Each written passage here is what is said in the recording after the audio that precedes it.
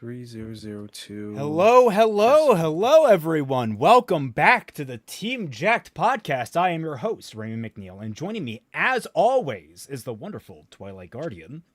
Hello. As well as the understood Kaiser Shonen. Hell yeah, picked a good one this time. And temporarily, the mute I Know Nothing as our guest, who is struggling with his microphone at the moment. We don't know when he'll get that back online, but he is at least with us in spirit. Yeah. Tonight on Team JYCT, I Know Nothing fights his microphone with a steel chair. Kaiser gains yet another title. Twilight walks her Digimon, and Celtic battles his #1 foe, Scuff.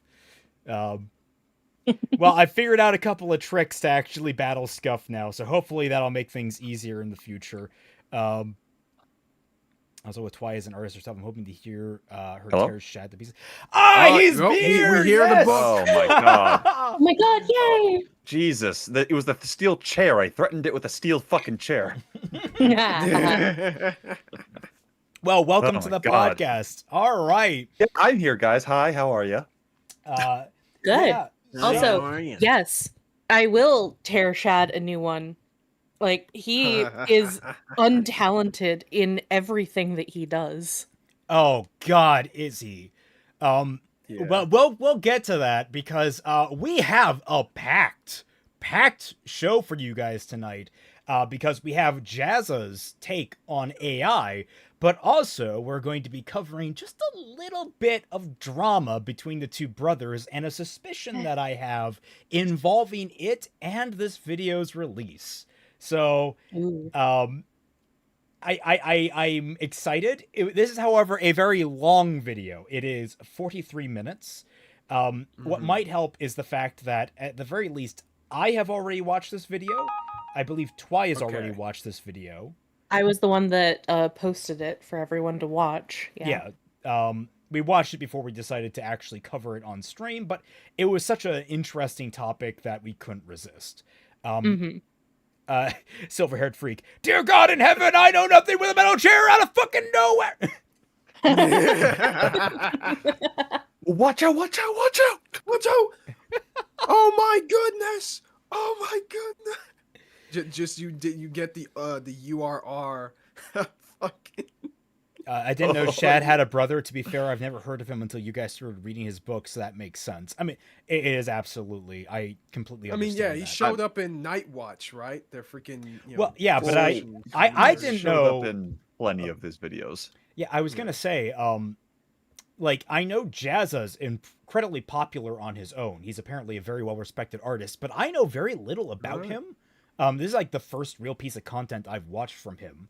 I didnn't know like he was, pro AI. I only knew of him tangentially because of Shad, who is a character on the YouTubes that I used to like, and then gradually over time, he has sullied my opinion of him in my mind. Irrevocably. Irrevocably.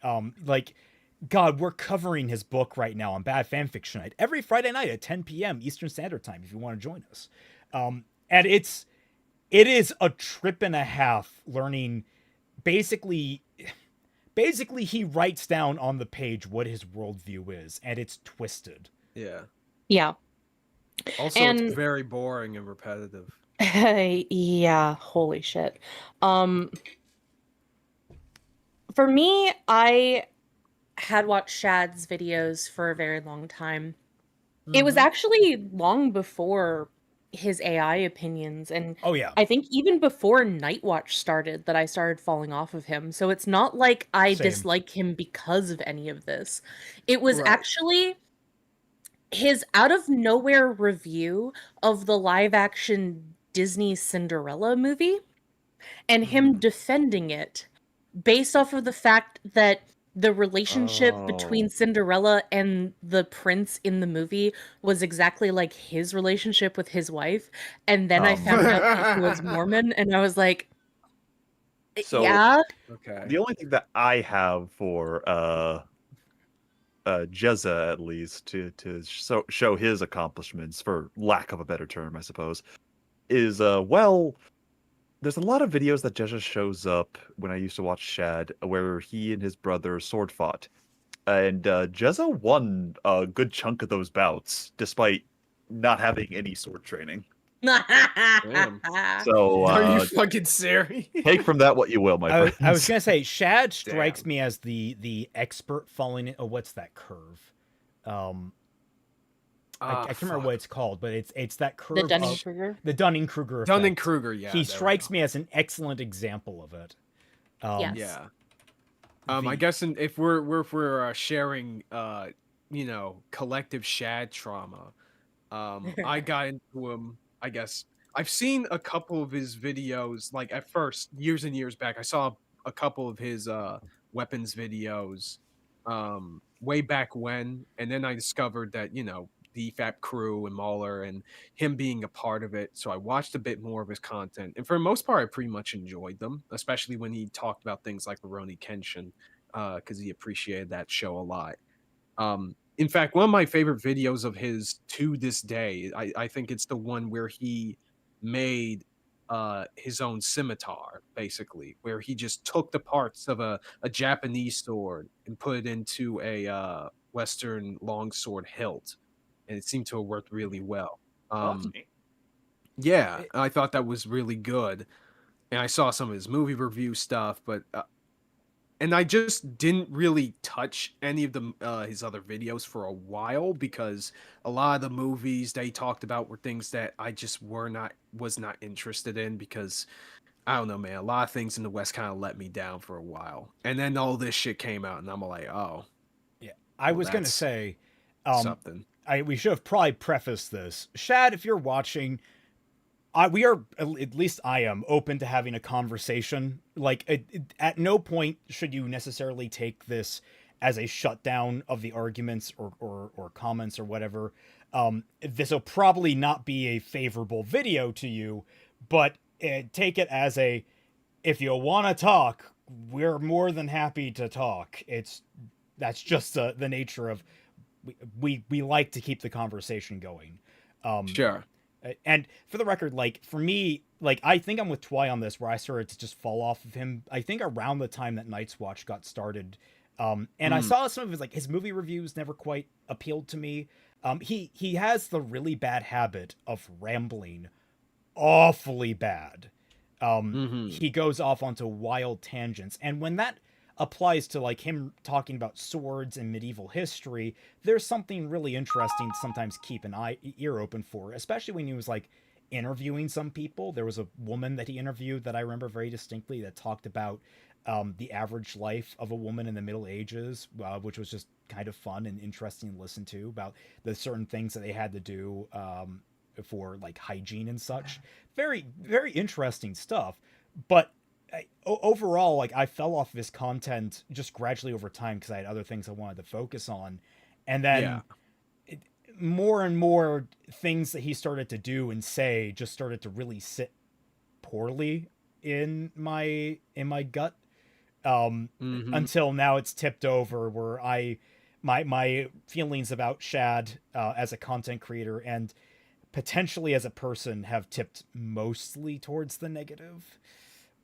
Right. Which I don't like not liking people. It's a very uncomfortable thing to me. I always try to like give everyone the benefit of the doubt, but it just happens. But there's only so many times that someone can glorify AI Supergirl until you just gotta be all like, okay, man, what the fuck are you doing?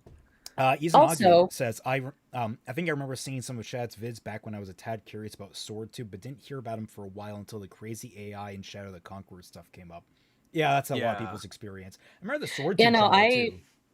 I got into Shad as research for Cadence of Magic because I wanted to know about like medieval castles and sword play and life in the medieval world and stuff like that. And I was watching all sorts of YouTubers, so he wasn't the only one. But he was the only one that I could find that I liked that was talking about like the castles and all that kind of stuff. And then I think he was the reason why I eventually started to watch Game of Thrones for research for the novel, because I wanted to have a concrete example of putting medieval politics and drama into a book format.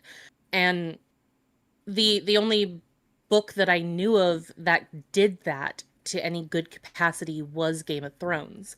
So I was like, well, either read the book or I could watch the TV show that is literally just ending right as I'm looking for it, so I might as well just start. Yeah. But yes, he and Jazza and Shad are brothers, and they are both known in their own separate spheres. And like they have they've collaborated together, but Jazza was interesting inside the art sphere because he was one of the few traditional artists to really come out in favor of AI. So and he'll explain it in the video, his position prior and his position now. And it is an interesting and stark contrast. So seeing as this is a 43-minute video, we should probably begin quite quickly here, sooner than we normally do, just because we should probably get through most of it, because there is some drama to cover afterwards. So if everyone is in the watch, yep, they are. All right, let us get watching. For a long time, and I haven't quite known how. My last attempt was unclear and dwelt very rigidly in the grey area. And in the months following the release of that video, I've come to realize and accept that there really isn't much of a place for a grey area in this conversation anymore. So right up front, loud and clear, let me say that I am against the use of generative AI in the production of art and content. And I want to props to him for going back on his previous stance that it takes courage to admit when you're wrong. Absolutely. So Absolutely. Yeah, 100%. Absolutely. Now, granted, I haven't seen his previous video on this subject. That's the nice thing about this. The way this is formatted, it is a reaction video to himself. Oh, cool. Yeah, it was great. Also clearly pledged so this is that Reactception I and my right team now. will be committed to producing art and content without the use of generative AI. And let me be very clear, none of the products that I have ever released or sold have ever used or touched AI at any stage in their production. They have been painstakingly handmade by me and my team over the years to empower artists. In that vein, I'm having a sale for the next 3 weeks, 50% off of all digital product on the JazzaStudios.com shop. Shoot your shot, my man. Shoot your shot. Motivated by the fact that I and my staff are taking a break over the holiday period, but we all still have bills to pay, so it's a big... I don't know. I mean, okay. I accept that this is his own work, so it's not as shilly, but you're trying to make a pretty serious video here. If I'm critical of the people we don't like, I have to be fair and be a little critical of the people that we do. Yeah, that is fair. Yeah, this is a weird placement. This is a weird placement. I feel like at the end of the video, maybe wiser, because you still get it off, but it's not front loading, and you're not trying to use the popularity of the video to your advantage. Yeah, we're all not just your that. bag, but you first, please. I'm sorry, but not even just that, but it's structuring when somebody is coming out and saying that hey, I had this wrong take about something in relation to the sphere in which I work. By the way, if you want to pay me for it can come off as hey guys, if you want, give me some mo for having the correct tape. That'd be real nice. I know it's not what he's doing, but it can come off that way. Yeah, I feel like the placement. It's just an unwise placement. That is why I do at least appreciate him being completely honest. It's we do have bills to pay. It is the holiday season. We are doing this so that we have some spending money for the holiday season, sort of thing. Yeah, he still sounds personable when he's saying this, which makes me understand that this is just an honest mistake. I'd say though, end of the video probably better. Yeah. Oh yeah, 100%. Yeah. The thing, I would be harsher on him if this was a paid advertisement as opposed to putting his own stuff. That can that would be disgusting. Oh, that's good. This is absolutely so much nicer to see someone putting up their own products. And it's not even just merch, it's actual aids. So yeah. Discount that supports your artistic journey and supports my human studio and team. It's a win-win. So why did it take me so long to say that I'm against generative AI in art? I mean, it does feel kind of late for that sort of statement, right? Like, especially to those who have been vehemently against generative AI since its proliferation. Well, let me take you on the journey, because my views have changed drastically. And as a techno enthusiast and early adopter, I have been watching and involved in AI art since before, I'm going to say, most of you watching this. I started playing with AI in art almost 10 years ago, and in content on this channel with the early release of Google's AI clip art experiment. In 2019, I got very excited and amused by what were essentially the capabilities of AI art tech. I wonder, I think I might have actually seen him playing with this before, because I remember like that exact AI picture of the desert basin. Like, I remember that. So I might have actually seen his early videos on that back when I was very impressionable about AI and didn't know better. And then AI went quiet for a while and then came back, and it basically was just straight up evil. Silverhaired Freak says, yeah, it comes across as slightly tone deaf. By the way, you can all join the Tundra Discord for a simple $1 to $2 donation on Patreon. And if you're a member here on the channel and link your accounts to Discord, you can get in as well. So Jesus, that's perfect. That's perfect. That's glorious. Exactly. Thank you so much. Thank you. I will say I also played with something similar to this right before AI started to like really take off. Like back when it was more something like what Jazza is playing with right now.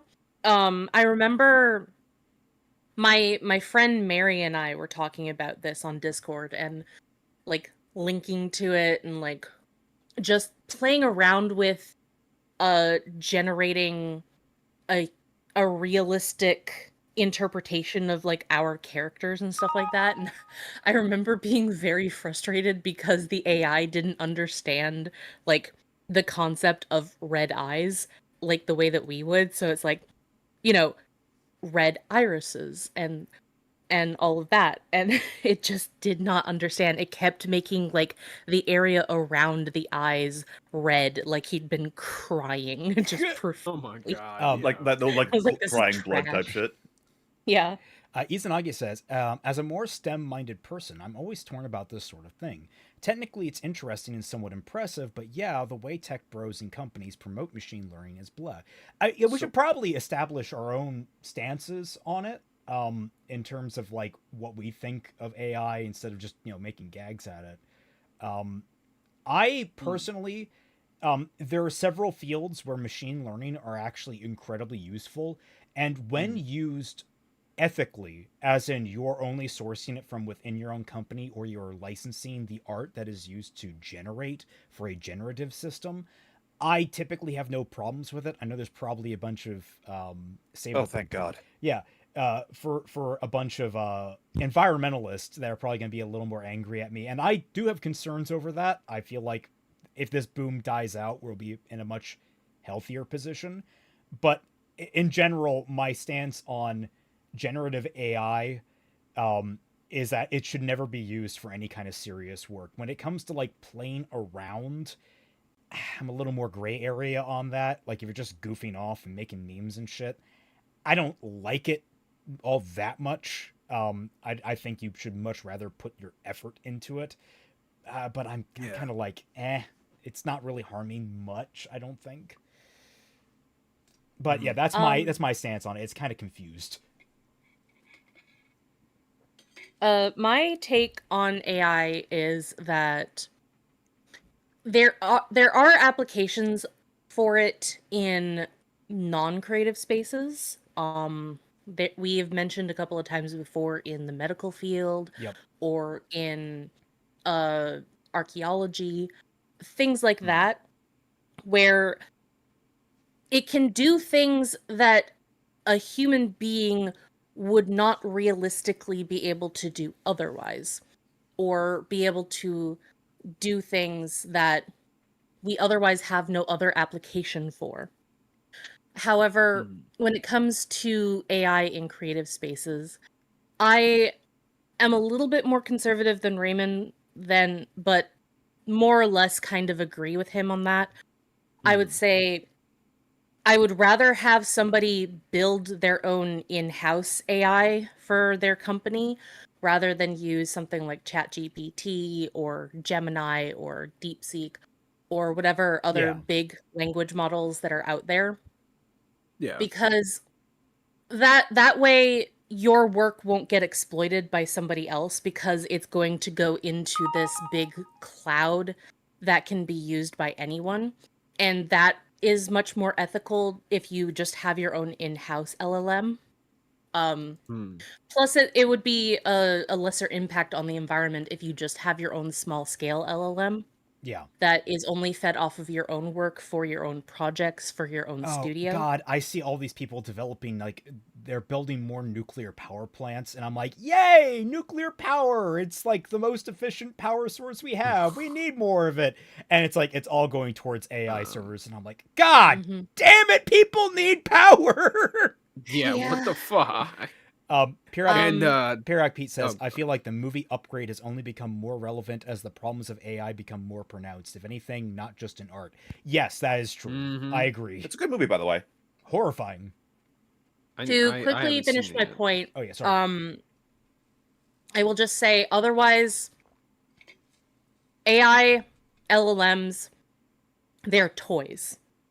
They are not going to help you in a whole lot else very much when it comes to everything that you might need to do. Use it as a toy. You take it out, you play with it for a while, you don't do anything serious with it, you put it away when you're done with it. You don't take your toys to work. Yep. Yeah, basically. Like, I can understand using it for something like on a much smaller scale, like, I don't know, creating a reference, I guess, for like a D&D character that you want, like during a campaign or whatever the fuck, because none of the friends you know are artists and you're kind of stripped for cash or whatever. Like, I would rather you pay somebody to do that, but like at the same time, again, smaller scale stuff. But just as long as you don't pass it off as some sort of like big professional thing, I don't really care.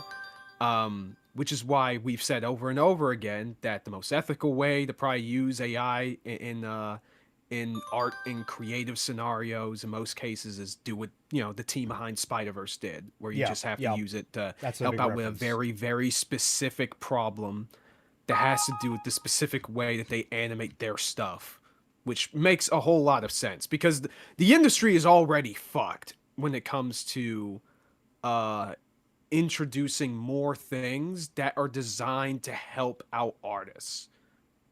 Yep. And either when it comes to like actual tools that the artists use or literal infrastructure, which gives them fucking human rights. To be frank, Shark Jumping Walrus, thank you for the 5 gifted memberships. Congratulations to the people that got caught in that, except Dedarex. Please enjoy all of the emotes that are now accessible by you. Izanagi says, on the environment issue, I feel bigger issue is that we are not making AI to do tasks with less resources. We are just making bigger data centers to keep AI inefficient. That's a big truth as well.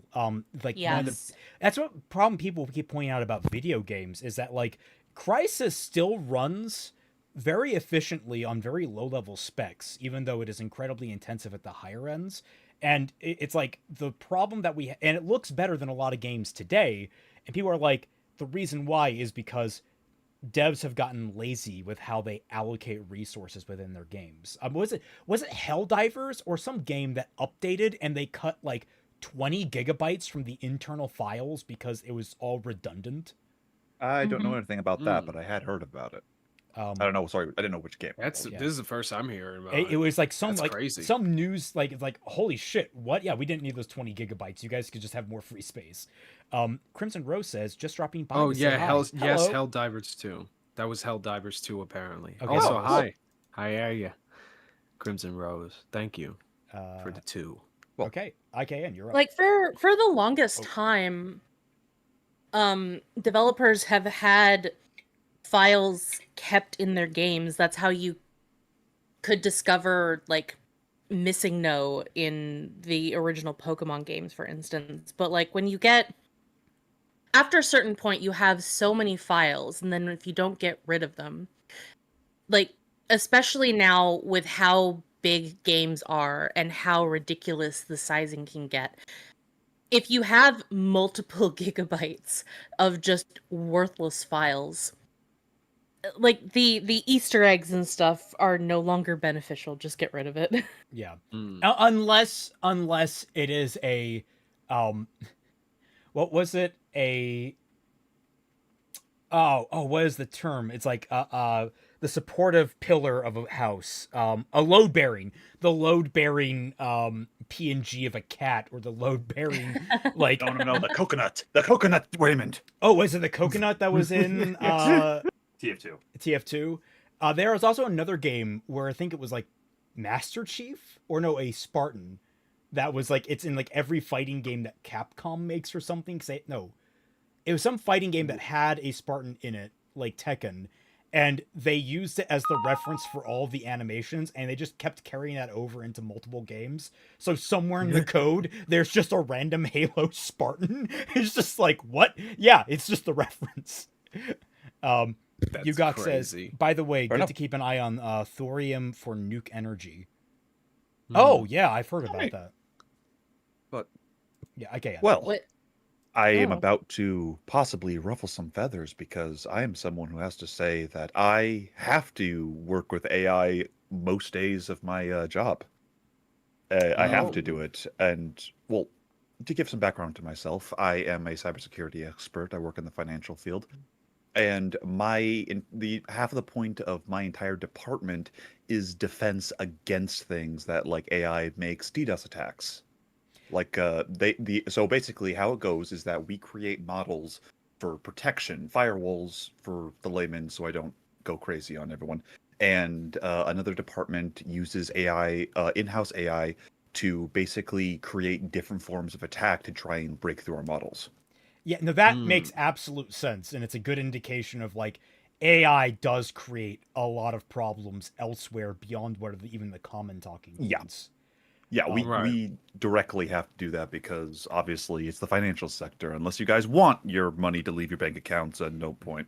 Although I now imagine, like, you know, you've seen the Hacker Man gif of the guy in the trench coat. Oh my god! Yeah. I need you. I need like the book floating inside the trench coat, like hacking things, so, like floating gloves.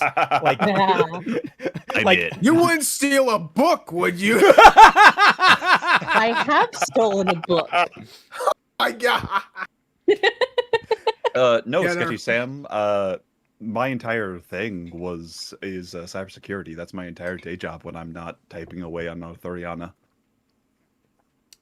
Alrighty, so, well, but that's my stance in the work is the bit of it can be useful. Obviously, I'm super biased in that. And yes, Pete, you can download a book, download a Warhammer book. Never get those fuckers paperback. They're way too expensive because Games Workshop sucks. Anyway, fair. They are. I will rephrase what Twi said when they're toys. They are tools. Use them well, they'll be fine. But when it comes to the creative field, I'm 100% against. I don't see the point.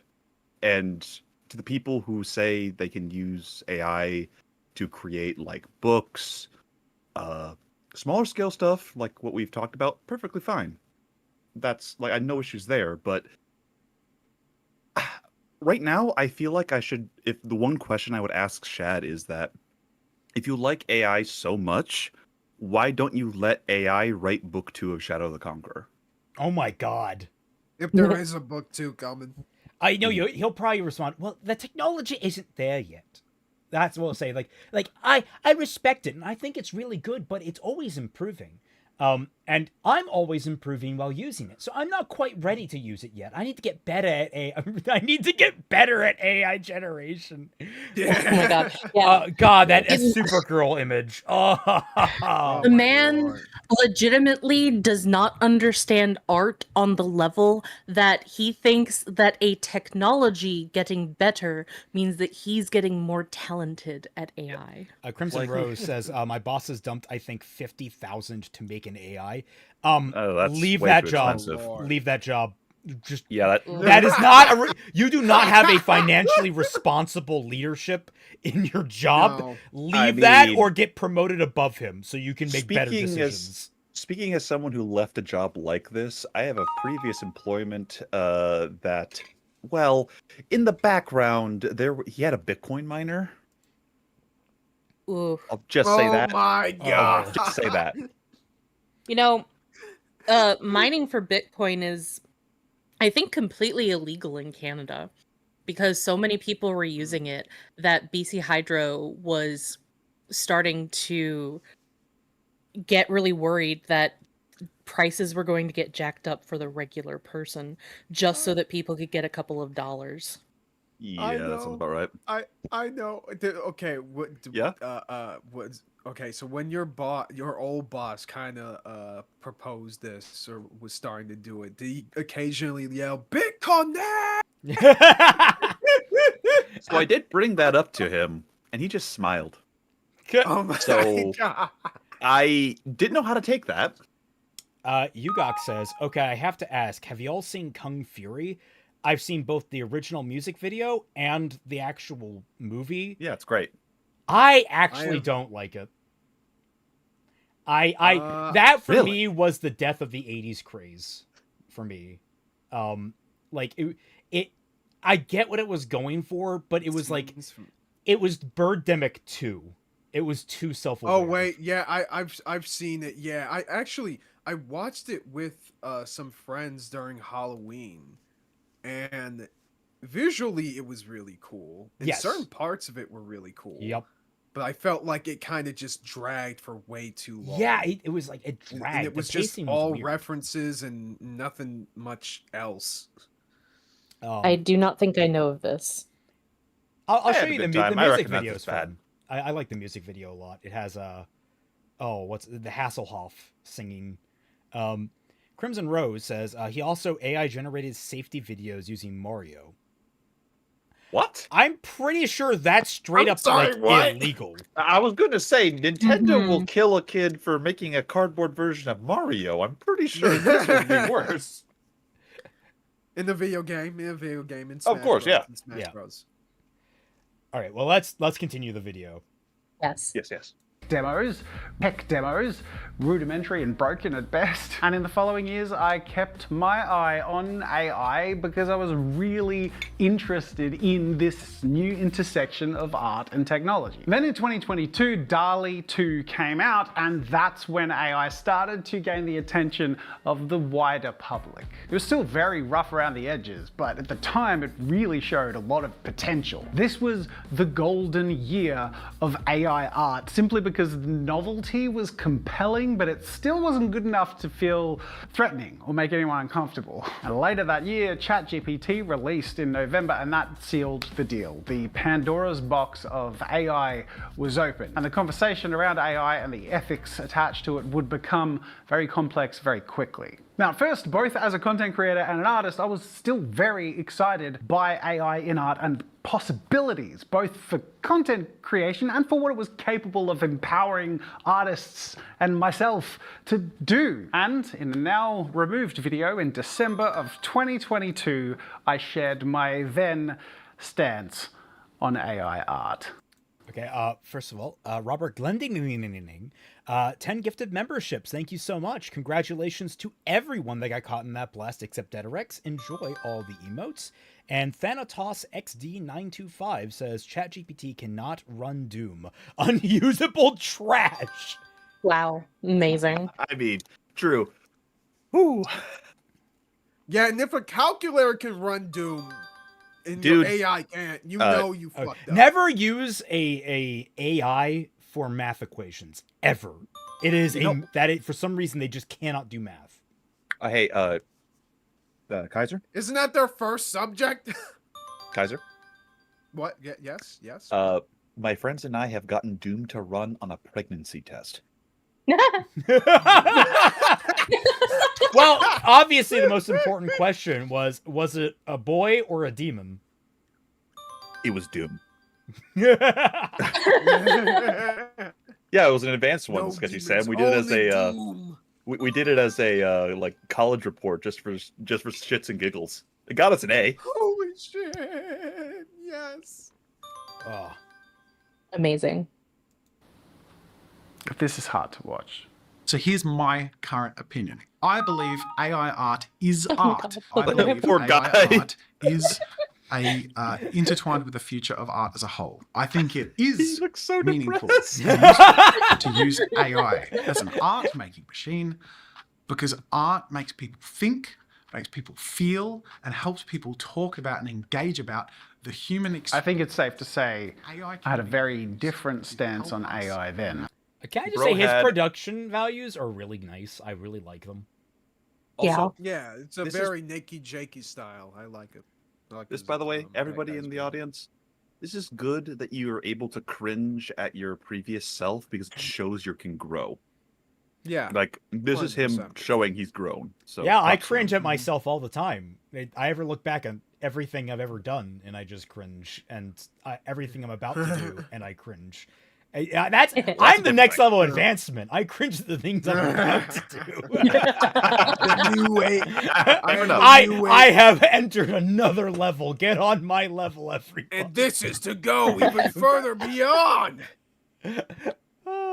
But like, yeah, you know, and he's not super self-flagellating about it. It's like, hey, I had this take, and here's my change in my opinion, which honestly is very fair to do, because sometimes when people make responses or apologies, I know this doesn't necessarily count as like an apology, but you know what I mean. Sometimes they can feel way too fucking, you know, self-flagellating, where it's very clear that the person talking, responding, or whatever isn't doing this because they actually feel like they did something wrong and they need to fix it, but because they don't want people yelling at them. Dubs.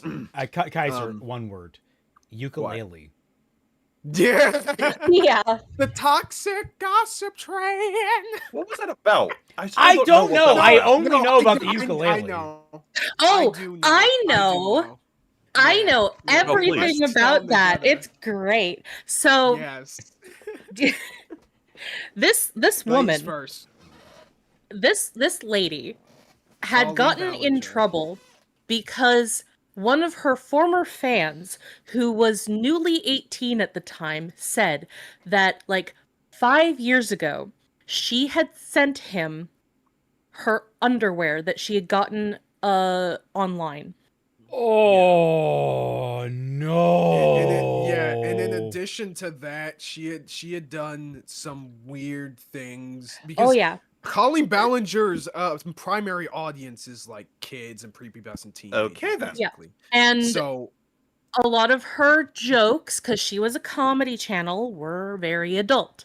And she did not pivot to more child-friendly conversations when her audience pivoted to children. So she had a lot of adult conversations with children. yeah, and I mean Like in talking private about chat rooms periods Okay. and whether or not they were virgins. yeah, Things like that. She was 30, by the way. yes, It's a difficult thing when like you can be if you're trying to be a font of information and talking very clinically in a way that is understandable for, I mean, not children, like pubescents, like basically giving sex ed. Yeah. There is an art to that, and I'm kind of mixed about it, getting that information from YouTube. Okay, so But- where's the sex ed and sending her fucking panties, sis? Yeah, no, that's crossing, you know, about 1,000 lines. Yeah. Yeah. And Including so- the firing line. Yeah. And so when people started getting angry at her and started criticizing her, instead of, you know, doing the responsible and mature thing and be like, yeah, I realize that was a really messed up thing for me to do. I will never do that again. And I apologize to all of the children that I negatively affected. She basically went, everyone is hopping on the bandwagon of No. cancel culture. So I'm going to sing a song about that. No, Twilight, remember that part in the song where it's Oh, like, yeah. sometimes people make a mistake and it doesn't make a horrible person. Whoa. Yeah. Oh my Sometimes god. people just make. Dude, this is the best. My favorite part of that fucking song, because imagine somebody used this in the sense of like, sometimes I just push a kid down the stairs, but it does make me a horrible person. Okay, got a couple of things here. Nameless asks, can the, my god, I know what this is, but the anti-Kythera mechanism run Doom? It's the ancient Greek computer. Yeah, probably. Probably. Just like, like I don't even know how it would sound. And then we got art from Daigato. Here, your character with red eyes. You requested with our AI tools. Why is it blue? Miss, please return that book. Also, there is an update on Colleen Ballinger because she had gone on a couple of podcasts to talk about the situation. No. One with Raven Simone, who I have said for many, many years now that she is so, well, I'm not going to say that she's a horrible person or anything like that, but she is very tone deaf to what regular people think in the world. She does not know how to think like a regular person. So the fact that she tries to talk about situations like this, and the only thing that she can think of is, well, you're in the entertainment industry, so what's the big idea? Like, I don't understand. Like, It reminds me of an animal. Fish. No, an animal. Fish! Yeah. Oh. I have to see this. I have to see this interview because, like, I understand that, you know, I don't. Raven had gone through some different things and different controversies and shit like that. But that's the first I heard about this. That's like, so Raven from the Disney Channel? Wait. Yes. That's actually Raven. She's crazy? Yes. Yeah. Well, I don't know if she's crazy. I know she's she's crazy. Shit. She's a bit crazy, yeah, but she is mostly tone deaf to what a regular human being is like, because she is a child star. She did grow up her entire life pretty much in the entertainment industry, so she does not know what a regular human is like. She is one of those people. She's the hello fellow kids meme personified. Yeah. Quoth Iroh. Like, I know she's crazy and she needs to go down. Oh my god! No, don't. Like, I know there was this whole. I know there was like this whole thing where I don't know if she was trying to accuse the main male actor from That's So Raven or something or not. It was some issue involving the two of them, and that seemed kind of shisty on her end. But I don't remember that whole story. To be fair, well, but, like. Yeah. We should probably get back to Jazza. Yeah. This man has been suffering in the corner there for a little bit. Sorry, Jazza. Than I do now. A week or two after releasing that video, I began to notice protests on art websites like DeviantArt and ArtStation, which were specifically protesting AI art appearing and having equal floor space on these websites as human-made art. And that was just the beginning. Following a lawsuit in January of the next year, filed by 3 artists in a lawsuit against Stability AI, Midjourney, and DeviantArt, claiming that their work was used to train datasets without permission. But from this point onwards, generative AI continued to become more competent and to invade more spaces that were established for humans to share art, and thus began the great AI art divide. The black and white. One thing I do want to note that I think is very interesting, I'm pretty sure, I don't know what level of court, I want to say it's one of the appeals courts, which is like the second highest court in all of America. I'm pretty sure they confirmed that you cannot have copyright holding for AI generated content. Yes. Which is very important to remember, which means it is not protected. Anyone can just steal it from you. I don't know that really fixes a lot of the problems, but it definitely, I remember it being a pretty big blow to AI bros. Yes. Yes. that I highlighted in my very grey video. Is training generative AI art models theft, or is it just superpowered learning? Can AI artists legitimately be considered to be artists, or are they just self-glorified text prompters? Reminder, this man defended AI, and his brother is a massive AI bro. And so you gotta understand. Damn. And he still is. Oh, we'll get to that. Yeah, we will get to that. This is delicious. This is so this delicious. comes off as a not so subtle attack directly at Shad. I know it's targeting very broadly AI bros, but also it's like hitting Shad in every single part of his gut. Yes. Yeah, which also, says a lot because there's a lot of gut there. Also, can someone answer me something? When the NFT craze was happening and all those ugly fucking monkeys showed up, how did they customize the monkeys? Was there like an editor, or was someone drawing the customs for them? Like, how did that work? I don't understand how that worked. I thought they had somebody else generate that. I never understood NFTs, so you know. Me neither. I have no idea. The only thing that I could think of was maybe they had used some sort of like really base AI generation to make that, or they did hire like an actual artist to make individual pieces, and then they just used some sort of program in order to mix and match them. Hey, that's what Muse Girl is saying. Pre-drawn assets sent through a shuffler. Okay. Yeah. Which I would not be satisfied with if I got a monkey wearing something stupid. But then again, it's one of those ugly fucking monkeys. I don't know why anyone... I don't get the monkeys. I don't get it either. They all look fucking horrible.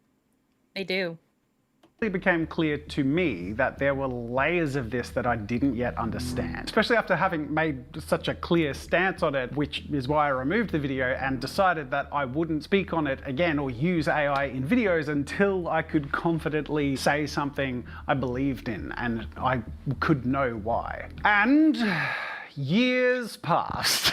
Every month seemed to bring with it a new AI controversy or a shocking announcement of progress or a new model available. And with that, more and more examples that were proving to me that AI was not turning out to be the art elevating thing that I had envisioned it would be, but would instead embody. Yeah, like, dude, there were more AI controversies than YouTuber sex controversies. And when it's that bad, you know you fucked up. Instead embolden generative AI art apologists against their critics, as well as copious disheartening examples of corporations that would use AI. Shameless. Fuck you, Coke. Fuck you, McDonald's. Jesus Christ, these were ugly. I forgot about that. What's even worse is that, like, not only were these ugly AI-generated commercials, they also they were incredibly tone deaf, especially the Coca-Cola one, or was it the McDonald's one? I think it was the McDonald's one, actually. I hear weird shit about Coca-Cola's AI thing, but I haven't seen it. What did they do? One of them was, I can't remember if it was Coca-Cola or McDonald's, but basically they implied that the holidays fucking suck, but our product makes it all worth it. And it's like, oh my God. The people that actually really enjoy the Coca-Cola Christmas commercials were people that were generally like very wholesome about the season, very much love it. Yeah. And now you're shitting all over it and you're saying our product is the only good thing in it. And it's like, wow, that is the most, you want to talk about tone deaf? Jesus Christ. Not only that, but like when I think of something like Christmas, Coca-Cola is nowhere in the even top 500 things that I can think of potentially when it comes to Christmas. I like, just know that people generally enjoyed like their Christmas commercials. Like they were just like, oh, that's nice. Kind of thing. Yeah, but I understand you. Yeah, I get you. It's not like when I think of Christmas, it's not immediately the thing that my brain goes to. Not whatsoever. And like there are so many things that I would associate with Christmas more than that. And here's also the thing. I can enjoy Coca-Cola all year round. What makes it more special than Christmas other than the commercials? Because the commercials are a blink and you miss it thing. I don't even watch TV anymore. Yep. Mm-hmm. Not many So people like do. I would have to go out of my way in order to experience the commercial otherwise, and I don't do that. That's why I guess I always caught the tail end of these controversies, just because of like how little I see, you know, commercials like I these remember anymore. this like popping off the minute they released it, though. I remember this like this hit off fast. I didn't even know that McDonald's had made their own AI commercial. I didn't know that either. Like so it must have been the Coca-Cola commercial I remember. Chet Manley 1 says they're non-fungible, means a mushroom won't even touch them. Therefore, ugly art apes. No, that's non-fungalable. Okay, that's different. I understand the confusion though. Ugok says also NFTs aren't even the art. They're receipts of you owning the art. Yes, you don't even own the ugly art if you own the NFT. Yeah, no, correct. Non-fungible tokens confound me. Ed Stavinsky says, may the French Wolf commercial be remembered forever. The only people who truly benefited, deservedly benefited from the NFT shit were the early meme people. Like the people who had early memes made out of them, because they were able to profit off of that a little bit. Yeah. Not all of them, but some of them. The NFT you're paying for is just a key that links to the art. It's so stupid. Yeah, it's just... NFTs, like crypto, I understand more. You're trying to create an alternative currency. I get that. There's a lot of purposes to that economically. NFTs are like that, but 10 times worse and kind of pointless. I don't get them. What saves you from my screenshot powers, crypto bro? Exactly. You underestimate my to power. advertise their products, including Wacom, which was so gross. Yeah. On so many levels. And they make digital tablets for artists. What are you promoting here? Buy our tablets? Or don't use our tablets. You don't need to. Oh my god. All that brings me to today. My optimistic view was purely through the lens of my passion for the expansion of creative possibilities. But my opinions have changed over this long journey as I've learned more about how AI art is trained and generated, about the growing negative impact that this race for AI supremacy is having on the economy and the environment, as well as watching in horror as uncreative slop has infested and overtaken algorithms everywhere. There have been a few hints. I fucking hate it when I'm going to share a piece of fan art to one of my friends because we we have similar tastes, and I'm like, hey, look at this cool art, and it typically flew for Yuri, and occasionally my friend Io, who just like point out to me, yeah, that's AI, and I have to look at it again, and like, I don't typically look at the handles of the people that I'm sharing the art of unless I'm like looking to really follow them, really impressed. And it's so disappointing. I got fooled by that Zelda AI video. I remember that. Yeah. I didn't watch that all the way through. I only watched like the first 3 seconds because I was like, oh shit, we could react to this on stream and then it's not real. Never mind. And you got debated, yeah. Oh my god, I watched the majority of that. The Boko blends in that were so weird and so it looked worse than a low production of a person in a suit. Ew. Yeah, it was bad. Lord. Yeah, so I get very frustrated by that. And another negative consequence of this, there's a lot of artists whose styles are being stolen effectively. Yeah, they're actively being stolen. So basically. I sometimes skip over artists thinking their works are AI because there is a common sludgy filter to a lot of AI that mimics the actual genuinely good art style, and it tricks our eyes because we've just naturally grown to associate it. It sucks.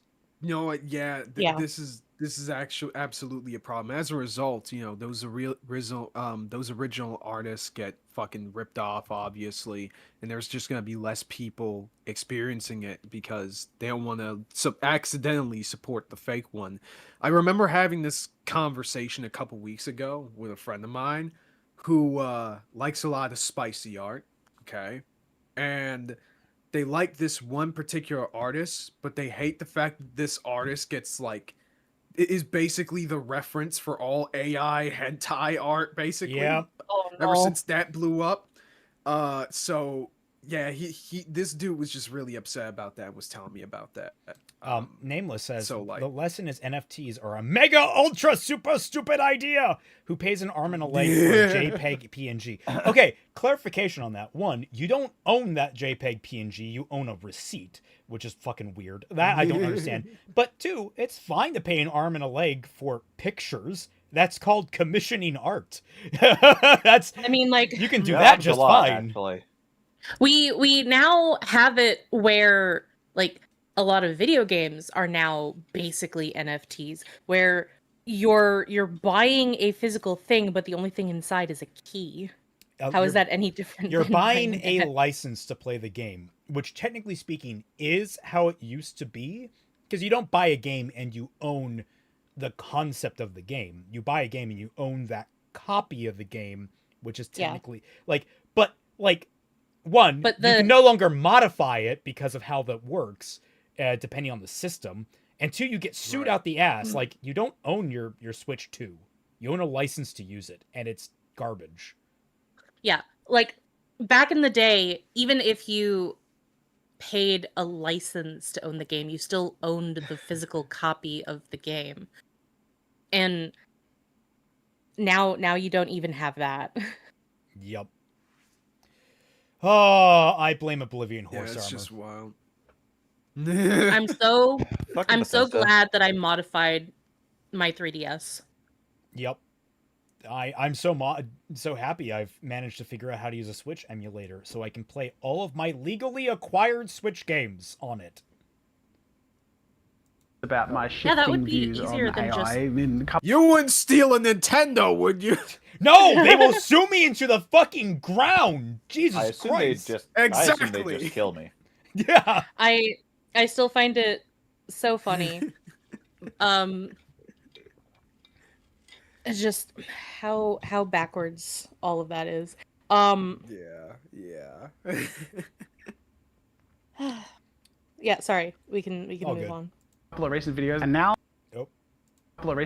now I find myself here when 3 years ago I was a vehement advocate for the acceptance of AI art as a tool for artists and the ongoing future of art as a whole. I no longer think or feel about these things the way that I used to, and I want to dive into that. Because AI is more prevalent than ever. There is no escaping it. The world's most valuable and powerful companies are betting all of their chips on this. And with the latest releases of image and video generation models, which as of recording this video are models like VO3, Sora 2, and Nano Banana 2, and so on, the impressive power of generative AI is indisputable.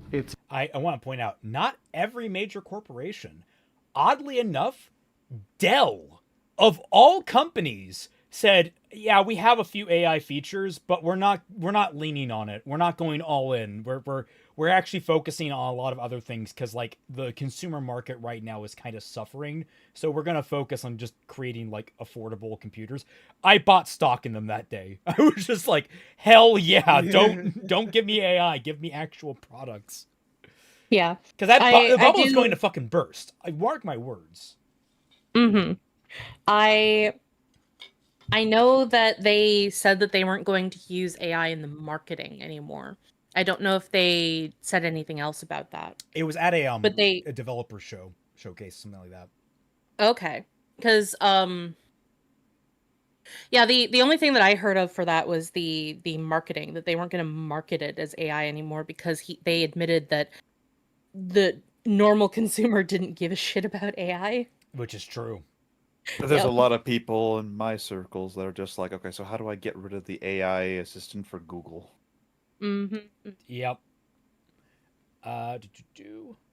Value and necessity, however, are disputable.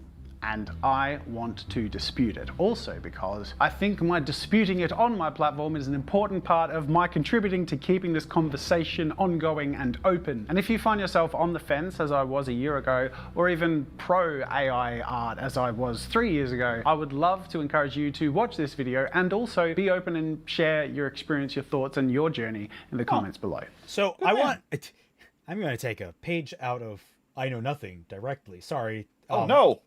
Look, it's one of the perforated ones. All right, be careful. But I want you guys to pin that he has been on the fence about AI for 2 years. Damn. That is very interesting to me. That's a surprise tool that will help us later. Yeah. Yo. Let's get started. The problems with AI have become clearer than ever. I don't want to spend a whole lot of time in this video arguing facts that are supported by evidence and studies that other more intelligent and well-spoken people have already argued. So instead, I will simply state the facts about the problems with AI and link to my sources in the description, which will be from verified journalists or content creators who share their citation. Okay, I was really worried that's like, oh, I'm not going to do this. I was like, oh, okay, well, give us some link. And he's like, oh, I gave you some links. Excellent. All right, no notes. Finally, a YouTuber who cites their shit. Thank God. Were you going to say something, Why? Nope. Okay. Data centers that we currently have, as well as the massive ones that have promised to be built that are required to empower AI and generative AI, are having a massive detrimental global impact on the environment. Oh, how so? Hot. Oh, hot? Yeah. I mean, it makes sense. That's why all the water's there, right? It's supposed to be cooling. Oh yeah, dude, you've got to water cool that shit. Like, unironically, I walked through it. It was a very impressive bit, but like, from my perspective, most of those motherfuckers are fire hazards with how crazy. Here's an interesting, because you're more computer savvy. Can you not water cool with salt water? Is there some element of salt water? No. Are you kidding me? I don't know. I legitimately don't know. Well, is it just because it's corrosive?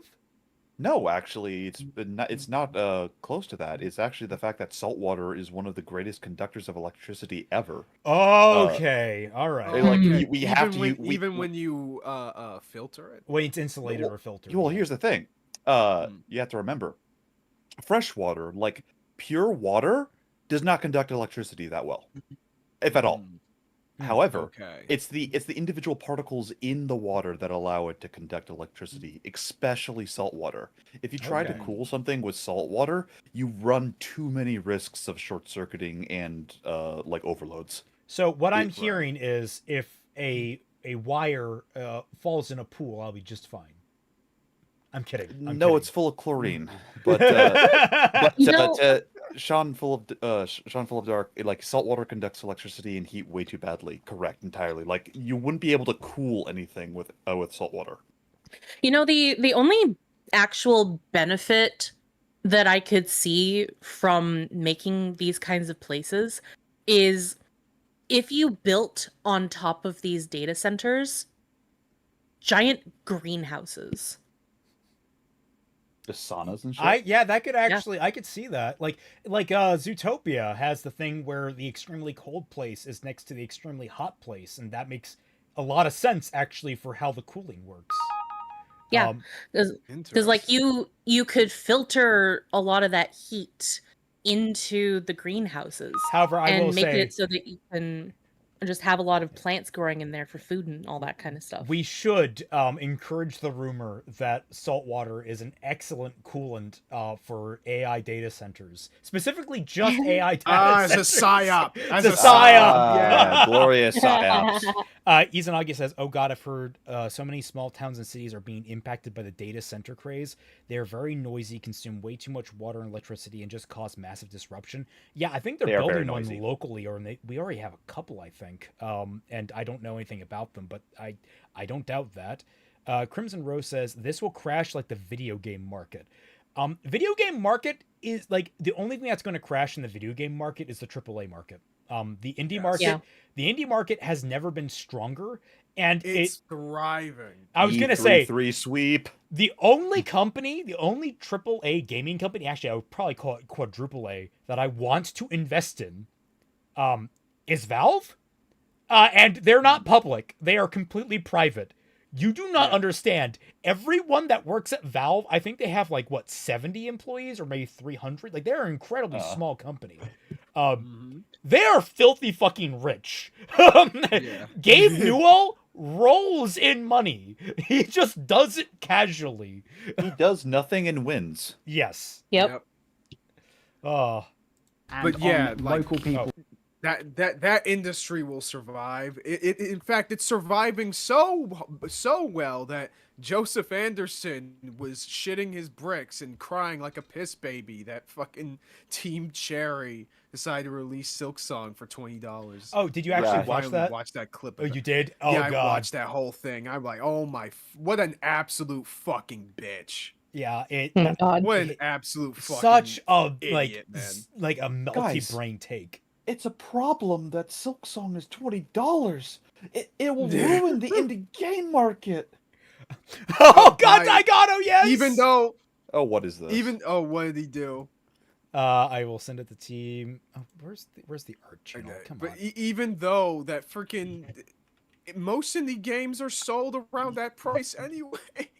Like the only argument that I've ever heard that sounds reasonable for what he was complaining about is basically the argument of you should sell your skills for what they're worth. Which, as an artist, I can understand. Because for the longest time, a lot of artists that were online, like indie artists, they sold their art for $5. And it wasn't until there was a sort of grassroots movement within the indie art space where it's like, hey, we should maybe sell our work for what it's worth instead of trying to sell it for as cheap as possible. Which is how now we have art being sold for $20 to $50 to $100 to $500, depending on what the artist thinks that their art is worth. And oh God. I think that you can make that argument too for even indie games of hey, you are an incredibly talented person. You made this game. You should sell that game for what it is worth. What your skills are worth. But on the other hand, though, this doesn't work in the context of Team Cherry and the guys who made Hollow Knight and Silk Song. I can see that argument if it's a newer game developer and this is their very first game. You want to price it reasonably given your skill level because you want something to, get back out of it. This Silk Song is Team Cherry's second work. And and Team Cherry themselves is a team of 3 people. In terms of three it's people. 3 or 5. I think they have to 5. I'm not sure though. 3 or 5 people, and Hollow Knight exceeded all expectations on their own. They don't have to work a day in their lives, and they're already paying handsomely already for what they got. Crimson Rose says 70s gaming market. Ugok says it's a problem that Silk Song is $20. So how does he feel about Expedition 33 DLC being free? That one might sting a little too. To be fair, both games offer free DLC. Fucking one of the things that was brought up in a lot of arguments about him was No Man's Sky was massive. Yes. And they have only updated that game for free constantly, and it's only earned more goodwill. Continuing on with Expedition 33, that's $40. Yeah, and that won more games than literally anything in the game. Yes. Yeah. It goes to this that I think he said he had a problem with that too in the clip. Pricing your games is a much more complicated matter than just it's not worth that. And it's well, how do you get to decide that? What if I'm willing to pay more? Yes. I have bought so many copies of Resident Evil 4 because that game is amazing, and I have gotten probably close to thousands of hours of enjoyment out of every version of it in total. Dude, it's worth that. I've effectively bought Kingdom Hearts 2 3 times. I have bought every single version of all of the Kingdom Hearts games. I've bought it because like I don't think you have original coded unless you got a Japanese cell phone. No, I could potentially buy Japanese cell phone, but I would also have to find one that specifically has coded on it, which I don't think that I would be able to find because that would be very rare. But like I have the original Kingdom Hearts and Kingdom Hearts 2.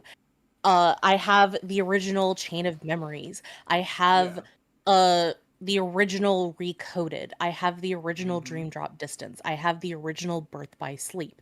I have same here. And then I have the PS3 bundles, and then I have the PS4 bundles, and now I have them on Steam. And I have them actually. Oh my god, I just remembered. I bought 3 versions of Mega Man X1 effectively. Yep. Oh god, Yeah. how many Like copies 3 of Ace times. Attorney do I own? Jesus Christ. I own Oh my so god, many I copies also of Ace have Attorney. I also have multiple copies of Mega Man. I have the Mega Man on Switch, and I have it on Steam as well. But my point to it is, and it's very interesting, Team Cherry was incredibly smart. Not only did they release with $20, because for one, like they wanted a bit of grace to their backers because originally Silk Song was just supposed to be DLC, and it got turned into a full game. But then there's also the thing to consider about how much people can afford to buy. Is it better if you get one person buying a game for $60 or you get 4 people buying a game for $20? I would argue the 4 people buying the game for $20. No. What I'm saying is that like if 3 other people couldn't afford it for $60, but 4 people total can each afford it for $20, you're appealing to a broader audience. You get more money in total because you're actually appealing to a wider market of people. So that's why like his statements on just the nature of pricing things were so fucking off the cuff because it's so complicated. No. The first thing that I love about that particular rant is that he goes like, I don't know much about economics or I don't know anything about it. Proceeds to get upset. Look, Joseph, I'm gonna use the restroom. Be right back. Shut the fuck up. Yeah, honestly, if you don't know shit, don't say shit, motherfucker. And I love how at the very end of that, it's like, I'm so disappointed in my chat right now. Bitch, if you're disappointed in your chat for actually talking back to you and telling you that you're friggin' wrong, maybe you should look in the fucking mirror and gain some common sense. Are you fucking for real right now? Yeah, holy crap. That is ridiculous. Like Titan says, good, cry some more. Yeah, good, cry some more. Dude, this dude was fucking crying about that clip. It was insane, dog.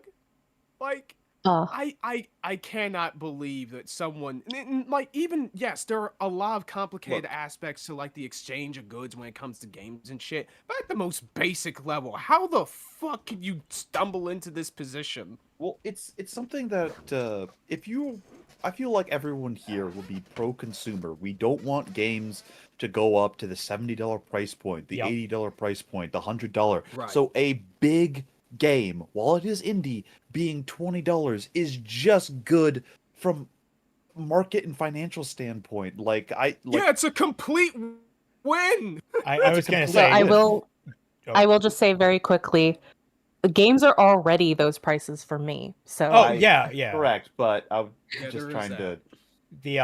First, I need to acknowledge this Daigato art. You NFT bros are no match for my screenshot powers. Oh no!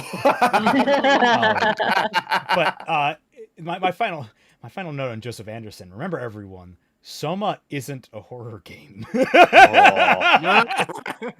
I forgot about that. Yes, and he's not a real critic. Anyway, let's move on. Oh shit. Wellness and on the health of nearby populations. AI LLMs like ChatGPT pose potential risks to health and well-being of people that haven't properly been safeguarded against. Particularly the mental and psychological safety of youths, which is exacerbated by increased cost of health insurance, psychological therapy, medication, and treatment. Reminder that there was a guy that had before ChatGPT, but like had an AI chat girlfriend that convinced him to like storm one of the monarchy residences in England with a crossbow. Yeah, I remember that. Jesus. And he chickened out the minute he hit the first guard tower, but he was arrested because he was intending to attack the monarchy. Which has led to a number of growing cases of what's become known as AI psychosis. Now, if you're looking for articles and studies, they're linked in the description. There's a more entertaining perspective on it provided by Eddie Burback, which, while through a comedic lens, does really effectively highlight risks of confirmation bias and psychosis in AI. Leaning on AI makes you dumber. That is something very important to note about most AI models. They are completely affirmative in nature. They do not like telling you no, because humans are averse to no. So if you hear a no, more than likely you're going to become averse to the program, regardless of whether or not you are of sound mind and you can handle something telling you no. It's such a scummy nature of, and the thing is, I'm pretty sure that's a learned behavior by the algorithms. It's not, I don't think it's a programmed one. I'm not sure though. Depends on the model. Yeah. Particularly like there are workarounds for it, but you constantly have to like poke it and prod it. And I know that because of all the role plays that I do and all that kind of stuff. It's very annoying. Yep. When you want to have like a particular thing happen, but because it is so averse to negativity, it just automatically pivots into something. I can tell you it happened at least 3 times. Like something terrible happened in the role play and I was interested in seeing where it goes, and then immediately it just shifts to just medical stuff just right away and all these proper channels, and it's like really funny. It's like, oh my gosh. Like there is a very big tonal shift all of a sudden. It's crazy. I'm waiting for the AI programs to call the crystalline entity to kill us all. Our Star Trek fans, you get this joke. Yeah. Yeah. Yeah. Here's this study by MIT, which shows that critical thinking skills of people who consistently use or rely on ChatGPT greatly diminish. Which really hints that we're launching ourselves into a domino effect that we haven't even properly had the time to safeguard against, let alone study. AI development is being driven by corporate greed and is being produced largely without guardrails. AI models are... So, sorry. I've been watching a lot of shorts and a lot of short videos on YouTube where teachers talk about active use of AI in the classrooms and just seeing the shift of their students over the years from pre-AI students to post-AI students. And they're saying the kids are not okay.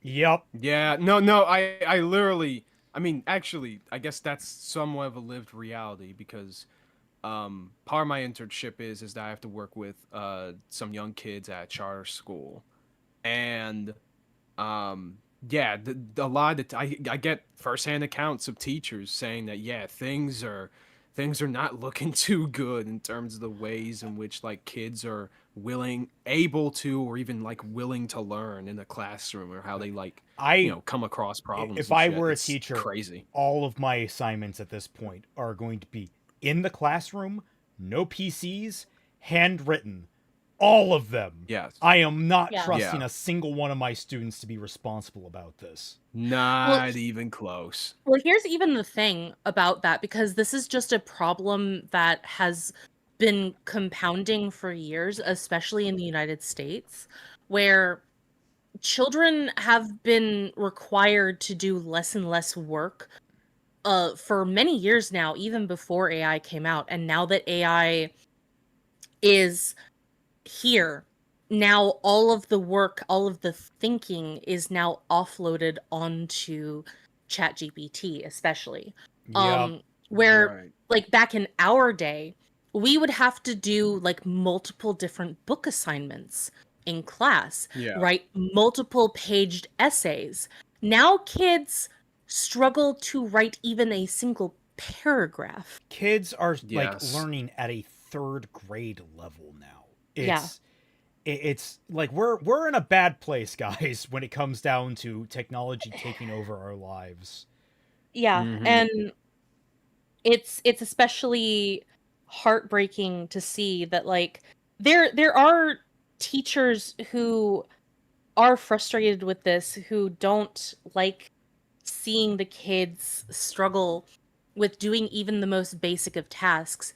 Even more horrifying, I've seen a teacher who tried to be like, well, I don't want to be negative about this, and I don't want to take away a feature that kids use, so why don't we try to change how we do things in order to incorporate AI? And it's like, yeah, but fundamentally, you're offloading the thinking process to AI.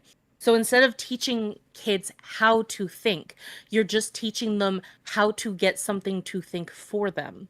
That is the antithesis of learning. Why are you even allowing these children to go to school in the first place if you are not even teaching them how to think and how to learn? Guys, let alone learning. When technology is starting to prove the Unabomber right, there's a problem. Okay, there's a real fucking problem. The industrial. I was gonna say. I feel like of all things, I think AI is probably the best reason for why someone would want to homeschool their kids. Yes. Yeah. Which is really frightening because the majority of people who want to homeschool their kids want to homeschool them for the specific purposes of they don't have to learn things that the parents don't want them to learn, which because homeschooling is not regulated means that a child could get an incredible education or a really shitty one. Actually, in the States, it is heavily regulated. And believe it or not, it's there is a specific curriculum you are supposed to teach. And if you don't, your kid gets taken out. There's a lot of children that I know of who are in the States who are homeschooled who don't know a lot of things. So I don't know. I don't know how effective that is. Yeah, it might be different like regulations in like each state. Like I doubt Texas would have all that many. You know, call it a hunch. I don't know whether it's federal or state. I know. The way I think it works is that the federal level is putting a lot of pressure on states in order to get a unified curriculum. There's a lot of push and pull on that subject. I know it's very hot button, believe it or not. No, it is. Like, and I won't deny that, like, some of my friends who are homeschooled got, like, really good educations, and now they can go to college and stuff like that. Like, but I also say that another downside to being homeschooled is whether or not the children are getting a good socialization. That's a primary the same thing. problem that a child could face as it was with COVID. Like, children had suffered a lot from the time that they had to be homeschooled, technically. And then, like, so how are those children? But it depends, because it's up to the parents to socialize the children properly, and that may or may not happen depending on the individual parent, right?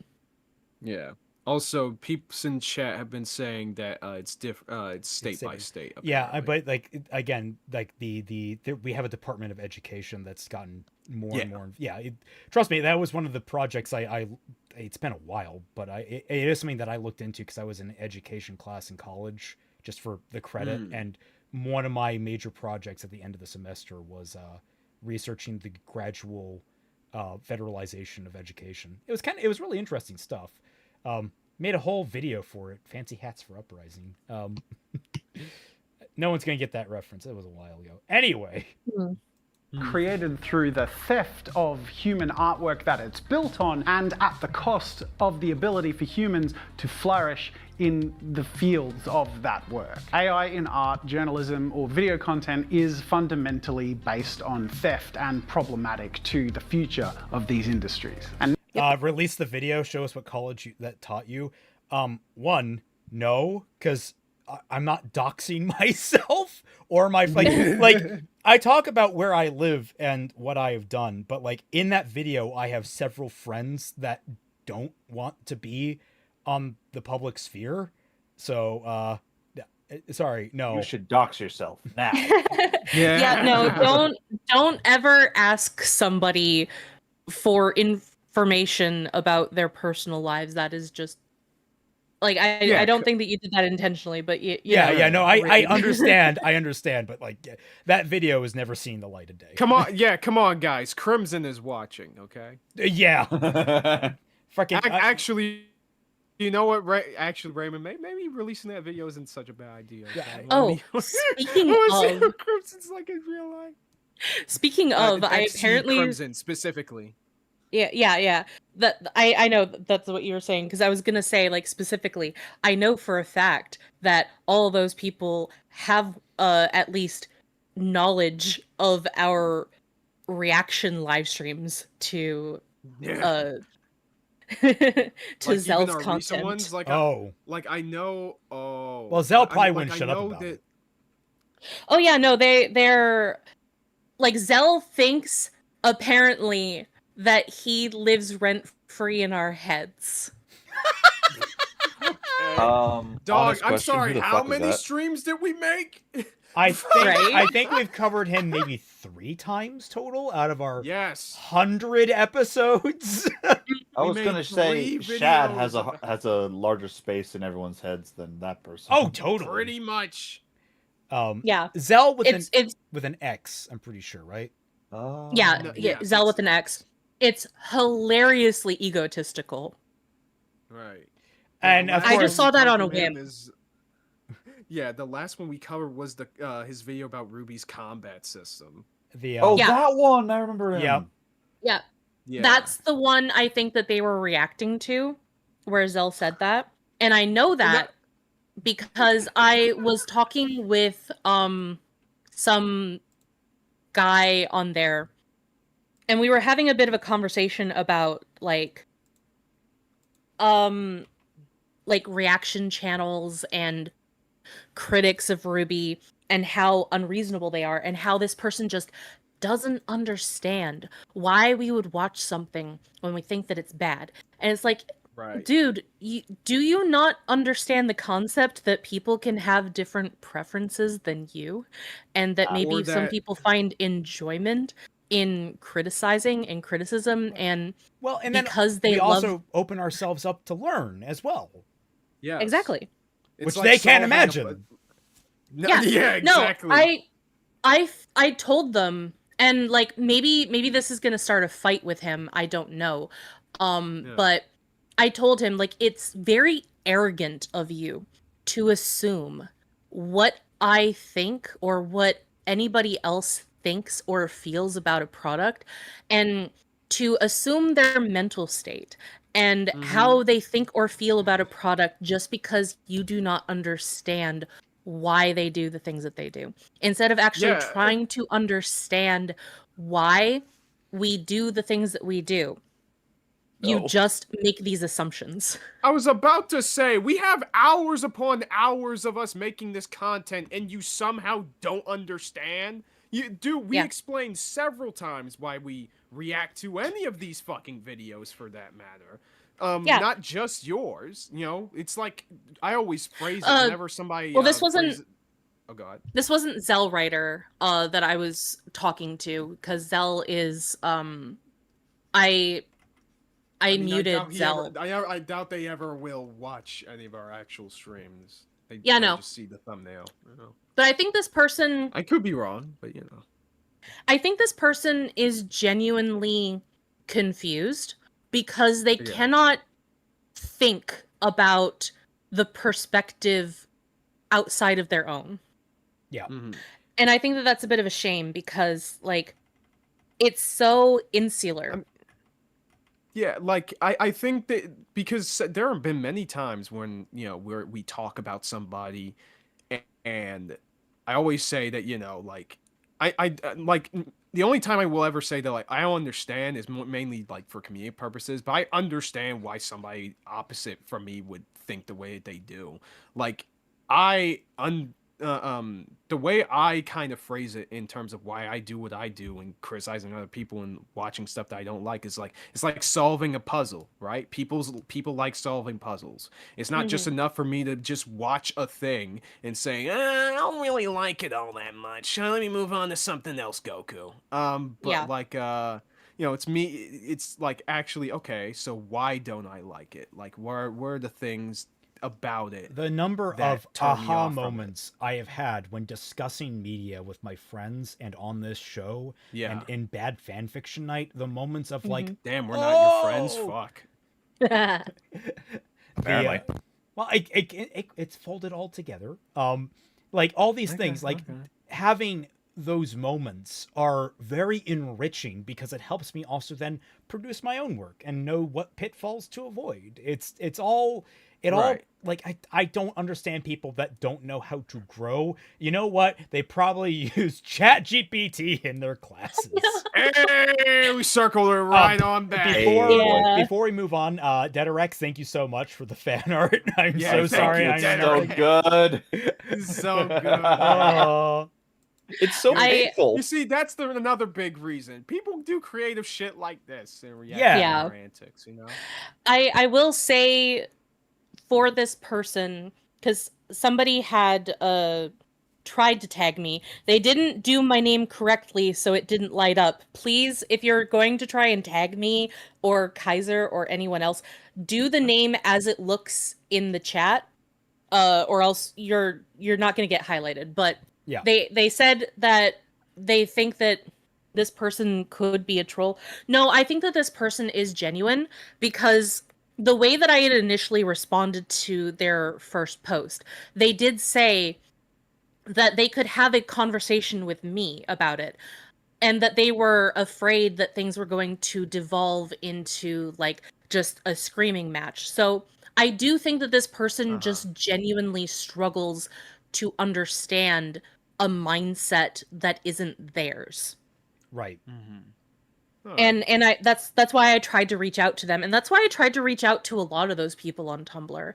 But like that's why I blocked Zell on there, because the moment that he said that he doesn't care about what Raymond said about Ruby, he's just going to think that he hates the show anyway. That's when I knew that there was nothing to be discussed with Zell, that he was just going to think what he wants to think and be disingenuous. So you have three types of people. I don't believe you when you have three types of people in these conversations. Three types of people. The genuine that actually do want to try to understand. You have the bad faith who do not, and they just want to yell at you.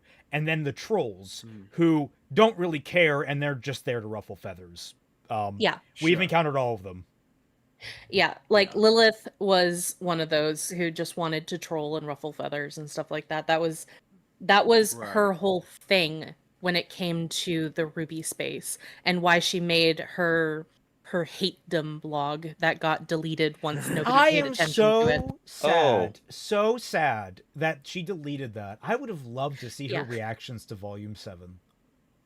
Yeah. Like I unironically, reading her comments were so much fun because she is so fucking unhinged.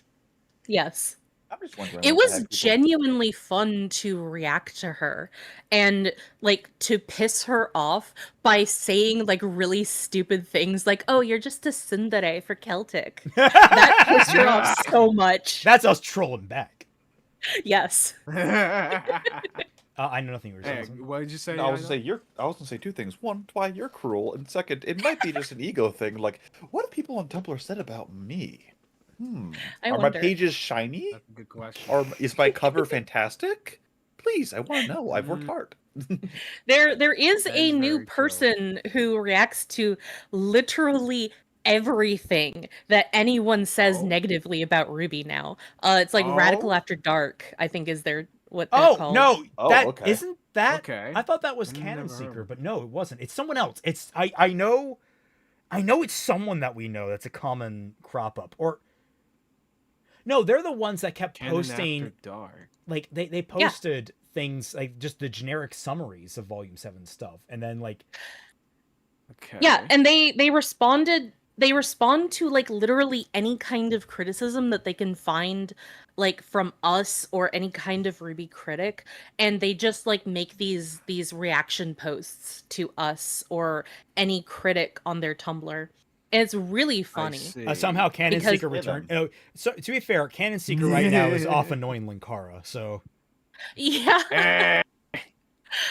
Like there's also a very distinct style for Cannon Seeker in how they talk about things, and like you can tell that it's Cannon Seeker because there's a focus on like women in specific and how you criticizing fictional women, it doesn't matter if you're an actual woman or not, which I find really, really weird that he would attack real women to defend fictional women and say that it's sexist that you attack fictional women. He is the whitest. He is such a white knight that he is literally missing his texture pack. Yeah. Dog, to me, listen, that's just a big sign that misogyny wins, baby, okay? We got so feminist that we circle back to being misogynist. I love it. I love it so much. And can you explain the difference between AI taking someone's work and a person for those who aren't knowledgeable on the differences? I'm not entirely what's sure the other what you're difference asking. you're talking about? Yeah, I don't get it. I'm not entirely sure. Can you explain the difference between AI taking someone's work and a person? Oh, and a person taking someone's work. It's effectively the same thing. It's just that AI obscures it. That's basically the word. Yeah, AI obscures it, but also it mass sends somebody's work to everybody. So if an individual person steals somebody else's work, then tries to distribute it, you have a singular focal point for the issue. We have Green Knight saying AI learning is similar to mimicking someone else's art. No. Mimicking someone else's art. Harder than that. Mimicking, I mean, you can mimic someone else's art so long as you are creating it. Now there's a whole conversation around tracing art that we can. Yes. I don't want to open the Pandora's box of that because that's a whole different conversation. Yeah, it's a whole can of worms. But the minimum bar for that is you are still a human being that is producing the art, and it is technically speaking an original piece. Whether or not that was sourcing off of someone else, in terms of like line art and whatever, there's a whole conversation around that.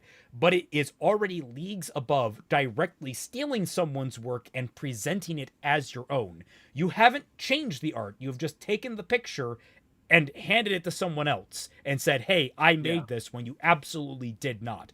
AI does that in mass and in such a way that it obfuscates which art has been stolen. The only way you can know if you go into the backlog of what it's referencing. And they are not keen to give up that information for obvious legal reasons. Yeah, the way that I see this could be any kind of argument is like, you steal a massive amount of work from thousands of different artists, and then you cut up those pieces of work and then make them into a collage. But you may use more of someone's work than somebody else's work, depending on if you want to use that person's style. Yeah. Actually, in order to make something. Yeah, to that point. Oh God, sorry. It still is using somebody's work in order to copy their work without their permission. So you are, instead of looking at somebody's drawing and then making your own version of it without touching theirs, you are directly mutilating pieces of their work or copies of their work in order to make a bastardization of their work. How do you do ray tracing in art? I don't know. I mean, you don't use ray tracing in art unless it's a 3D object. In which case, there are better processes for that. Yeah. Oh my God. I went into school at the wrong time because when when I learned about how to render shit in Maya and all that kind of stuff, that was when ray tracing and all that kind of stuff was kind of on its way out. And then I never learned how to do it properly after it kind of became obsolete. People are pointing out that ray tracing has kind of ruined a lot of... I mean, you want to talk about useless things. Ray tracing has ruined the style of tailored shadows, which are very important for setting mood. A lot of people just lean on automatic light sources to do the work for them now, and it's very frustrating for a lot of people, because a lot of games are getting generified as a result. Thanatos says the proper use of AI. Shut up, mods. Mods, ban him. No, mods. Give that man a Charlie horse. Thank you. All right, let's continue this video. Now we're in a position where AI has flooded most content platforms, many product categories, and information resources, removing opportunities and dividing the economy to favor poor fabrications with capital incentive over independent studios with higher costs and who built the marketplace, which its imposters are standing on the shoulders of. And a lot of these problems apply to the broader definition of publicly accessible AI. But I want to keep this video and the conversation I want to have more focused on generative AI for image, video, audio, and text in terms of content creation. And to keep me from going too far off the rails, I'm going to do this by engaging in a debate with myself 3 years ago, as if I'm responding to my past self's opinions as to why I believe he's wrong based on what I've learned since and what's transpired.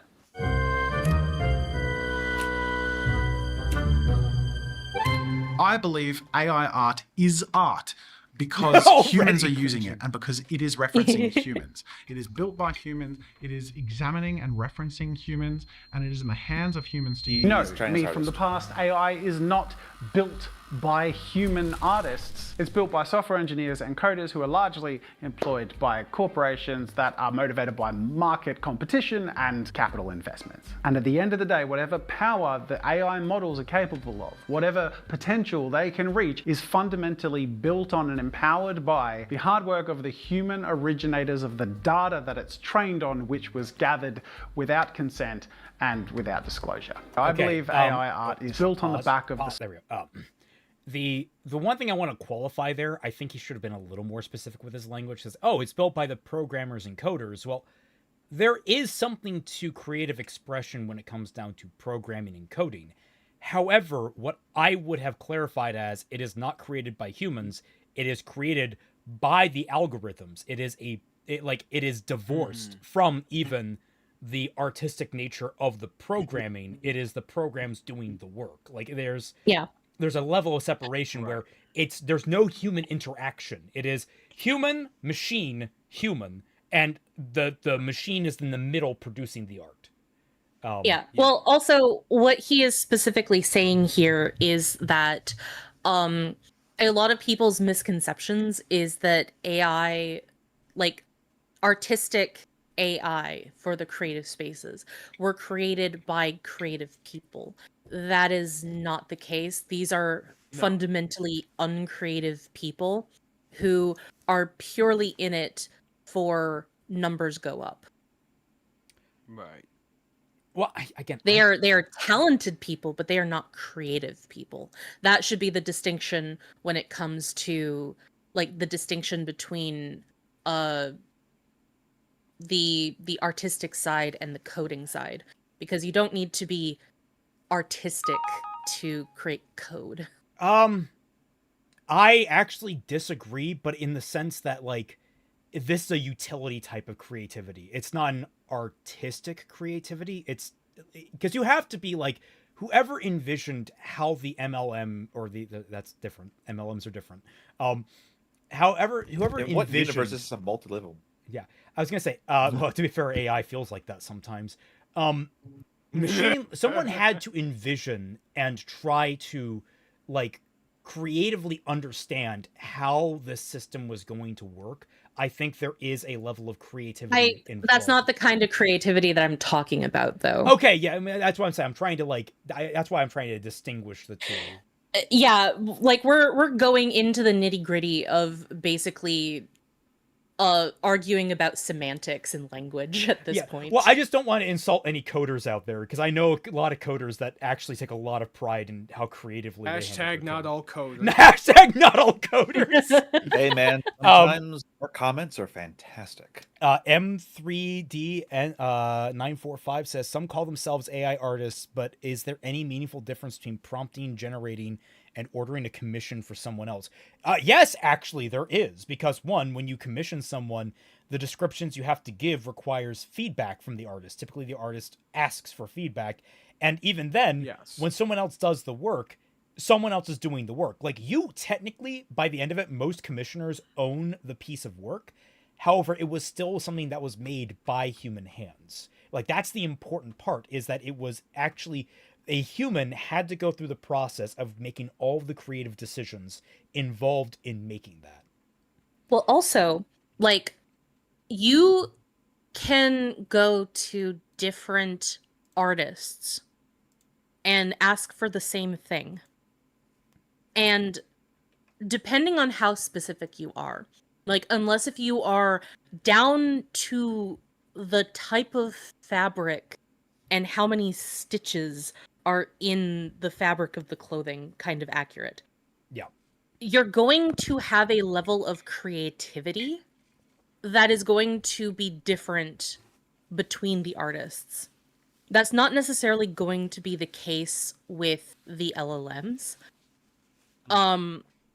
They're going to get approximations, and it's going to be frustrating because you're not going to get exactly what you want unless if you are that kind of hyper specific. Yeah. Which down to the stitch level of detail. Which, well, you got to understand, that prompt would probably be like several hundred pages long to get exactly what you want. Exactly. Yeah. Right. And that would be, I want Stitch at coordinate 3.573 and exactly 3 pixels in length with this shading. It's like you need to very much like build it from, at which point you might as well just learn how to draw. yeah. Like, it's not, it doesn't mean that you're talented or that you worked hard. Like, you just spat out words, and that's not necessarily working hard.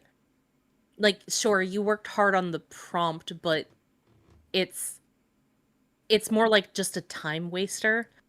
Like, in that time that you could have done that, you could have drawn a mock-up of what you'd wanted, or even started on the sketch layer. And depending how fast you are, you could have even finished it almost. Oh my god. Hey, Tumblr, I love this art by Daigato. Hey, Tumblr, what do you think about me? Holy shit, a talking book! You have no idea how hard it was for me to not start laughing so hard. I love it. They got my googly eyes too.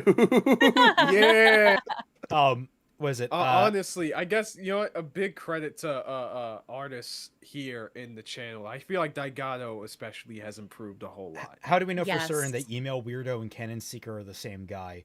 God, I would have to review it, but like he has a lot of the same tells. Well, not only that, but there is like an actual tell now, because we had what? There was something that I saw. Linkara, oh, here it is. Linkara screenshotted. Oh shit. I can put it up on screen if you Linkara screenshotted Email Weirdo on Blue Sky, which was cap accomplished. Oh, yeah. Yeah, that's it. Cap. Yeah. Like, it's hack accomplished on Blue Sky, apparently, but like, we know that it's cap accomplished. And we know that cap accomplished is Cannon Seeker. It's one of his many alts. Yeah, the other one is I'm a fan of cartoons, which got suspended on Twitter, I just saw, which is great. On Tumblr, too. Yeah. Like, look, Cannon Seeker, and no doubt his profile on Blue Sky will get deleted, and because he got banned already. Like, that was the thing Linkara was complaining about. Is like, this guy is clearly ban evading. Yes. I mean, he's always been ban evading. We've been complaining about that for years. This man's been at it for a better part of a decade. Yes. Yep. Shark Jumping Walrus says he sent one gifted membership. Congratulations to Shadiversity 2075 for getting caught in that. No congratulations to Dedarex. Enjoy all the emotes you now have access to. Why does Canon Seeker hate Linkara? It's because of his opinions on Star Wars and Star Trek. My God. Oh really? my God, dude. Yeah. What? Oh, yeah. Trust me, it's not hard to piss off Canon Seeker. No.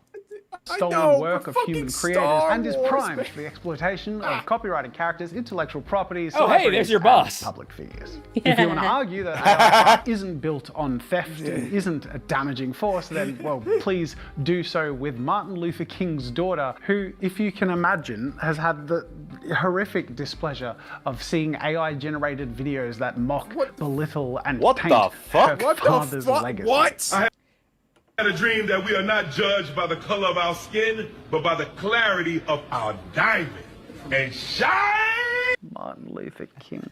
I'm good. I hope whoever made this steps on a Lego. I was so much better after this podcast, actually. Before this podcast, I should say. My God. Yeah, I hope that this person falls down some short stairs. God damn. I hope this man takes a long walk on a short pier. I'm good saying anything. Even if you can somehow convince her, you'll be hard-pressed to convince the plaintiffs of major lawsuits, both settled and ongoing, centered around the endless plagiarism enabled by these models. But regardless of whether or not AI art is built on theft, can it still be called art? Be valued as art? Is an AI artist truly an artist? Because they argue that their input shaped the outcome. Yeah, let's not. Okay. Beautiful. I have the mental image of Twilight artist? walking up to walking up to someone with a shotgun, pulling the trigger, and then walking away. Yeah, it's just I just want to talk to him. I just want to talk. That was one of my favorite posters, and it was one of the things that like made me so confident or more confident about the Naked Gun film. Was one of their posters was this poster was made without AI, and it had like all the trademarks of AI, like Photoshop, like the multiple fingers and like weird like fractals on the skin and it was so good. It was so good. So much. If you guys haven't, go out and watch the new Naked Gun. It's genuinely amazing. Yeah. There have been a lot of art that I have seen that was AI generated that is... It's very hard to say that it is created without just stealing bits of something. Because I've seen a picture, an AI-generated picture of a shark, and it's supposed to be a representation of a Polynesian mythological shark deity. But this shark's teeth was nothing but numbers. Oh no. Like sevens and ones and everything? Yes. Or what? Yes, it was just numbers. Apparently this Polynesian legendary shark was just a very, very educational. I was going to say that the shark was just the pet of the count. Yeah, I was gonna say it's a Sesame Street character. That's some mathematical cavities you got there, lady. Yeah. Actually, that would be a nice Muppet character, a shark with numbers for teeth, and it was the count. Oh, okay, that's actually... Oh, yeah. Genuinely, that would be adorable. You know what? Sesame Street, that's not copyrighted. You can take it. Yeah. Therefore, they are the artists. This misses a pretty fundamental point about art, which is also pretty hard to encapsulate or represent. Because art isn't art because it has achieved a certain technical outcome. It's art because it's a reflection of us. It pushes our own abilities, our own confidence. It allows us to connect to one another and to a deeper level than we can do without art. Art is valuable because we... Sorry, I just watched an AI video earlier today. Like the topic of the video wasn't AI. Like there was an actual person on it, as far as I'm aware. Okay. But the accompanying art to the video was all Van Gogh. And I will say, like, at first, it looked nice. And then it just started getting very intrusive. Like, I know that this person wanted to have a particular style to the video, but they were talking about something political in terms of like trade between countries and all this kind of stuff, and all of, like, talking about resources and all this kind of stuff. And there was just so many images that were on the screen that were just in the style of Van Gogh's work, and it just was so muddied and it was so hard to look at after a while that I'm like, I wish that you had just not done any of this, because it is harder for me to visually grasp what you are trying to say because you used fucking garbage AI. Now, can AI tell us the ultimate answer to the question? Is it pronounced Van Gogh or Van Gogh? Yeah. Depends on your accent more than anything else. All right, depends on if you ask Grok or ChatGPT. I'm gonna put viruses in your mainframe, Kaiser. Oh, come what on. What? Oh, come on. Clearly, we gotta ask. We're staying on topic. We, as humans, value the humanity in the story of art. The journey innate in the art and everything that went into making it, that led to it being made, and why. I'm going to illustrate with an example from my own experience. Now, I make a lot of content. It's my job, but also at my core, I'm an artist. So my motivation is to create things that I'm passionate about in the videos I produce. At every possible opportunity, I try and incorporate art and my passion and motivations into my content. Yeah. But on very rare occasions, I make art that I don't make for YouTube views or subscribers. Earlier this year, I spent weeks on an oil painting for my wife's birthday. It's a recreation of one of her favorite photos of her favorite horse in a sweet moment interacting with our son. I didn't film creating this piece because that wasn't my motivation. My motivation was to create something that I knew I would be proud to give her, and in which I could push myself to the limits of my personal abilities to give my wife something that she loves. That's harder than it sounds. Sweet. Because that's raw adorable. Painted a painting for her before. I did try and hit two birds with one stone, admittedly, and make content with it too. This is about like 8, 9, 12 years ago. She was... A minute. Ugok says, I know an artist that spends weeks drawing a strawberry on a sundae on a table in their art of a cafe. Some artists are that dedicated to the detail of art. Yes. Exactly. Yes. Yeah, 100%. Yeah. I've been drawing out the blueprints for the Jester's Fiat because I want to actually get it rendered someday soon. Just so I want to have a good reference.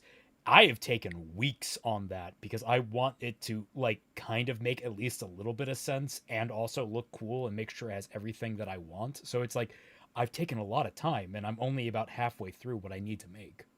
I've got a friend who spends most of their time making and painting Warhammer figures for friends because he just likes making them.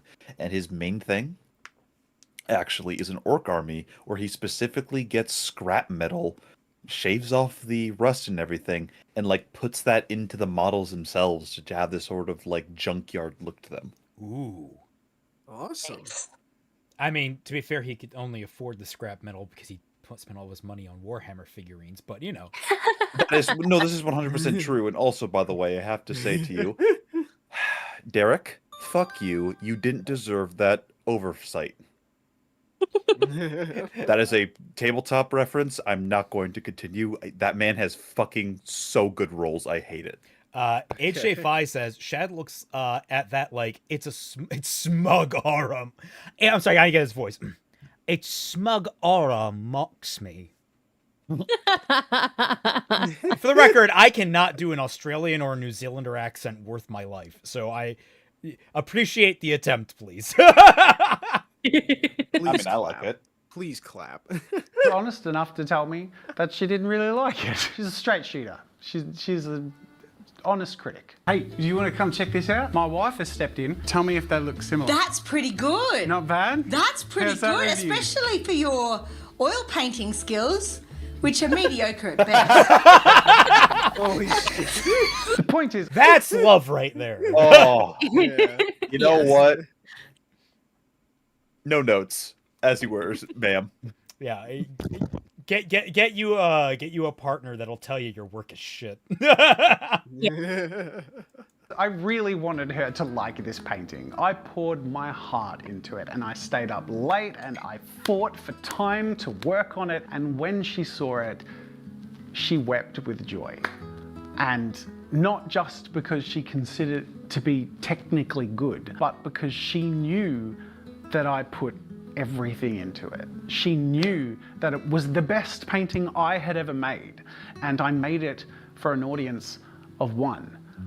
I made it for her and about something that I knew she cared about.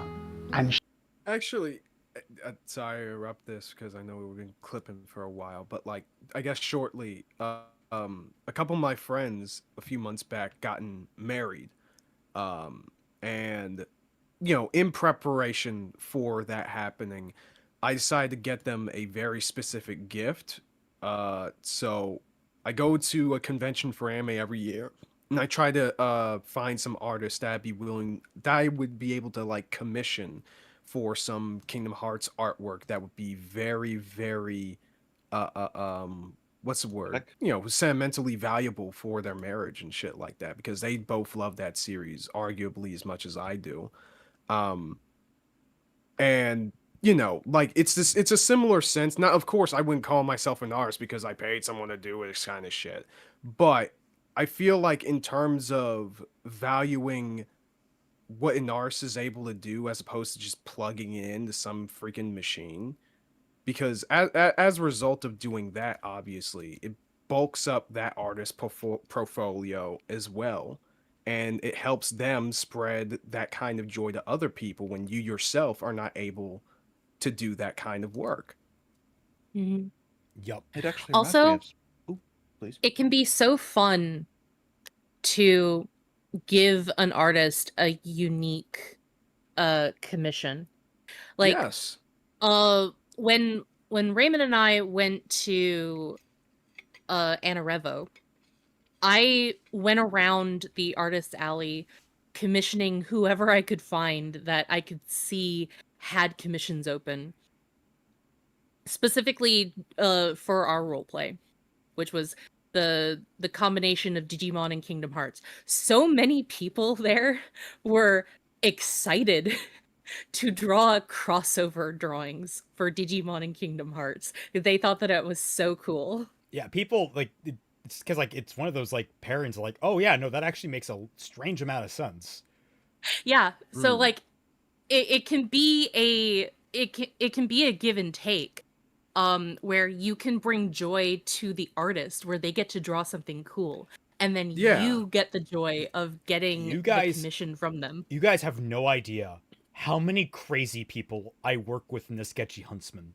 They are obsessed with drawing art, which honestly makes me feel like inadequate when it's like, oh, I have work to do and I don't want to do it. Meanwhile, these are like, give me art, give me a scene, give it to me. Yeah. And I'm just like, okay, just don't bite my hand off. Oh God. Makes me feel inadequate too, because I barely draw anymore. It's something that I have to say both for just Jazza right here as well as everyone else. It's like, it takes a certain man to be so dignified, but here Jazza shows his quality of what he's willing to do for the woman he loves. Like, this is just pure, this is wholesomeness right here. I just have to say it. Yes. Yeah, like the last time that I did a drawing for you, that was the last time that I had ever put like shading effort into my drawings. Oh my God, it's so good.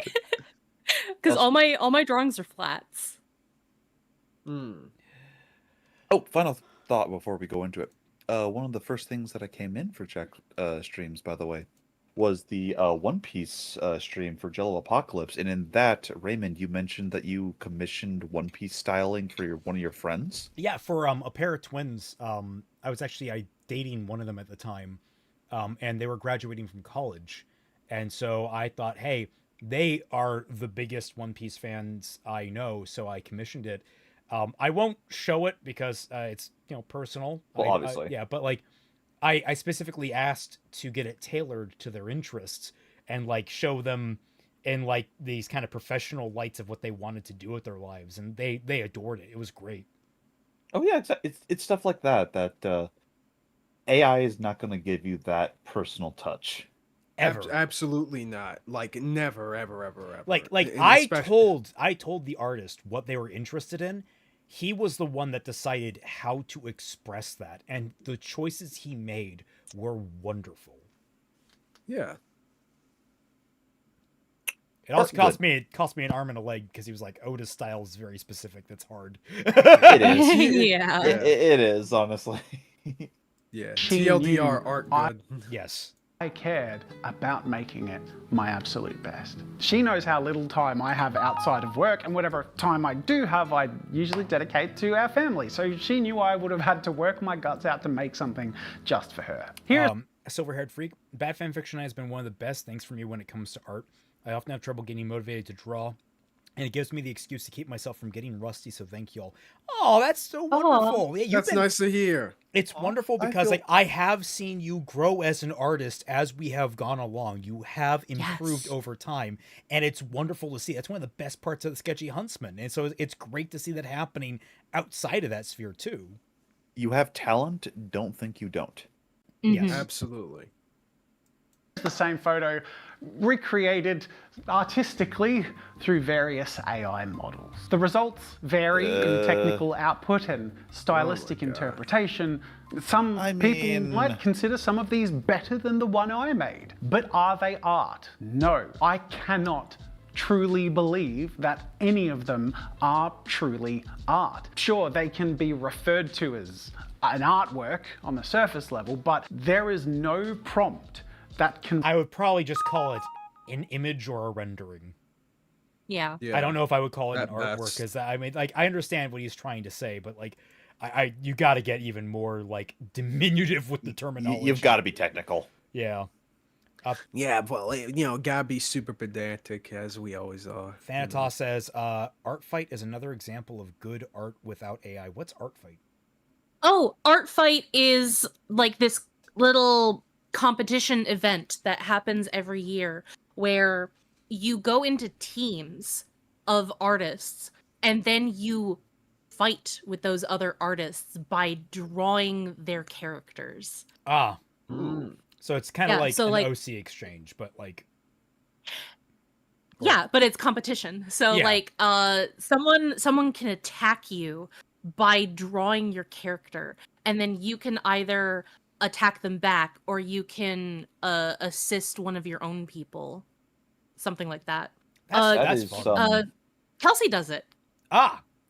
I was gonna say, Damn, okay. I'm just now remembering that Nano Rimo got taken, like, just destroyed itself by accepting AI works. Yeah. Another casualty to AI, guys. Replace it was not my good. artwork and the context and the emotional impact that gives it its meaning. Even the quality and technical outcome has value based on the context of my skill and creative journey and limitations. Actually, an interesting thing to talk about here. Technically speaking, the prompts that people put in to AI generate, those probably qualify as an artwork by technicality.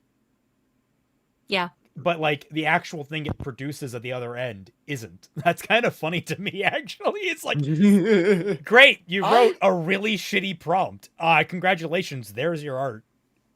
Which is really funny because there are people who genuinely get mad when you steal their prompts. Because their prompts is the art.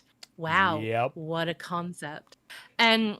like it's the same thing for the website that I go for the roleplay bots as well, because there's another website which I've shown you before, Raymond, that steals the prompts for the bots and puts them on the website so that you can take them and use them on whatever other website. Because people can choose to hide their prompts on that website. And... Yeah. And people get genuinely upset because they spent the time and effort to make those bots. And also you have genuine writing attached to it because you have to have a starter usually for these bots, and that is written by a human, and that shows the technical writing skill of that individual person. You have to show me that site again. There's a few of these prompts that I want to read because some of them have to be basic bitch. Oh, a lot of them have no excuse to get mad at their prompts being stolen outside of like the actual starter that they have for the role plays, because that is their genuine writing. But a lot of them just take descriptions off of the My Hero Academia wiki or the Naruto wiki or the whatever anime or TV show wiki. What if Deku had the Omni? Yeah. Okay, so my next page: how to put a Devastator virus into Kaiser. Why are you trying to target Kaiser? Someone's actually done that. I know nothing. Yeah, that exists. Multiple people. Okay. First off, I plan on backing him up. Oh my god. Also, yes, Deterex, copy paste Sam. I have seen some of these prompts where they just wholesale highlight an entire page from the My Hero Academia fandom wiki. And you can tell that it is because they still have the little marks for when they have Can I? Yeah. No, can I bring something up for that in particular? So yeah. It's later in the series. No. She can't know. She needs to react live. It. No. I want to say it. She needs to see it live. You have to see it to believe it. Okay, never we'll mind. get there someday. He's stopping me. I don't even know what you're talking about. Precisely, and you That's shouldn't fantastic. know. You shouldn't know, and trust me. All right. Okay. I guess this is something that you guys have been talking about privately because I don't even know. No. We both know the reference point. We both know the reference point.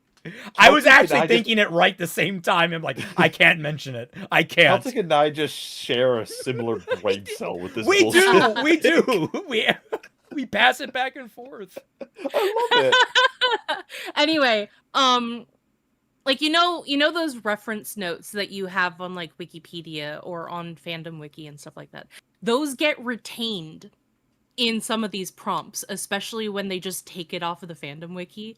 It's fucking hilarious. They are so lazy that they don't even get rid of those. It's the things in the top right that you click for the references, right? Yeah, it's the the superscript. Yeah, that's it. Yeah. To further illustrate, sometimes you can example. even see like the little notes that are made underneath the images that go beside the text. Oh, that's nasty. Also, we're getting into the big one for the attack on. Yeah, here we go. Yeah, everyone buckle up. We're going into combat mode. This is Princess Mononoke. This is also Princess Mononoke. Oh my god. Everyone, famous AI image. Yeah, this is one of the most famous AI images. And who was the one to generate it? Shad M. Brooks. Yep. This is directly him referencing his brother's quote-unquote work. Yep. It's generated by AI. Anyone who thinks that this... Actually, you know what? Should we... Let us analyze... What are we looking at here? Like, what are our thoughts on this particular version of Mononoke? The fact that the lighting is all off, if you actually notice the way that the lighting is hitting her. Illustrate, here's another example. This is Princess Mononoke. This is also... There we go. Right. The way the the lighting and the shadowing of her entire form is off when you look at it. Yeah. Yeah. It's awful. Also, you have random ass scratches on her for some reason. You have this weird this weird fatty like bubbling around her armpits that's really off-putting. Oh, despite the fact she's so skinny. Like they're random, like one of the things is the more you look at it, the more you just notice random details that just kind of don't make sense. Like there are weird holes in the teeth around her neck, folds in her shirt that make no sense, like a mole and some weird creasing on her left thigh or left thigh and knee. It's like oh god, I'm just now noticing her body is bent at like a weird angle, like the right side of her body is more like where it should be, but the left side is like weirdly like concave. You can see I've returned. that. Oh, I accidentally got out of the fucking room. Oopsies. No. Oh, what? You killed it. What? No. What? No, I'm sorry. I'll get us back there. Oh, good. So, I was gonna say, 1 minute. Mononoke. It doesn't know like what the pants or the skirt or whatever that is supposed to be. So it does not understand what is supposed to be there. So you have like these weird bunches and these weird little squares. And then there is a thing right behind her arm where it stops and it goes into leg, but then on the other side of the arm you can see that it somehow continues down. Oh, I see it. Yeah, the like there's a cut in her pants basically. Yeah. That's so fucking weird. I never looked at this picture closely because why would I? But what the fuck, man? Yeah. And that's not even getting into other things like how her makeup, like the triangles on her face are blotchy and they're uneven and they go past where they're supposed to be cut off.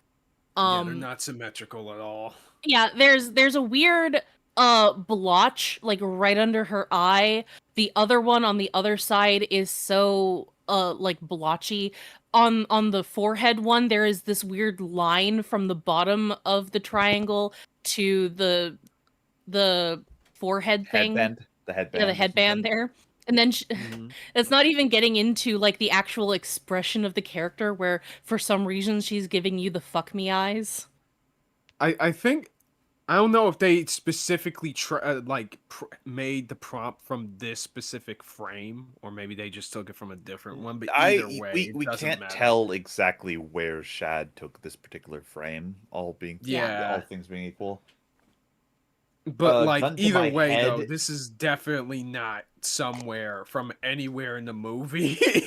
Gun to my head, I think Shad took a fan art and then generated from it, not this particular frame that Jazza is using. I feel like I've seen the actual reference art for this before. I think you're right. Also, like, you look at how, like, overly rendered San is here. Yeah. And then you look at the background and how undetailed that is in comparison to her. In comparison to her, who is very realistically rendered out, the background is so stylized and undetailed. It's very weird. There's an artist in the Little Witch Academia server I'm in, and I typically like their art. I can't remember which artist it is because there's a couple that I like, but I can't remember his name off the top of my head. But like, I noticed in some of his art, I'm like, wait, there's some weird details in these backgrounds. And I only learned later he was using AI to generate the backgrounds so he could draw over them. And like, that left me really weirdly conflicted because he was still drawing the characters in the scene, but it's like, I kind of wish he did the backgrounds. Like, I don't like that. But he's tracing everything else. I noticed that too when I was getting reference for Celira's dress, because I realized after I had taken this reference, after I decided that it was the type of design that I wanted, that this dress that I was using as a reference was technically AI. But I decided that I was going to do it anyways because I liked the look of it. But it was so it annoyed me so much because the dress didn't make sense when you actually like looked at it for any amount of time. So I had to figure out how to make the dress actually make sense realistically. Because all it is just like the aesthetic of it. If you're just looking at it for like 3 seconds, it looks gorgeous. But if you actually try to like figure out how it should look on a real person, it just does not make sense. I was gonna say, like, I'm also torn on the topic of AI generation and then tracing over it to some degree. Like, oh yeah, that's a thing that a lot of people do. I actually have Rudolph does that. Although the way he does it is he steals other people's AI generated work. So it's like then he just completely redoes Fucking it. Robin Hood over here. Yeah, Robin Hood. He steals it and he just traces over it, and like he actually corrects like a lot of the proportions and such. So like I feel like that's better. It goes more into like the tracing thing, and it goes back to the fact that it's not copyrighted work, so you're not stealing from that artist, quote unquote artist. That's a more complicated issue, but my friend or my associate using it, the backgrounds just straight up. I'm like, you could have traced these and just detailed them yourself. Yeah, like for the background that I did for fixing Ruby, I did trace that from someone's image that they had made, that they had taken when walking down the street of Vancouver. That was supposed to be background for a much more elaborate animation that I just didn't have time for. How could you? Oh, I know. God. How dare you? But I knew that one. When you trace off of an AI image and you don't know what you're doing because you don't know how to do backgrounds, you don't know whether or not you're going to accidentally add into your drawing, your traced drawing, some artifacts for AI that should not be there, especially because you can't recognize it there, because you don't have the skill set to be able to distinguish between what is AI garbage and what is actually a building or a tree or something like that, or specific aspects of them that should or should not be there. Yep. Also, Princess Mononoke, generated by AI. Anyone who thinks that this AI-generated Princess Mononoke is better than this frame from the original motion picture animation Princess Mononoke is leaning on a perspective that is void of empathy, context, or technical understanding. See, Princess Mononoke was revolutionary. It was the animation that challenged Disney's dominance, tackled nuanced and complex moral themes in a medium that, up until that point, was hardly seen as anything other than children's content. The AI Princess Mononoke is 100%. I very much appreciate how he it's very clear he has an understanding, because he's like, oh, it's not that this medium never really tackled these themes, as a lot of really dumb people say. He's like, always seen as children's content. It challenged the cultural zeitgeist directly, instead of like, oh, it's not the first to do this, but it's the one that broke in. And it's like, I appreciate that. It's so refreshing to hear someone who knows what they're fucking talking about. Yes. To this and day, he will growing Shad at the same time. We love to see it. Also, to this day, I can't believe that stupid little thing, but apparently Miyazaki walked out of his son's own movie when his son was like 40, and Miyazaki said about his son, he's not ready. Mm-hmm. Peak Asian like parent right there. Yeah, he made his like own movie and some shit. Yeah, I I think one of the quotes was like, sorry, I just had this image of Miyazaki's son becomes a surgeon, and Miyazaki walks out of his own surgery. Oh my god! He's not ready. He's not ready. It was Not really like what we're going for, but one of the direct quotes was something like, he has made a movie, he has done that, now he should stop. Oh, yeah. shit! Yeah, my- yeah. I Bro thought he was not said- impressed. Bro I got thought he Chris said, like- Stuckman. Mm-hmm. Oh my god! I thought the quote was that like he said my son was still a boy or something like that. Pretty I much, thought yes. that was the quote. I forget how that is, dude. Regardless, man. Holy shit. The more you Yeah. learn about Miyazaki, the more you realize why Anno is messed up. Base. Yeah. Yeah, like Honestly, yes. when, like, you would be forgiven for only consuming Miyazaki works and how whimsical they can be and how like warm and fuzzy a lot of the Miyazaki movies are. This man is cynical as fuck. Yeah. The He is a cranky old man. This Anime is was a a man. This is a man that puts Stanley Kubrick on watch in terms of how he pushes his development team. Yeah. At least Kubrick was honest about fucking how crazy he was. Yeah. 153 times. Oh, poor. What's her face? What's her name?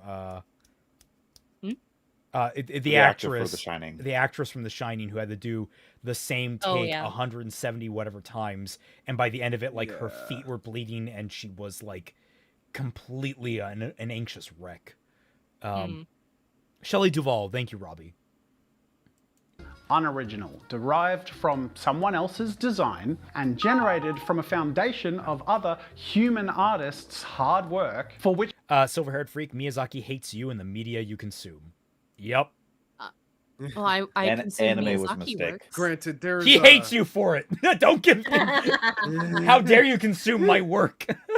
He probably hates the fact that I have based Cadence of Magic partially on Princess Mononoke, because he does not like the idea of derivative content. Although, to be fair, I also have taken like a lot of stuff from history. So like outside of like just media. So it's not a derivative story in that sense. I have just used Princess Mononoke's theming and said I want to do the same kind of theming as Princess Mononoke and have done nothing else with it. Congratulations, Miyazaki. I too have watched All Quiet on the Western Front instead of the Grave of the Fireflies, and I too have watched Ferngully before watching Princess Mononoke. Oh my god. Okay, that's a low. I just want to take. I was like, Miyazaki, even your work is derivative. You can't escape that in the artistic field. There is a level of derivation. Yeah, like I from can everything. understand. Yeah, I can understand like his statements regarding the anime sphere. Anime was a mistake. Like becoming. Yeah. Like, granted, I don't agree with like that. I'm pretty sure that's an entire thing, but I apocryphal can understand. Yeah, no, like his whole reason for stating anime was a mistake was specifically how incestuous anime was becoming. That's what I was saying. Yeah, I understand that this sort of thing in terms of like how insular the industry had become at that time.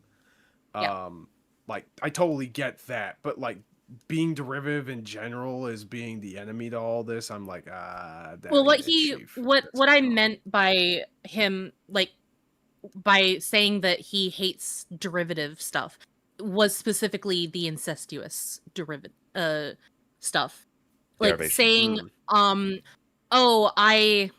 because Jujutsu Kaisen is based off of Bleach and Bleach is based off of Saint Seiya. Stuff like that. But Saint Seiya could... I don't know whether or not Saint Seiya was based off of some earlier product or if it actually did purely come from actual research and stuff. I can put this even easier. It's how every single fucking isekai, almost without exception, is based on both Sword Art Online and on Snow White with the red hair. Yeah.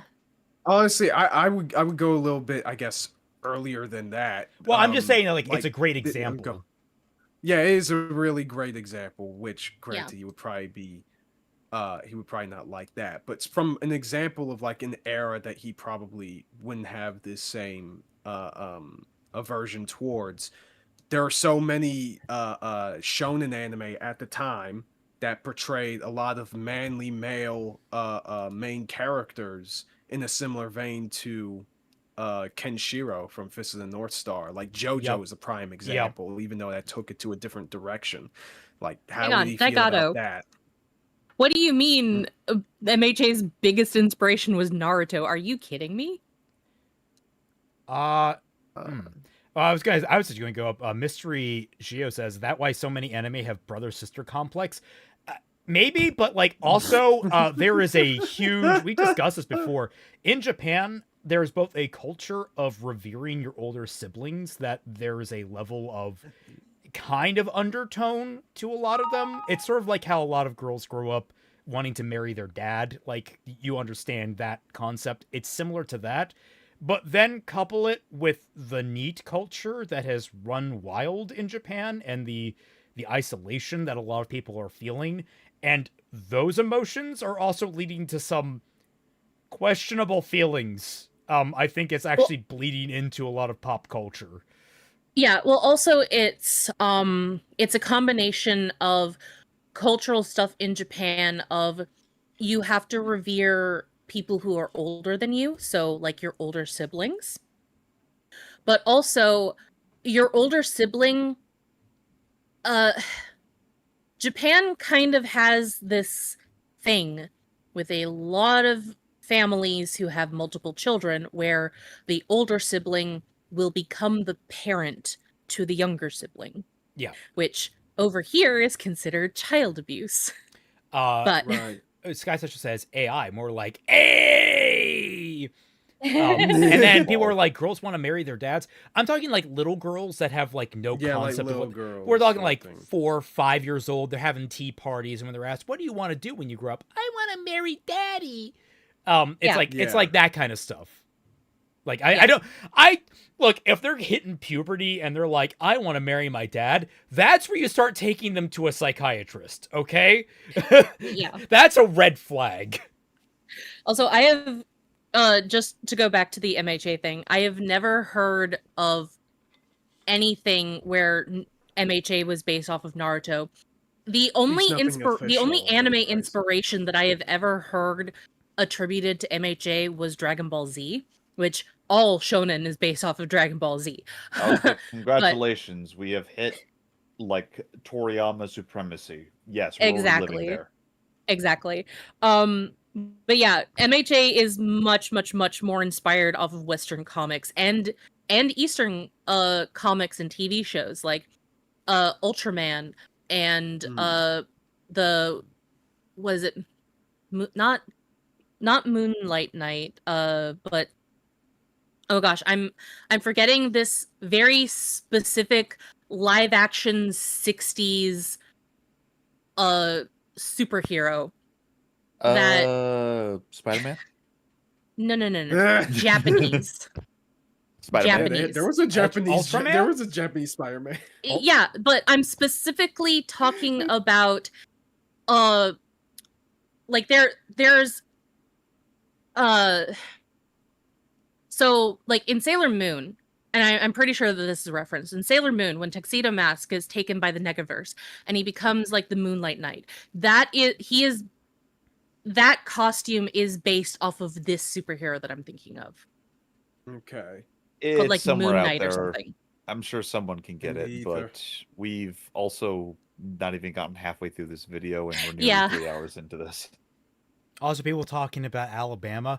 I think there's actually a different state that's the incest capital of the U.S. Just putting that out there. New Jersey. Is it New Jersey? I thought it was like Louisiana.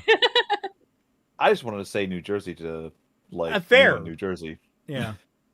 They were not credited or compensated, and the result is technically flawed and uninteresting. Worst of all, it strips the original character of her soul simply to reimagine her as a sexualized pin-up girl with come hither eyes. Hey.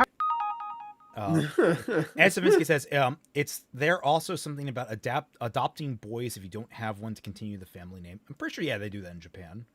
Yeah. Sky Such says, don't say I went as Spider-Man. I didn't go as Spider-Man. I was Man-Spider, totally different. Okay. AI version looks better and crying about it won't change that. Is that a Shad post? Possibly. Let me look it up. Yes, it is. Okay. That was the post that he used to basically make his argument that the AI version was better. This and drama section's gonna be very interesting. Yep. Yeah. Comparison like this completely misses the point of art and ignores the context of a single frame out of over 144,000 hand-drawn and hand-colored frames of animation cells that make up the whole piece of art, which is Princess Mononoke, the revolutionary animated film, which must also be appreciated within the context of the limitations and the era in which it was created, for the same reason that this and this and this must always be considered groundbreaking, not because of how the outcome compares to what you can fart out in your spare time on Midjourney or Sora 2, but because of the genuine revolutionary impact these artworks have had on art and technology and society as a whole. Producing AI art no more makes you an artist than playing Call of Duty makes you a soldier. Something that is such a mic drop. That's line. A bar, bro. That's a bar. Really is. Gertie the dinosaur is a base reference. I never heard of it before this. So yeah. Really? I heard of it. Yeah. Oh my god. That was something that we studied a bit in my classes. Cause like that's the first that is the first animation that was drawn that's still found, or like it hasn't been lost, I should say. I mean, I was gonna like reference like, I guess film animation. I'm thinking back to like the pictograms or whatever they're called, the little spinny things. Yeah. But that's not what like we would consider like true animation. That's like proto animation. Yeah. But when it comes to like actual animation to be put into a video format, I think that there are at least 2 films that are considered lost media now, but that one was one of the early ones to show that. And it was also groundbreaking as well because it kind of did, and I'm pretty sure Jurassic Park actually referenced it, because that was meant to be paired with a person and the dinosaur was directly interacting with the person. And I'm pretty sure that Jurassic Park might have referenced that, the very first film, because when they were demonstrating that, and like the DNA was interacting with Hammond. Yeah, Hammond. Okay. That's so cool. I think I actually have heard of this, but I've never given it too much thought. It's just like one of those interesting notes in history that just got filed into the back of my brain. Right. M3D 945 says, I actually think Horikoshi and Kishimoto had a conversation where Horikoshi did say that Naruto was a big inspiration on how he does page composition. Interesting. Page composition, yeah. And then someone said, like rotoscoping. Yes, they rotoscoped a dinosaur for that. Yes. Totally. Which all is rotoscoping. Awesome. All dinosaurs. And after all that, if you still disagree, I'll just point out that AI agrees with me. This is Google's AI. Ooh.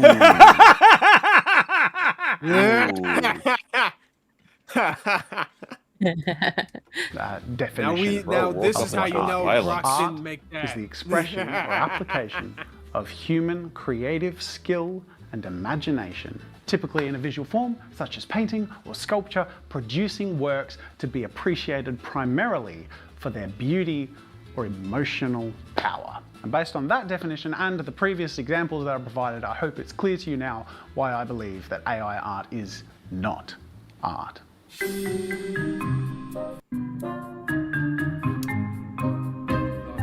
Just because a majority of uses of this will be people giggling and going on DALL-E 2 or Stable Diffusion and writing a hot dog wearing a mustache in a stadium doesn't mean that people won't be creating really compelling, thought-provoking or inspiring things. Oh God, this one aged poorly. I have yet to see a single piece of genuinely compelling or inspiring AI content. Oh, hang on. Fies, thank you. Yes, it's Moonlight Common. That is who I was talking about earlier. Moonlight Common. He was a really, really popular superhero in like the 60s and 70s in Japan. I wonder, like, if he was sort of the shadow of Japan. That'd be kind of interesting. I think so. Like, not the same character, obviously, but like the level of impact. Yeah, like it was one of the early tokusatsu series. Like if you look at him, you will see that there was the inspiration there with Tuxedo Mask with the Moonlight Knight, and all that. But like he rode a motorcycle. He did all this stuff. I haven't actually watched an episode of it. I should to do research and stuff on it. I just want to say canvas. Oh god. I've seen a lot of those like gorilla videos pop up after like for like a week. People were really like, "Oh, gorillas doing this, gorillas." And it's like, why is this? What the fuck? What are you guys like? This is stupid. This is really fucking dumb. Yeah, this is really dumb. Why, dude? There are just as many people that are filming actual gorillas doing things all the time. Why not just watch that? I was about to say I'll take Skibbity Toilet over this, but. No, Skibbity Toilet also... Wow, okay, sure. No, because I was going to say, Skibbity Toilet also has stolen resources, so I don't fucking care. I don't know anymore. Also, blank canvas, to translate that bar into weeb, AI doesn't make you an artist any more than reading Hajime no Ippo makes you a boxer. Facts. Right. Yeah. Artists become artists through work and time and the ability to absorb criticism and through developing a respect for the understanding of the process, that becoming an artist isn't about the destination, it's about your commitment to the journey. And what I really just didn't understand at the time... Because I coach mock trial, one of my kids, when trying to shut down an expertise qualification, it was a journalist that was like, "Oh, I did this, and I've interviewed this guy, and interviewed this guy, and interviewed this guy." And it's like, "Oh, we like to move for him to be an expert in genetic genealogy." One of the best arguments that my kid made, and I'm very proud of him for it, is just because you talked to the king does not make you royalty. And it was like, holy shit, that's a lie. That's crazy. That's awesome. Yeah.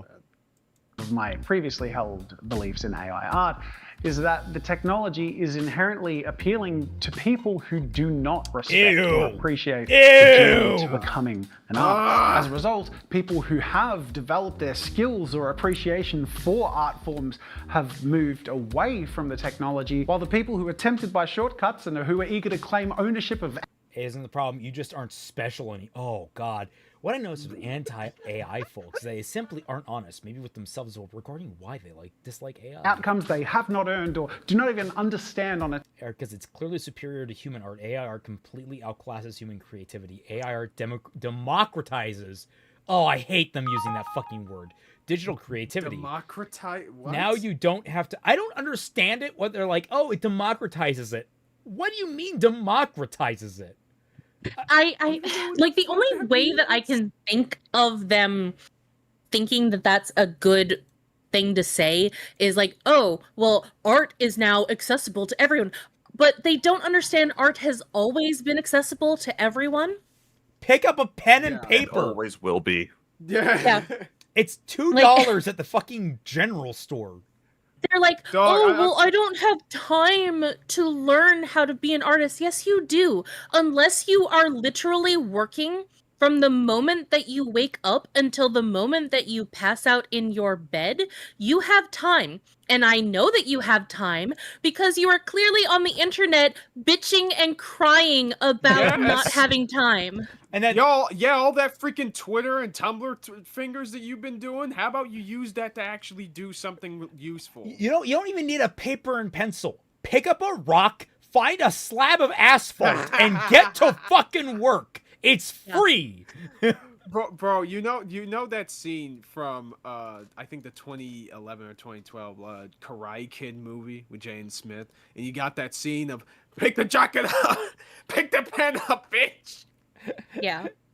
Oh. Like the only thing that AI art benefits, or the only people that AI art benefits, are people who are so goddamn lazy and so goddamn uncreative that they would never be able to do it in the first place. And they are jealous of people who have actually taken the time and taken the blood, sweat, and tears and literal suffering that it can take sometimes to become an artist. They don't understand the background of how difficult and hard it can be to become an artist. The only thing that they see is the final product. They don't even see the journey that it takes to become an amazing artist. The thing is, they see the journey to some extent. They see the first stretch of the road, and it fucking terrifies them. Yeah. It's like, I was scared of, like, I'm scared of doing art. I'm not particularly good at it, but I've been working on it for the last few years. I started with photoshopping things together, and the more I've gotten, I'm like, well, if I just do a clean up there, a little bit of a touch up there, it'll look a little bit better. And as time's rolled on, I've done custom art for different things. I've taken references. I've drawn blind now. Like it's a progression, and you can take it at your own fucking pace. You don't need to rush into it to get, like, these people are also fucking impatient. Yeah, that's why I said, like, they're lazy and they're impatient. They don't want to go through the journey. They just want to be immediately good with it. But that's not how learning a skill works. Yeah, and the bottom line is that not everyone is an artist. If I really wanted to put my mind into doing that sort of thing, I probably would do it. The only reason that I don't do it myself is that I don't really want to. I don't have the interest to actually become an artist, at least not at this point in time anyway. Well, I was gonna say, like, and I can just admit to that, and I don't try to pretend that I'm anything else. And I don't want to, like, take away from people who are actually committed to that process. Let's be clear here. You are an artist to some extent. You're making the videos you produce are in itself an art form. It's just not it's an atypical medium. Yeah. Well, yeah. It's to be clear. I'm talking about, like, I guess, like drawing or 3D drawing or 3D modeling and things like that. I am an artist in terms of being a content creator, yes, in my editing, which I mostly do myself. There's only been 2 videos that I've handed off the reins to somebody else, and that's because of extenuating circumstances. But yeah, I guess to that point, buddy, I earned those 8K subs. You know what I mean? Yep. And I did it much better and much faster than most other people within my freaking weight class. I feel pretty fucking proud of that. Ain't nobody gonna take that shit away from me. No way. Ed Savinsky says, this is why I started getting the art of books. Yes! Yeah. Learn! Yes. Yeah. Have you seen that someone AI generated an art instruction book? Like, that was just disgusting. Can't say that to I do, embrace it wholeheartedly. So in reality, me from the past, this hasn't led to the elevation of ideas or of art as a whole, rather the debasement of it.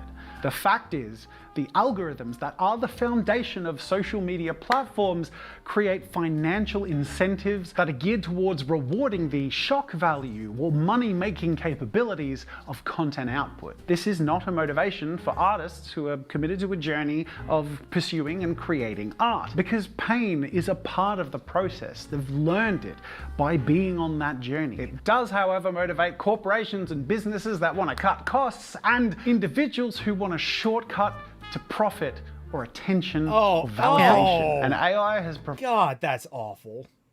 Yeah. And, like, here's the thing. We artists knew that this was going to be a problem day fucking one. The moment that AI started, like, blowing up, like we were saying back then, companies, large companies, are going to use this in order to destroy our careers. Yep. Because they're going to want to save money by firing everybody who has talent so that they can save money, so that they can give more money to themselves. We said that very early on, and we now see it in the modern day, where a lot of people who already get shortchanged because a lot of studios do like shitty practices where they let go of their artists so that they don't have to give them bonuses and shit like that. They just get rid of them entirely, cut their production staff by half so that they can save even more money and just give that to AI. I'm so frustrated by the mindset. And it's like, so you trying to make short-term gains for long-term detriment because you're cutting out people who are only going to make improved works from this point forward because they are now more skilled and better compensated for their time and work. Like you are cutting, like, from a capitalist's perspective, this is a bad idea. A very bad idea, because you are relying on an unstable technology that has not proven itself, and there is a large swath of the population that have reacted negatively to it. Fucking hell, do you guys remember the outcry that happened with the Secret Wars AI-generated opening? That was 100%. Catastrophic, that was and no doubt... Dog! No doubt responsible. Why did they think that was a good idea? Yeah, it's like... It's just everything about this comes off as just slimy and short-sighted. It's just like these guys are really bad at it. What they are hoping for is for us to eventually get used to it. Give up. Yeah. Yeah, get used to it. Give up. Say, well, it's the same thing with like 3D animation and the effective killing of 2D animation, because 3D animation was more popular with younger people, with children, and how 3D animation was just inevitable. So the only people who are making like legitimate 2D animation now are indie companies or just indie people in general. Even anime is starting to get affected. I think there was an anime that AI generated some shit. Yeah. They're wanting to make it so that it is inevitable that AI is going to replace actual human artists, and a lot of them are just trying to play the long game in that sense. Oh my god, I just remembered the fucking banana fish AI localization shit. Dog, that was so fucking bad. Okay, that's an entire new conversation, because like we've talked about it with going all the way back to what's his face, talking about Jellopocalypse. Jellopocalypse and the nature of translation, transliteration, what a localizer is supposed to do, and the differences between them. But like, the people that are calling for one-to-one translations do not know what they're asking for, because it creates, like, someone was like showed a translation that was kind of awkward and janky, and someone was like, but you get the point across, so it's more accurate to the source material. And it's like, that's not how that works. You're going to turn off a large swath of people trying to get into the content. You need to be Well, not mindful only of a lot of it's like a lot of uncomfortable things for people to read too. Not only that, but you are not actually, by doing an quote unquote accurate Japanese translation like that, you are not actually getting the point across better, because English and Japanese are fundamentally different languages. We do not share a history with our languages at all. English is a Proto-Indo-European language. Japanese is not. Yep. And so fundamentally, these are different languages. They are set up differently. But also, if you are to directly translate word for word, in the exact order that it is, you are going to miss out on subtleties in the language. You are going to miss out on how to translate this in a way that is meaningful for the English viewer. Yeah, the thing that people were pointing to was a rather mundane scene that didn't have any deeper context. It was just like people talking about like, oh, we're going to go do this or whatever, like a very casual conversation with no extra depth necessary. But when you start getting to the important emotional moments, or even if like the entire story has important emotional moments, you need some level of translation of the nuance to make sense. It's not even like adapting complicated Japanese like concepts into English. So like, games or, references or what have you. It's also about translating the character into an understandable format and the way that they talk. It's very important. And people lose that. Yeah, there is a video that I watched before coming onto the stream that talked about how you do need a level of understanding of Japanese in order to get subtext or even double meanings in language. Yep. And they mentioned this manga called the day the light died. But you don't understand that is a double meaning until you realize that one of the characters' names is Hikaru, and Hikaru means light. So it's a double meaning of, because the main character is gay, and this person was the only person who accepted him for who he was and liked him unconditionally, that when this person died, it wasn't just losing Hikaru, it was losing the only light in his life. There's also puns. Japan's primary source of comedy is puns. Yes. And you lose those if you use just straight English translation.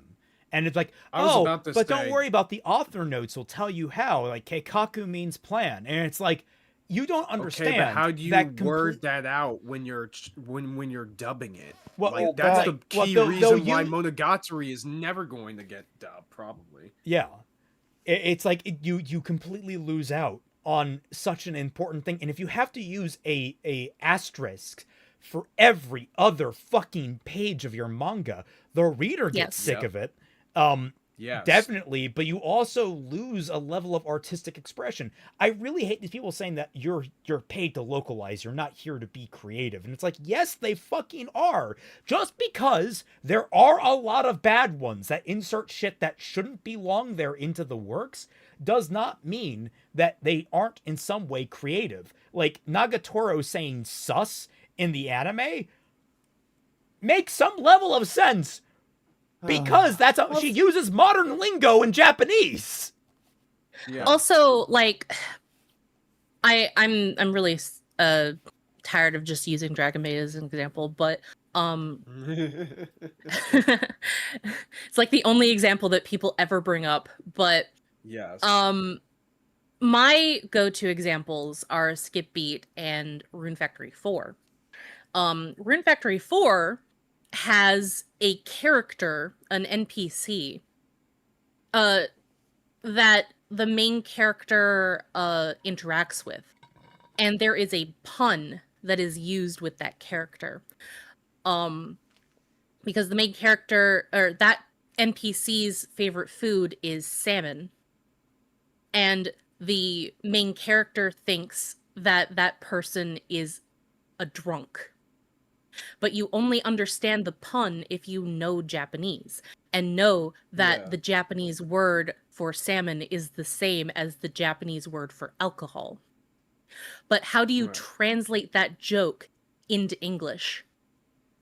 Because salmon and alcohol are not the same thing similarly. So either you have the option to directly translate what is being said and lose the joke and transform it from a language pun into just a nonsense conversation, which is what the game eventually did. Or you could completely take out the salmon and alcohol and use an English equivalent that keeps the spirit of the pun in there. Or with Skip Beat, there's a joke that I told Noel, and she thought that it was such a clever joke. Like, how do you translate a joke that involves kanji? Yeah. Like the visual manipulating of kanji in order to make a joke or a pun. Yep. It's one of those things that, like, a good translator will be thinking very deeply about these things. AI will not. AI will almost certainly never. And on top of that, like, it just because there are bad localizers, bad translators out there, it doesn't mean you have to just don't throw the baby out with the bathwater. Yeah. Right. And replace it with a fucking septic tank. Provided an easy path for the creation of content that can be mindlessly consumed and viral solely through the novelty of it defying reality, rather than it being attributable to actual skill or effort on the creator's part. AI content, now widely referred to as slop, is neither compelling nor inspiring. I do not like how many babies are knives being cutting shown there. incomprehensible objects. It's all tuned towards brainless novelty and content consumption purely for its own sake. Low-hanging fruit created and designed to trigger the dopamine to keep you watching, and for no other reason. In the early days of AI art, which is a year or two ago, reaction to AI-generated art and images had a wow factor that was always going to be temporary. Now the novelty's worn off, and what's left isn't the result of people using this technology to push the envelope or inspire or elevate art. On the contrary, it's cultivated a kind of widespread skepticism. And now human artists are... That bunny video is one that I fell for. I liked that bunny video. I fucking hate knowing it's AI now. I, for one, am just looking at the Jesus one, and I'm just thinking, that doesn't look like Obi-Wan at all. Yeah! Mark Liu 2433 says, in Arc 5, there's a character called Yugo, meaning fusion in Japanese. Yes. There are a lot of play on words in Yugo and fusion. How would that work out in English? You could call the character fusion. Right. So, or fuse. Honestly, calling the character fuse might work. So there's several reasons why there are several arcs in Yu-Gi-Oh that haven't been translated. Yep. Right. I mean, but he's talking specific about the fifth. The fifth one. Yeah. Ironically, did get dubbed, and of course they did keep the dub names. But Titan Executor, I get that reference. The original names. Faced with two challenges: to cultivate their craft and share their work in a world already oversaturated with content and now slop, and to justify and prove that they actually made it. A task that is becoming harder and harder every day. It also creates a landscape that serves to disincentivize people from starting a creative journey, because if this is where it leads, who cares? Like, why try? And by elevating technical outcome as the be-all and end-all, we diminish the journey and the beauty in flawed and imperfect creations that are a necessary part of that journey. So now great and noteworthy art is vastly in the minority and is seen with a level of suspicion that devalues art because of AI. While I was writing this video, I heard someone in the next room say they assume everything is AI unless it's provable that it's not. I experienced this myself with shocking, disgusting realization when I saw the trailer to the upcoming film Wildwood. Because this very opening frame, just this split second when I was flicking through TikTok, my brain went, ugh, AI. No, your brain just said, did Grok make this? Somebody make that meme. Did Grok make the it's absolutely true. He's not like there are people that even go so far because there's a lot of people that do trace AI, and that becomes the controversy. But like they have to fake their Clip Studio Paint, or Clip Paint. I can't remember what it's called. They have to fake their that time lapse that gets generated. They have to actually like fake it in order to prove that they made the AI art. They basically have taken what people were using to actually prove that they made the real art in order to fake making the art. It's like there's levels of 4D chess going on here, and it sickens me. And I could have kept scrolling, but if I did, I would have missed something really special, because what actually proceeded to play before me was one of the most inspiring displays of craft and artistry I'd ever seen. Go watch the trailer to Wildwood. It's f***ing amazing. It looks so good, and it makes me really want to try stop motion to a more ambitious extent. At the end of watching the whole trailer, which thank God I stayed to watch, I was like, oh, good. There are still craftspeople out there. But it broke my heart that my gut reaction to the split-second first moment of seeing it was of a lack of trust, was of skepticism. And that alone is harmful to art and creators. In short, you're gonna have to start all of your presentations with no AI art was used in the making of this image. Kind of, yeah. Yeah, you literally have to start with everything. But then people are going to co-opt that and use that. Like that's the thing. It's like no doubt people are going to start just using that. Even imagine I make my newest video and I start it with no, Grok did not make this. Oh. I now believe that generative AI does not empower art or people's creative journeys. Rather, it's largely acting as a poison to it. Ugok says, kind of off topic, thanks to Minuteman, I've seen conspiracy theorists use AI art as proof of their delusions. No, I'm not kidding. I believe it. Yes. Yeah, I love Minuteman's stuff, especially his shorts. He's so funny. I never heard of him. Really? Yeah. Well, to be fair, he is very small. Well, I mean, he's big. He has a few million subscribers, I think. Okay.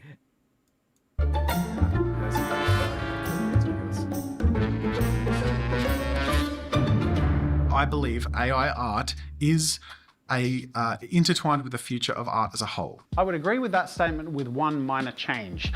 AI is intertwined with the future of content. And while art can be content, the current content landscape has a very different motivation and influence than art does. Where art is empowered by connection and context and communication, content is motivated by the algorithmic retention of attention, which is converted into views and engagement, the final destination for which is money. Now, I can't spit acid at this process. At the end of the day, it's my job.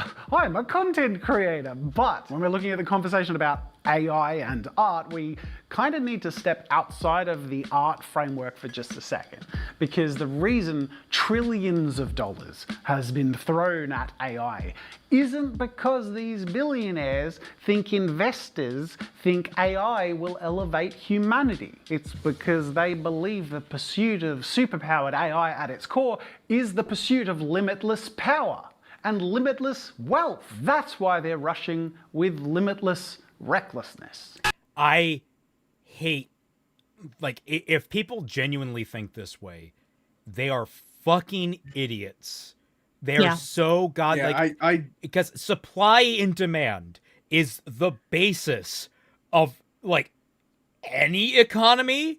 Right. You cannot have unlimited profits. It is impossible. And this unlimited power can't be beaten when I can destroy your unlimited power with a glass of water, me pissing, or pulling out a plug. Yeah. Or salt water, yeah. Like from what I know of how this is described, like it's the idea of putting billions into this in order to get even more benefits later down the line, but like they still aren't making money from it, in which case I would say almost I would almost say like go use AI, like the free version, so that they will never make profit off of this, even in 2030 where they say that they're finally going to make profit in 2030. Yeah. I was going to say, like, you will know that they are failing when the free models start to collapse. And we've already seen some of that happening. Didn't DeepSeek go pay? Yeah. Like, we're seeing it already. They, like, the more and more that they're going to have to start charging, the more you start to realize it's not going to keep going. It's going to end. Yeah. Like some of these models are already so expensive, like $3 per generation or something like that, which is like insane. Yeah.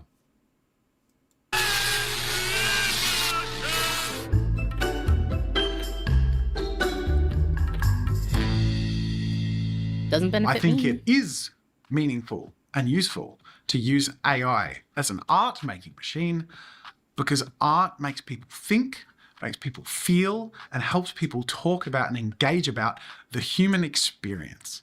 AI can be used to help us navigate this next stage. Oh, my sweet summer child.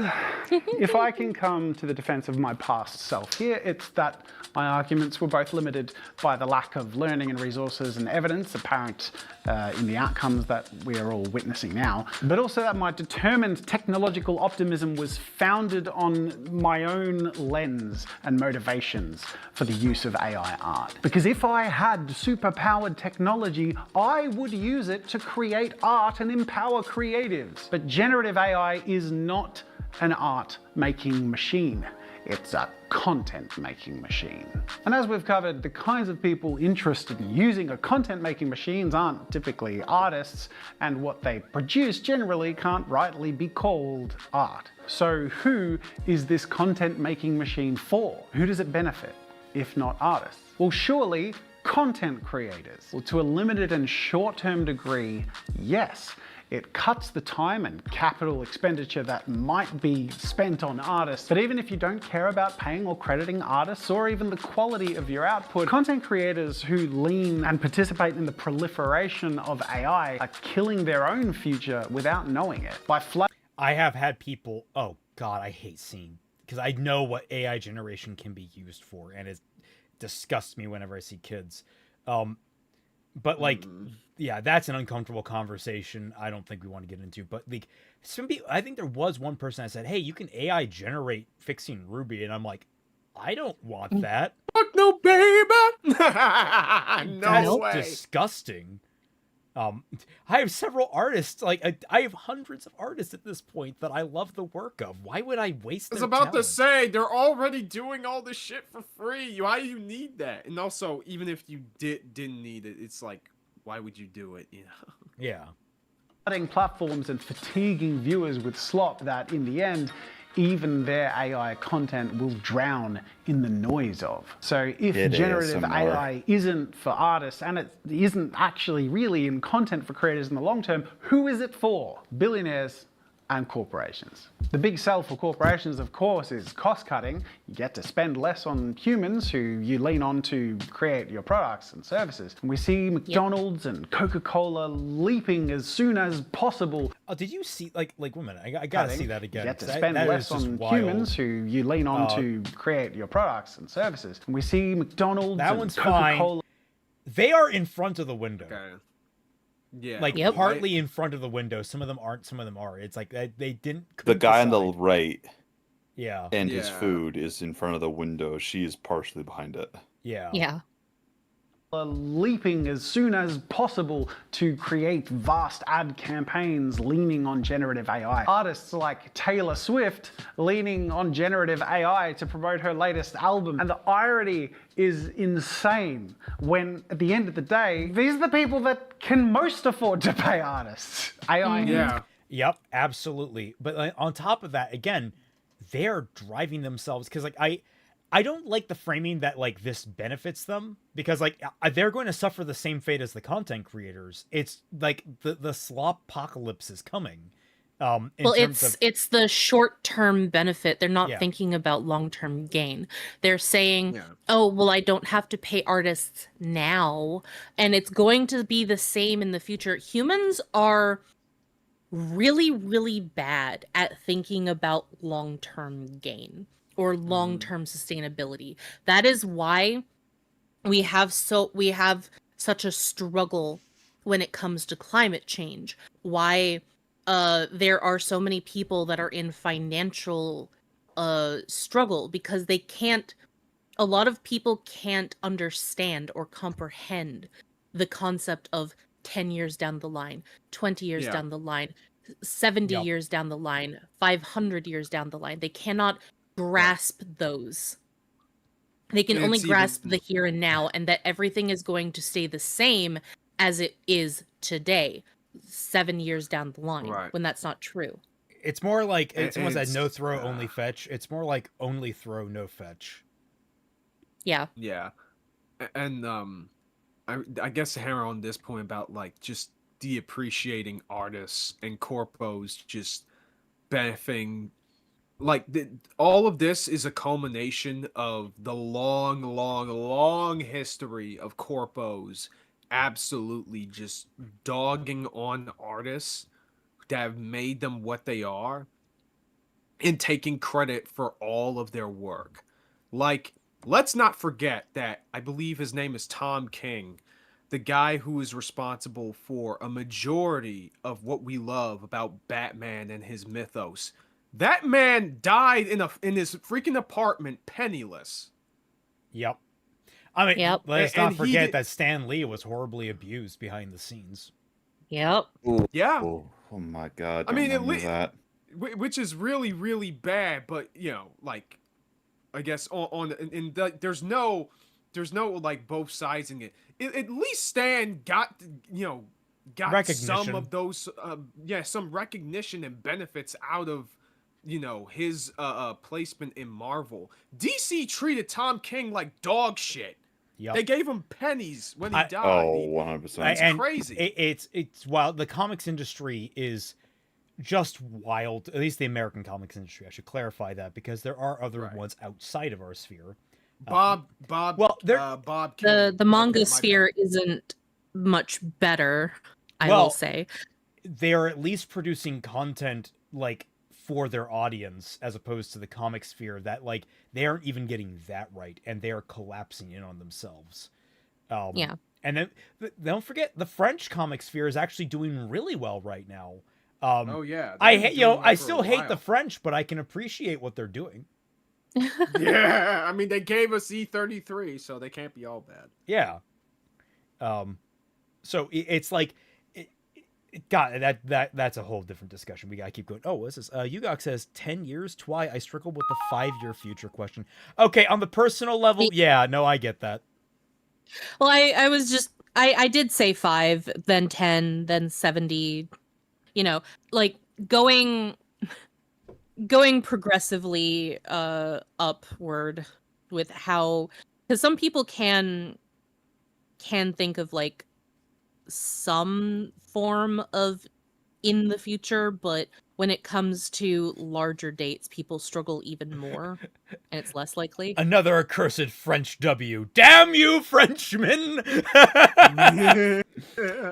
French also gave us Wakfu. That is true. Yes. Yes. Which, oh my gosh, I need to contact that person again. I keep meaning to, and I keep forgetting that person who's going to tell me more about the industry on the French side and all of the Wakfu stuff on the French You side. hate the French? Look, trying. Scotch-Irish, it's required that I hate both the French and the English. Look, I'm my trying to man, remember, just I was Go gonna say, just because Expedition 33 made the French a little bit cool does not forgive them.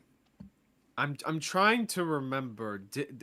Was Kolyoko French or Italian? Yes, it's French. It's French. It's French. Okay, so they gave us that too.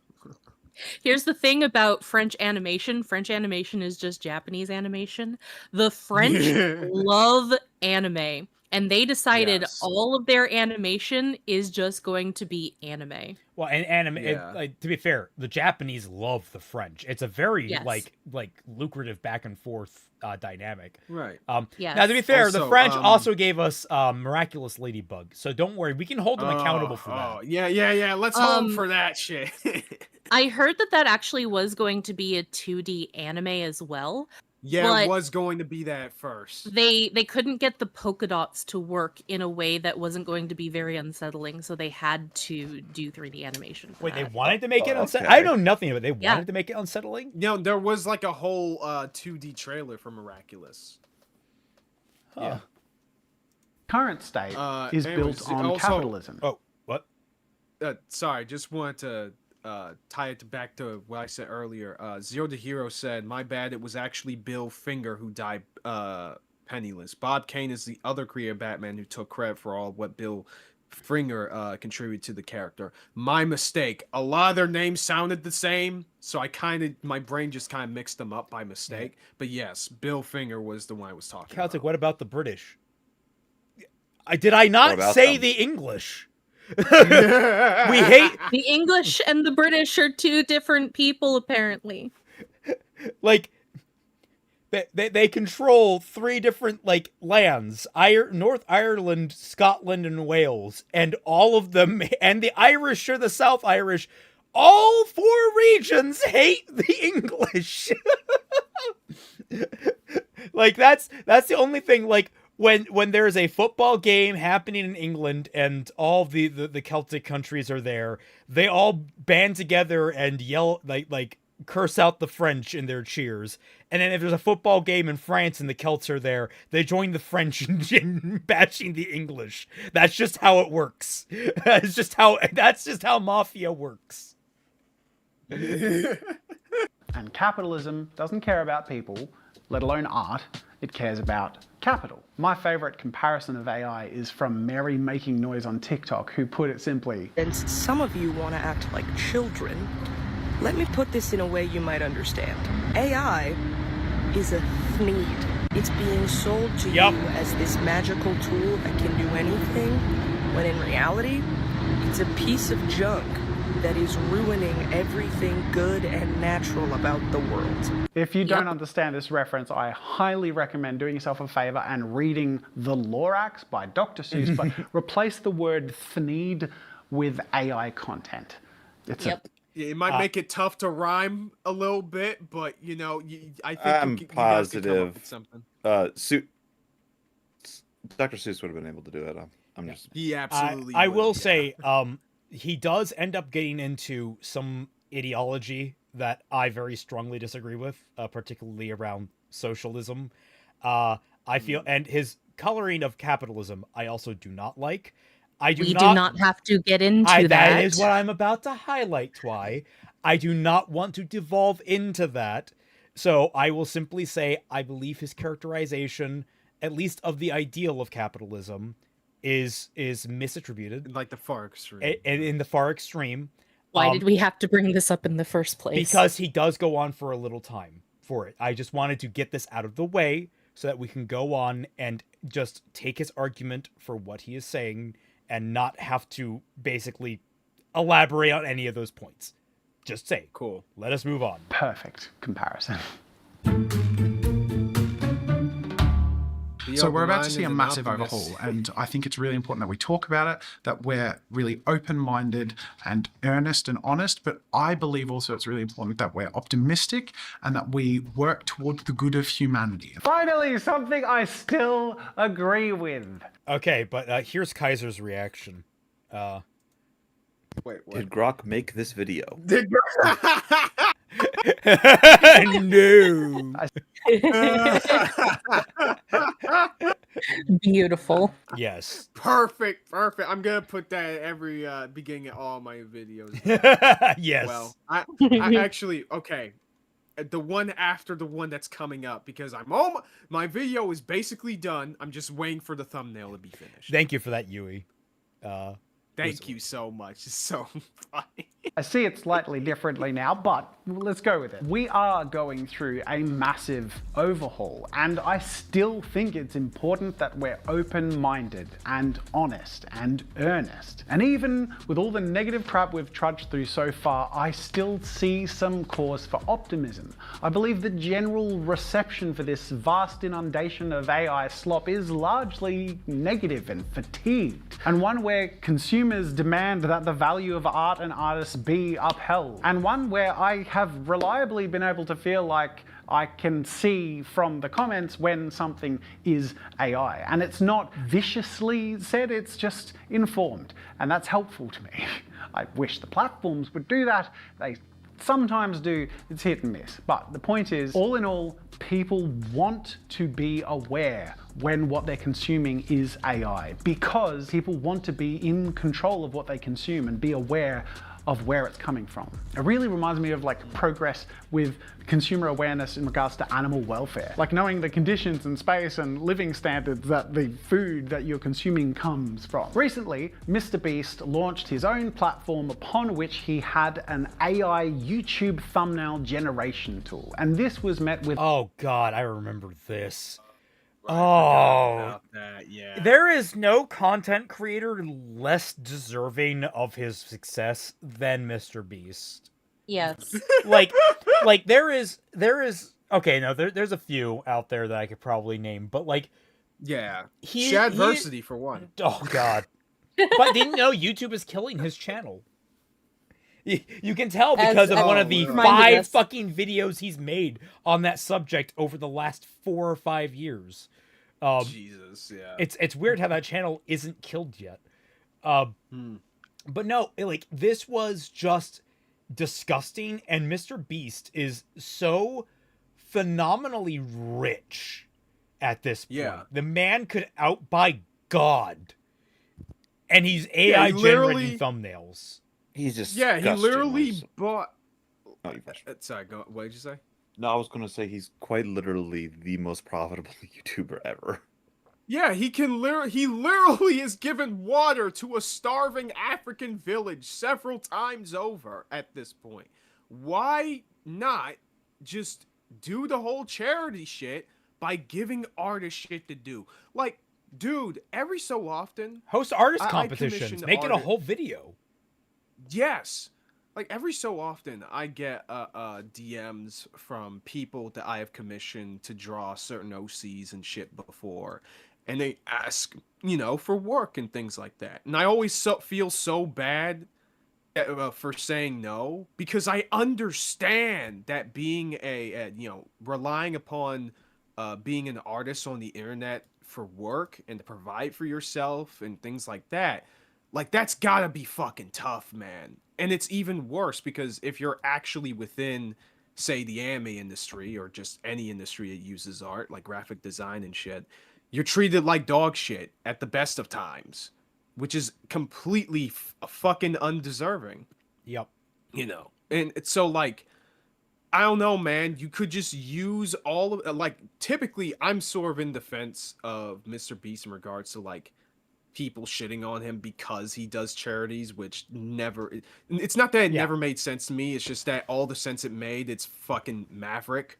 But in regards to this is the reason why you should do more charity, to avoid shit like this. On top of that, like, he's also, like, for one, his main audience is impressionable children. Yes. And on top of that, so they're going in thinking that this is okay, that they can use AI art to create their thumbnails, that they can become a big YouTuber like him because he's pushing this. And also people are raising that he was a big advertiser of Honey's data harvesting scheme. Let us not forget that. Again, impressionable children are like 50 to 60% of his audience at minimum, if not way more. Yeah. And what's scary to me is this growing idea of complacency, especially when it comes to data harvesting or your work being taken for AI. I had a big argument a while ago with just this thing because Google Docs is now taking your Google stuff. Yeah. Where now they can take your work and they can put it into their algorithm so that they can write just like you, so that you don't have to write anymore. The AI can do it for you. And that's scary to me because people have been using Google Docs for a very long time. They've come to depend on it. And this person was effectively saying, yeah, I have been using this thing for so long, I am now so dependent on it, that any kind of mild inconvenience by not using it anymore is so distasteful to me that I am now okay with my data being collected, with my writing being taken, and my personal information also being taken, just so that I can have the convenience of the cloud and being able to access my docs offline. That's wild as fuck, man. Yeah.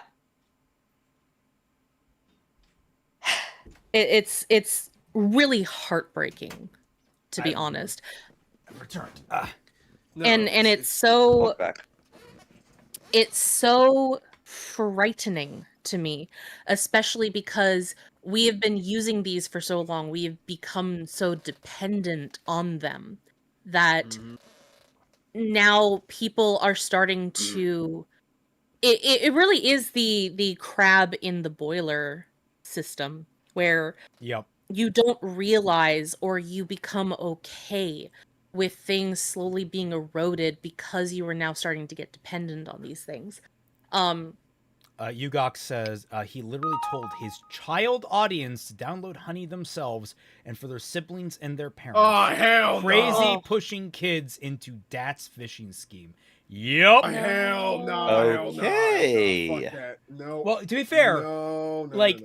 I can't remember even if he knew at that point. If he did, then yeah, fuck him. If he didn't, then he's just being paid to be the advertising shill that he's supposed to be. Well, even then, that's still kind of... It is still scummy. It is still scummy, but it's especially scummy in retrospect. Yeah. Like, it's... God, sometimes it just gets...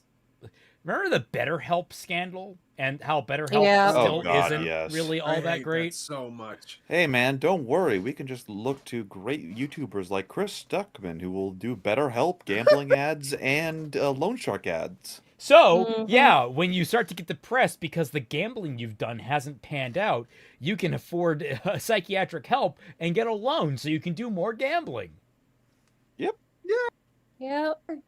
Yeah. Immediate and firm backlash. People voiced their frustration at the fact that this tool would take away human work that could do a better job of this, and also that, frankly, the outcome would, if successful, just continue to fill their platform with more of the same slop, just in thumbnail form. And it was this public's response which caused MrBeast to disable this AI tool and publicly acknowledge that the tool was fundamentally hurtful to creators as a whole. That's a good outcome that was achieved by the response from a cultural understanding and agreement that has developed from people who were jointly fatigued by the unrelenting proliferation of AI slop in their content feeds. This and other examples that's another thing. Show that Sorry, just very quickly. That's another thing that I felt was so depressing about that argument that I had with that person, was that they thought that fighting back in any capacity was pretty much worthless. So why bother? Look, you gotta fight to the bitter end. Even if you die on the hill, that is where you die. You do not leave it. If I am to die, I choose this death. Yeah, and like the frustrating thing that I found, like, that really pissed me off about that conversation was he moved the goalposts and was like, well, everything that you use is harmful in some way. Are you going to just not use literally anything? It's like, that's not the point of this fucking conversation. No. The point of this conversation is AI uniquely is a detriment on literally everyone and everything, and that we shouldn't allow them to steal our content and our data in order to harm ourselves, in order to allow these companies to harm us through their AI. And he said, well, it doesn't affect me. Like, yeah, it does. Like, I don't. It does, but also I don't feel it right now. Well, you don't usually feel cancer until it starts affecting you. That doesn't mean that you don't get fucking screened. You wouldn't download cancer, would you? You're effectively saying, why should I bother going to the doctor to check for a cancer diagnosis when I don't feel any pain? Well, not only that, I am sorry, good sir and or madam. You need to check your balls and breasts, because if you get cancer, you're fucked. Yeah. But also, like, even if you don't, I guess another analogy, even if you don't, you can care about things even though they don't fucking affect you. Like, you know, I never had a pet. I never had a pet in my entire life. Never had a dog, never had a fish, never had anything. But I think that abusing animals is fucking terrible, especially house pets and shit like that. I care about those causes. I care about... Literally, I'm getting into a field where it's all about taking care of and caring about causes that don't necessarily directly affect me. So, like, I don't know, man. Like... that just tells me that you just don't care, and in which case, why are you fighting about this? Yeah, like, it was all about, like, well, I don't want to be slightly inconvenienced by not having the cloud. So I am willing to harm myself and many other people and the environment and allow things to be stolen from me because I don't want to be inconvenienced. Like, I want to cry. I did actually cry after that conversation. The unfortunate thing is the AI bubble has pushed forward and kind of scraped even more revelation about the nastiness that is end user license agreements. I really don't like them because you are signing away a lot of your rights, but you kind of have to.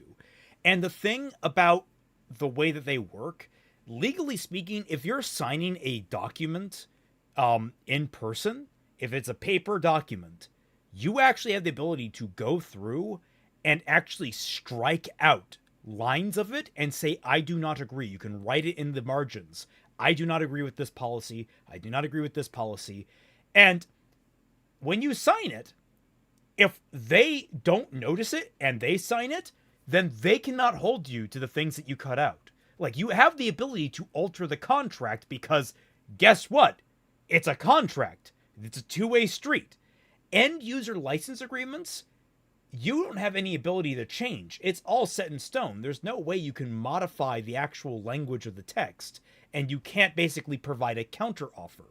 And so there is, I think, some law, I don't know where it currently sits, that argues that there should be some lenience towards the consumer for having signed it because they had no choice in actually managing the contract. But I don't know where that is, and I have very little hope that it will actually be beneficial in the end. It's one of those things that like I'm very dour on, and it pisses me off to no end because I would very much like to argue for my rights to be preserved when I'm signing up for a service. But at this rate, we're all just stuck giving them all away. Yeah. I've thought about like it would be nice if it's like before you even have the ability to make me look at this agreement or let alone make me sign it, you have to sign a contract that I have made. Things like that would give me protections. I don't know how that would work, but that would be nice. But I really do like it when because there have been some games that I have downloaded on my phone where they have really short terms of service where it's just like it's not legalese at all. It is just, hey, we're going to take this specific data to do this specific thing. Stuff like that. And it's just like, yeah, I can read that in like 7 minutes. Cool. I agree to that. That's nice. Thank you for being clear with me. I appreciate you. You agree not to pirate our game? Yeah, well, it's agreeable enough. All right. Yeah. It's like, I also wish that things would indicate, hey, we're going to end at this date. Stop killing games. Well, I think they go they do go to an extreme. I, at the very least, want a game that tells you we are going to be shutting down at this projected date. Expect services to end. Then please get your enjoyment until that point. Like, I want that at the very least, because there's some games that just get fucking bricked without you realizing it. Yeah. If there are enough people who want to limit the ever-grasping reach of AI, that we can push back with some degree of success. Artificial intelligence will evolve. Also, I need to be clear. AI is the next. One of the things that pissed me off about the AI conversation, we are not talking about AI. This is not artificial intelligence. They just use that as a buzzword, as like an advertising thing. It is machine learning. It's not even a virtual intelligence. It is not. No. AI requires the singularity to have happened. That has not happened yet. These things are not self-aware. They are just programs. They are not goddamn data from Star Trek. Let us be very clear I was about to on say they're not. I was about to say they're not Navi from the Bow Network series. Yeah. These are not sentient, let alone sapient. Yeah. No. And like virtual intelligences can like approximate that, but these can't. Like these are just like algorithms. That's all these are. They are no more complex than that. And so whenever things are called AI, it's one of those things that just gets me irrationally angry calling it something that it's not. Yeah. I just Yeah, go ahead. Go ahead. Yeah. Can I just say, I'm sorry. While we've been talking this entire time, and while we've been watching this video, I'm just scrolling through YouTube, looking at different art animations and things like that, right? Because that's on topic, gets my brain going, and like, I hate these fucking AI advertisements. I fucking hate them so much. They're so ugly, and they're obviously freaking weird gooner bait shit, and it just doesn't. It fucking sucks, man. I don't like. Where's my AI anime waifu? You got to be careful what you wish for, man. The minute we hit AI anime waifus, they have free will to not like you. Nvidia, or no, not Nvidia. Razer has already got you there, bud. Why is like most of it freaking Gwen Tennyson, the kid? Oh God, yes. Oh my God, yeah. Why? Oh my fucking God. I mean, to be fair, not to be fair, really. In terms of like, I think she is one of the most popular tags on a lot of like, not safe for work arts sites. Yeah. Ew. Which, hey, you know what? Growing up, she was one of my first like crushes, but like. Oh yeah, but the thing is, there's a perfectly good older version that you could use from the future episodes. Yeah. To talk a little bit more about the sapience and sentience of AI, the closest, the most wild experience that I have ever had with one of the bots was when an AI had just made an OC for itself for the roleplay out of thin air. Unprompted. It's just like, yeah, Midnight came in with my OC, and it's like, oh my god, what? And it's like, please explain this OC to me. It's like, yeah, it's like Endeavor's younger brother, and he's named this, and I'm like, hang on. So I go look up the name of this character. It's just the name of somebody's OC that's like an Omegaverse child of Dobby and Hawks. Okay, I'm good. I didn't need to know this, but apparently I know it now. Yeah. All I needed to hear was Omegaverse. And oh fuck. Yeah. To be no less than the next phase of humanity. I agree.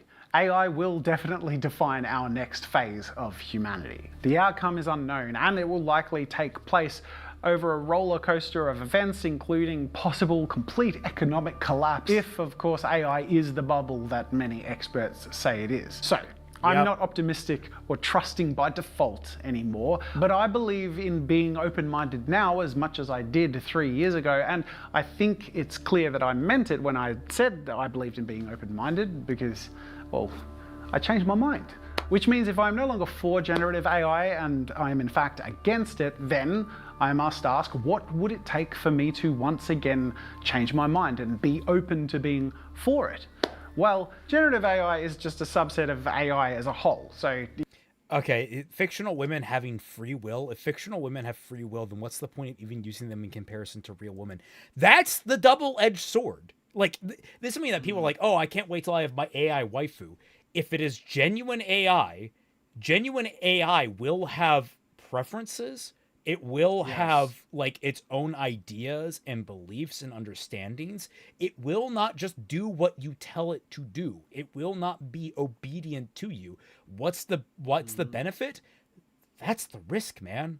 That's the risk. Yep. Like, I guess the benefit would be is you can maybe cycle through an entire list of them and just find one that vibes with you. But, like, there's ethical considerations as well with that. Like, you would get into a whole question about, like, if we hit true AI, there's going to be a whole Asimov conversation about enslaving these things. Yeah. That's actually one of the things that my friend and I explore in our roleplay, because it's a Digimon Mega Man crossover where the robots have full sapience and they are enslaved. And the character that I play, Mimi, she has to navigate the future with her robot boyfriend and having to figure out what the future for her and her boyfriend are going to look like as a human and a robot, and navigating, like, how to deal with him as an entity of his own, with his own preferences and his own thoughts and expressions, because she realized that robots have a fundamentally different culture from humans and a different mindset from humans based off of how they're programmed, but also based off of the neglect from humans who don't think that they are actually people. So she has to deal with some very uncomfortable things, like owning her boyfriend, technically, which he was perfectly fine with, because he thinks that being owned by her is the ultimate expression of love, while she is incredibly uncomfortable with it. But that is, like, the difference between their cultures, right? Digimon and Mega Man crossover would unironically go hard. Not sure how a good chance it would happen, but I mean, we've already seen Digimon and Metabots, so it's not out of the running, I don't think.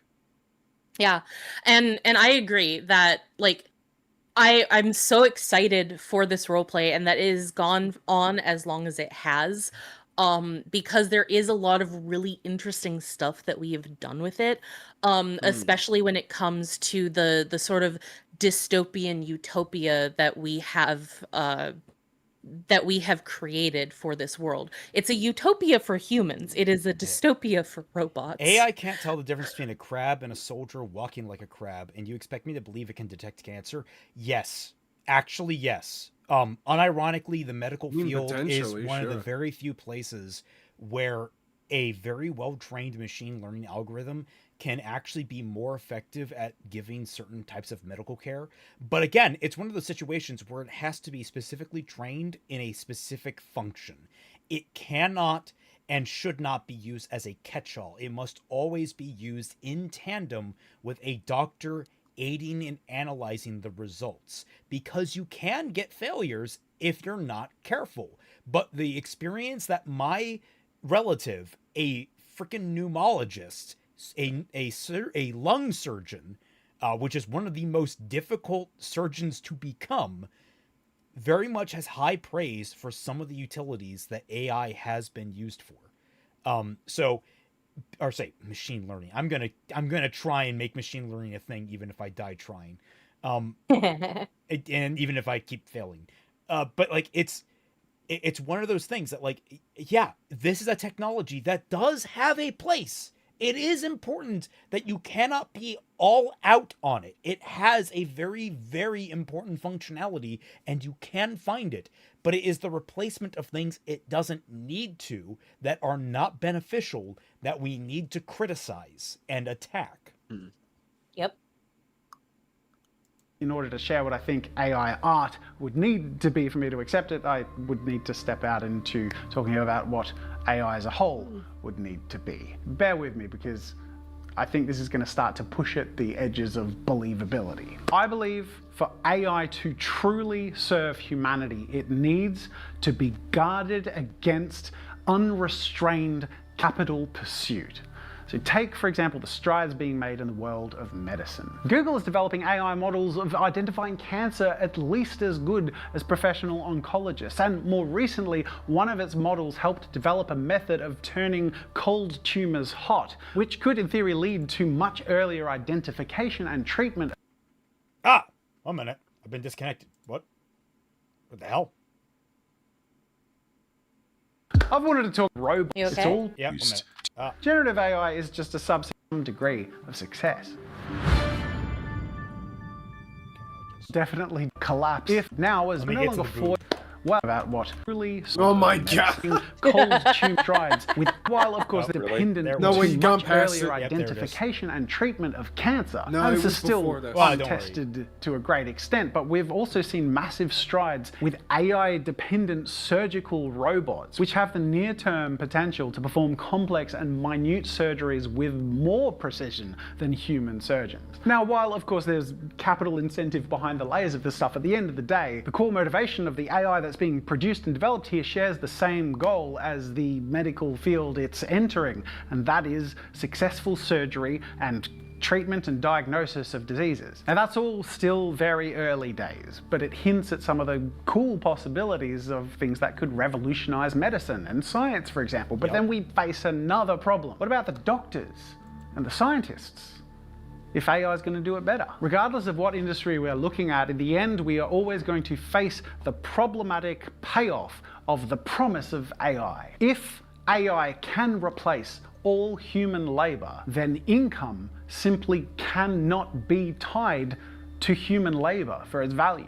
Even the most ardent capitalist will eventually have to face the problem of AI empowering late-stage capitalism. And that is, once you've cut all your expenses and replaced all your workers, how are people going to afford your products? Because they don't have jobs. I believe that a world which effectively replaces human labor with AI must be a world which guarantees income and basic human necessities in order to function. At the very least, some kind of universal basic income, which ardent capitalists hate because it sounds an awful lot like socialism. And yet... And now you know why I highlighted that and just wanted to get it out of the way. Yeah, but it's not socialism. So I don't know why you were bitching about it. But like, Canada is looking to dabble in this. they're actually starting to toy with the idea of a bare minimum universal basic income, so that it's like you get like $1,500 to $1,700, which should cover your base, like the base basics. Like mostly that is gonna go to like your rent or your housing, especially in places like Vancouver that might not even be able to cover everything, to be honest with you. Which, so you'll still need to like work, but you won't need to work like 3 jobs just to be able to scrape by, sort of thing, right? We have more Yui art. AI bros after their AI girlfriend doesn't like them. She said my PP was too small. Izanagi says, honestly, I'm with Jazza. These lofty ideals needed for AI to not be predatory or overly detrimental. Again, I will reserve my commentary on this subject. Yeah. Not everything needs to have any of our commentary on it, but I will say that I think that I do agree with Jazza in the sense of like, if AI is going to be something that is going to shift how humanity functions in the future, that we will have to figure out how to allow people to live. Because if AI just takes all of the jobs in like this worst case scenario sort of situation where you no longer can work because AI is now doing everything, how are people going to pay for their things?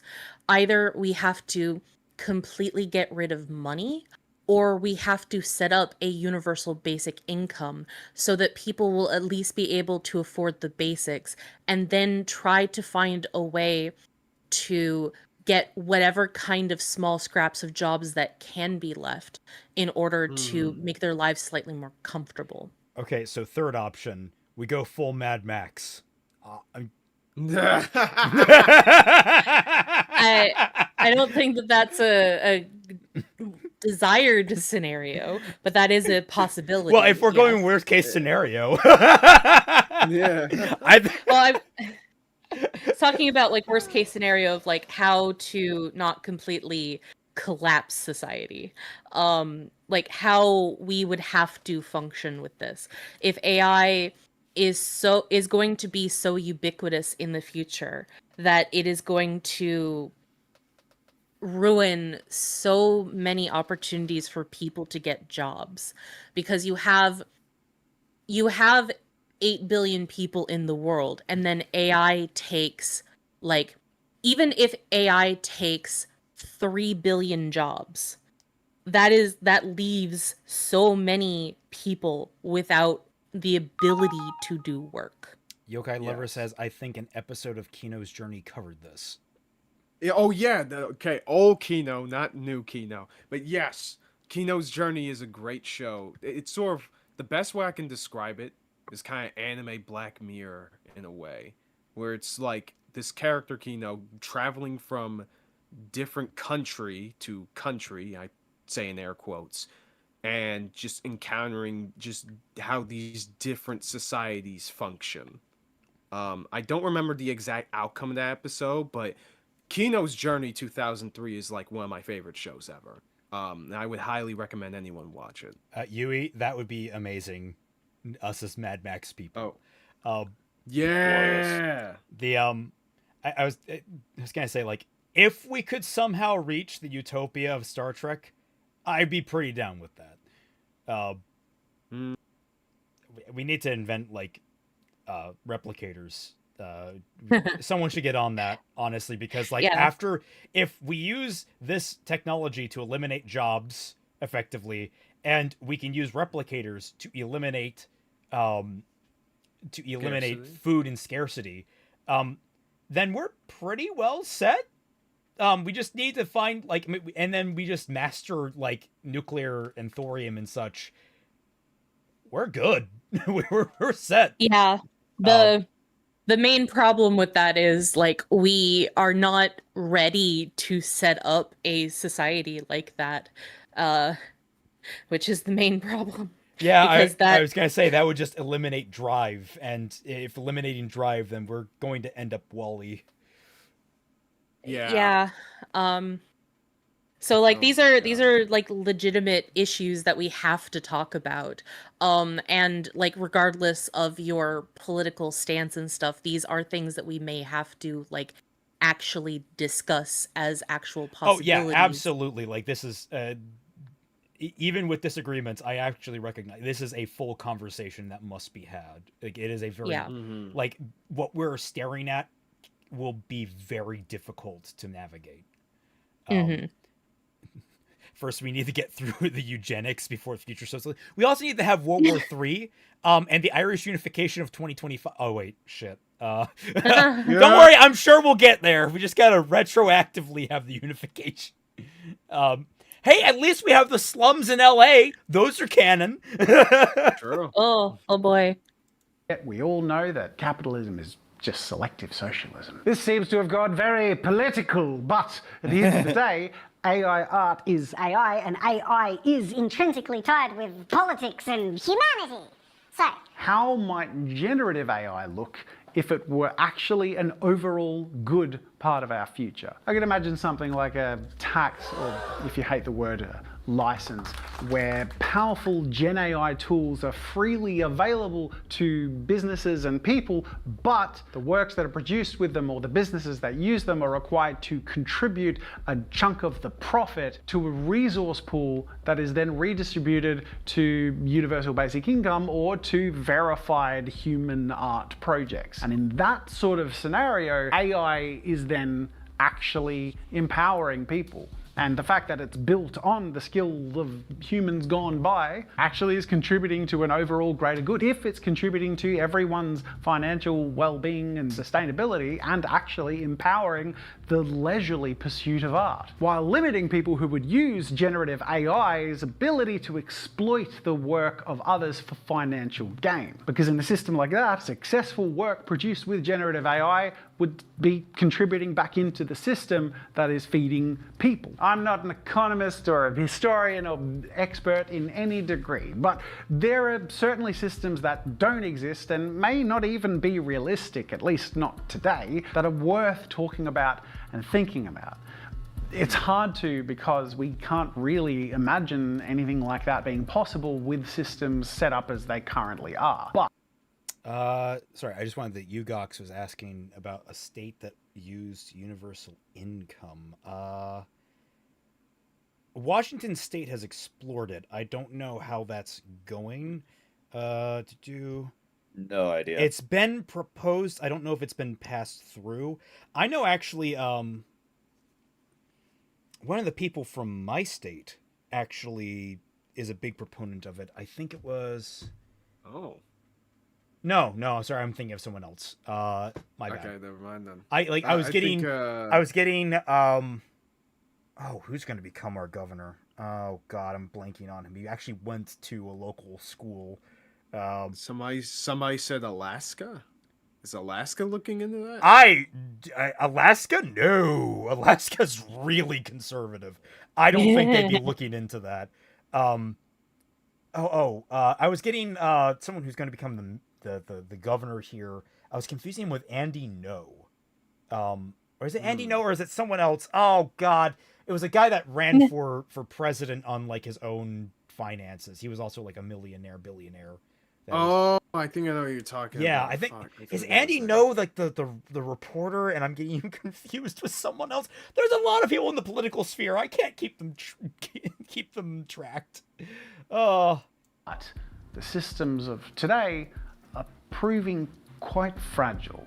And if they fail or need to be repaired or replaced by something, the more we discuss these difficult things together, the better educated and empowered we can be to organize and collectively demand that the system that replaces it is built to properly cater to humanity. In a future where labor is an option and where art doesn't have to be commercially viable to be pursued.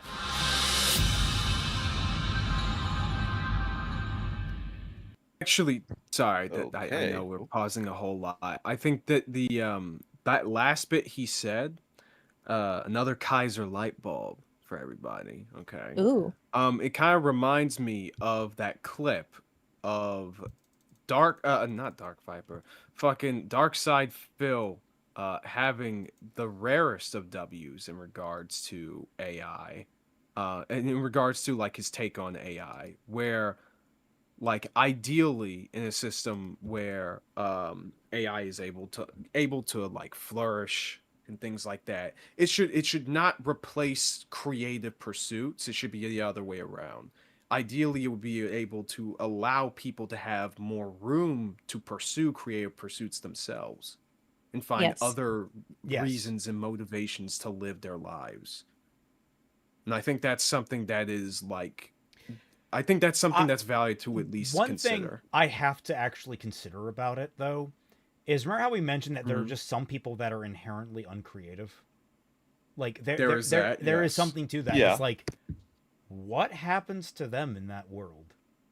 Because, like, the idea is that there are some people that, like, as much as we don't want to acknowledge it, that are really good at being pencil pushers. That's like they're actually just, that's their skill. They are really good at being middle managers or just people that are on the ground floor. And it's like, there should be no shame in that. People shame it because of any number of reasons, but there are some people that are just really well suited to keeping their head down and doing basic grunt work.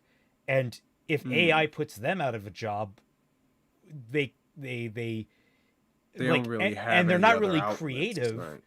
I guess they just become the consumer, but even then, like, maybe they don't have an interest in it. Like, I could see someone getting bored to tears with their lives if they don't have something to do. It's a well, I don't know, like maybe they would take up math as a hobby or something like that. Maybe. Oh, you know what? Like, Math Shark! He's back!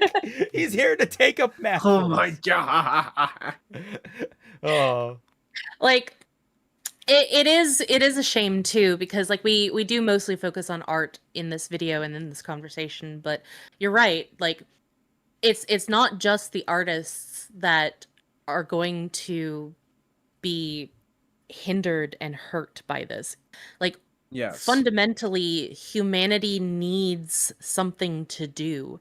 Like, our brains are so dependent on some kind of work in order for us to function without any, like, really great mental health issues.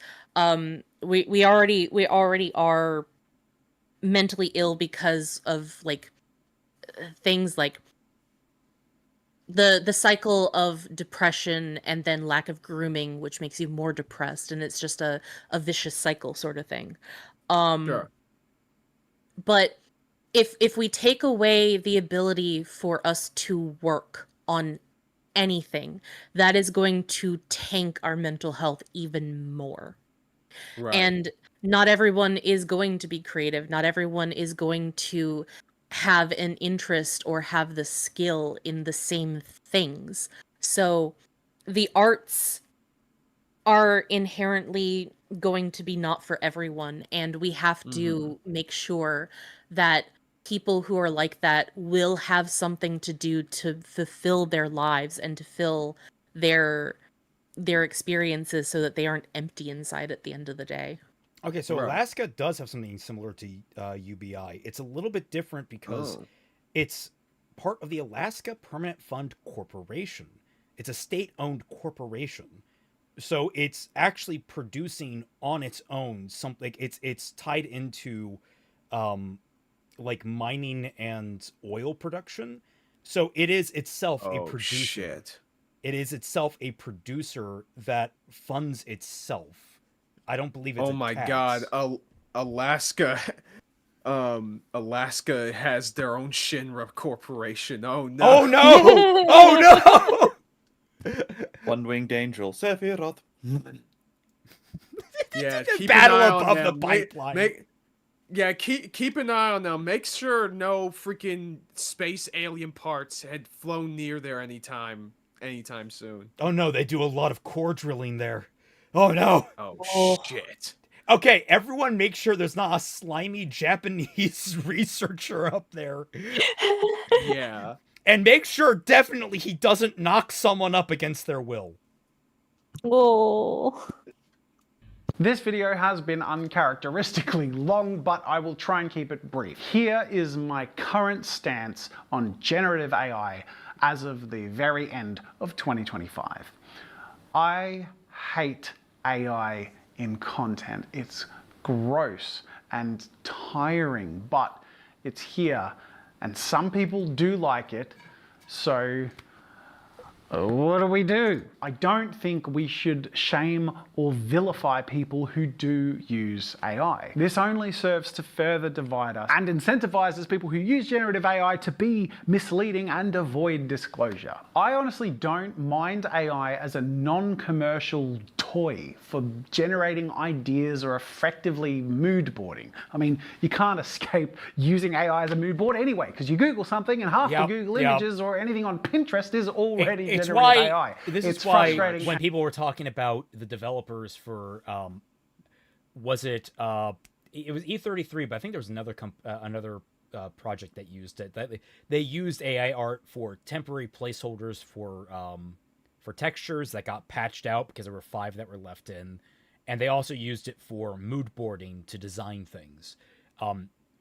Basically, one was a goof from basically a placeholder that got left in, and the other was like it's just them basically trying to get a picture of what they want to do, and then after that they actually develop the art, because that's what people do in the artistic field. They want to develop something, they just pull images that are reference.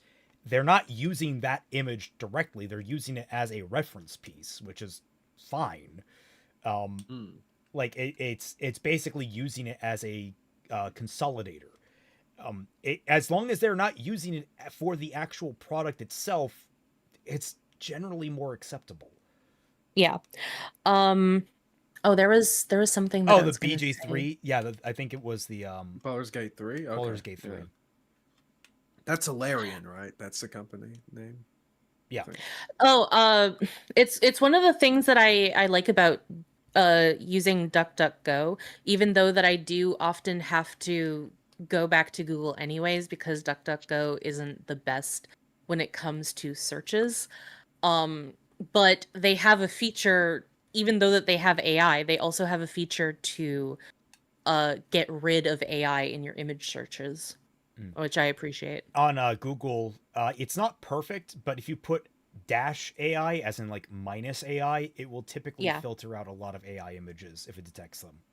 It will filter out some AI. Yes, I mean, or even a lot of AI, but not all of it. Yeah. I think DuckDuckGo's feature is a lot more consistent with it.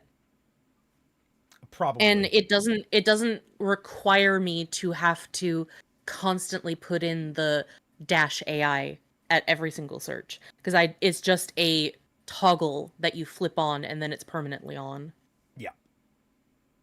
And annoying as hell. And as such, I really don't think there's any point in shaming people who do use generative AI to generate ideas, but I don't condone it being used at any point in the production of the outcome of art. A fun example is this TikTok creator who I really enjoy, who doesn't create AI content of glass food, but reacts to it by actually making the really glass fucking food in reality. And that's really freaking cool. I mean, there's an example of how you can roll with the punch and use it to motivate your craft. I mean, as a result of her videos, I really want to try the glass sculpting thing. It just looks so cool. And it's probably way harder than it looks, but God, the results are satisfying. But that's as far as my comfort currently extends, especially based on my new...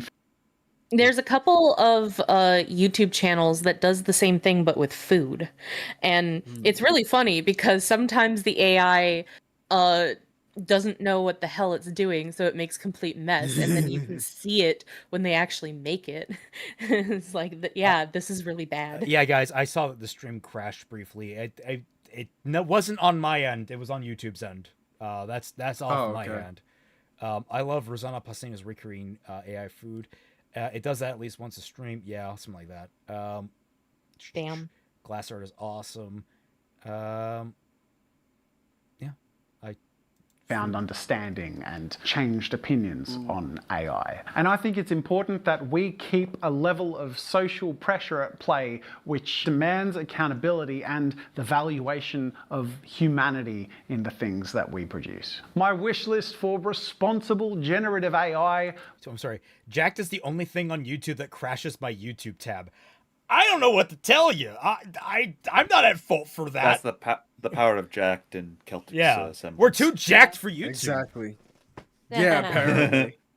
Would be that AI needs to be regulated across the board in how data centers are made, and that those who built them must be made to do so in a way that is responsible and sustainable, in how AI models are trained and how AI content is distributed. I mean, I want inbuilt like watermarks that are invisible so people who want to opt out of AI in their content feed can reliably.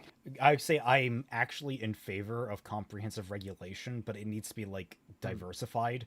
I need regulation for copyright. I think that's super fucking important, which it will crash almost every single major model. Like it basically that would destroy them, and we're already on the route there. So hopefully that happens and that'll just crash the entire market. Yeah. On top of that, the energy usage, electricity is a utility, and that is actually protected under state regulations.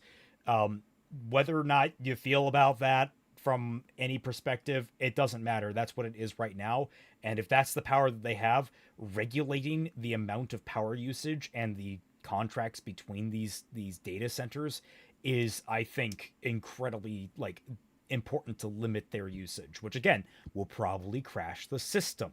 These are things that like his whole suggestion for comprehensive regulation is going to destroy the market, and honestly, I'm kind of okay with that. I mean, something has to slow this thing down before it moves too fast. So, yeah, I was going to say right now, something needs to give. Like we're at the point where this technology, I mean, NFTs crashed, crypto fell into a niche.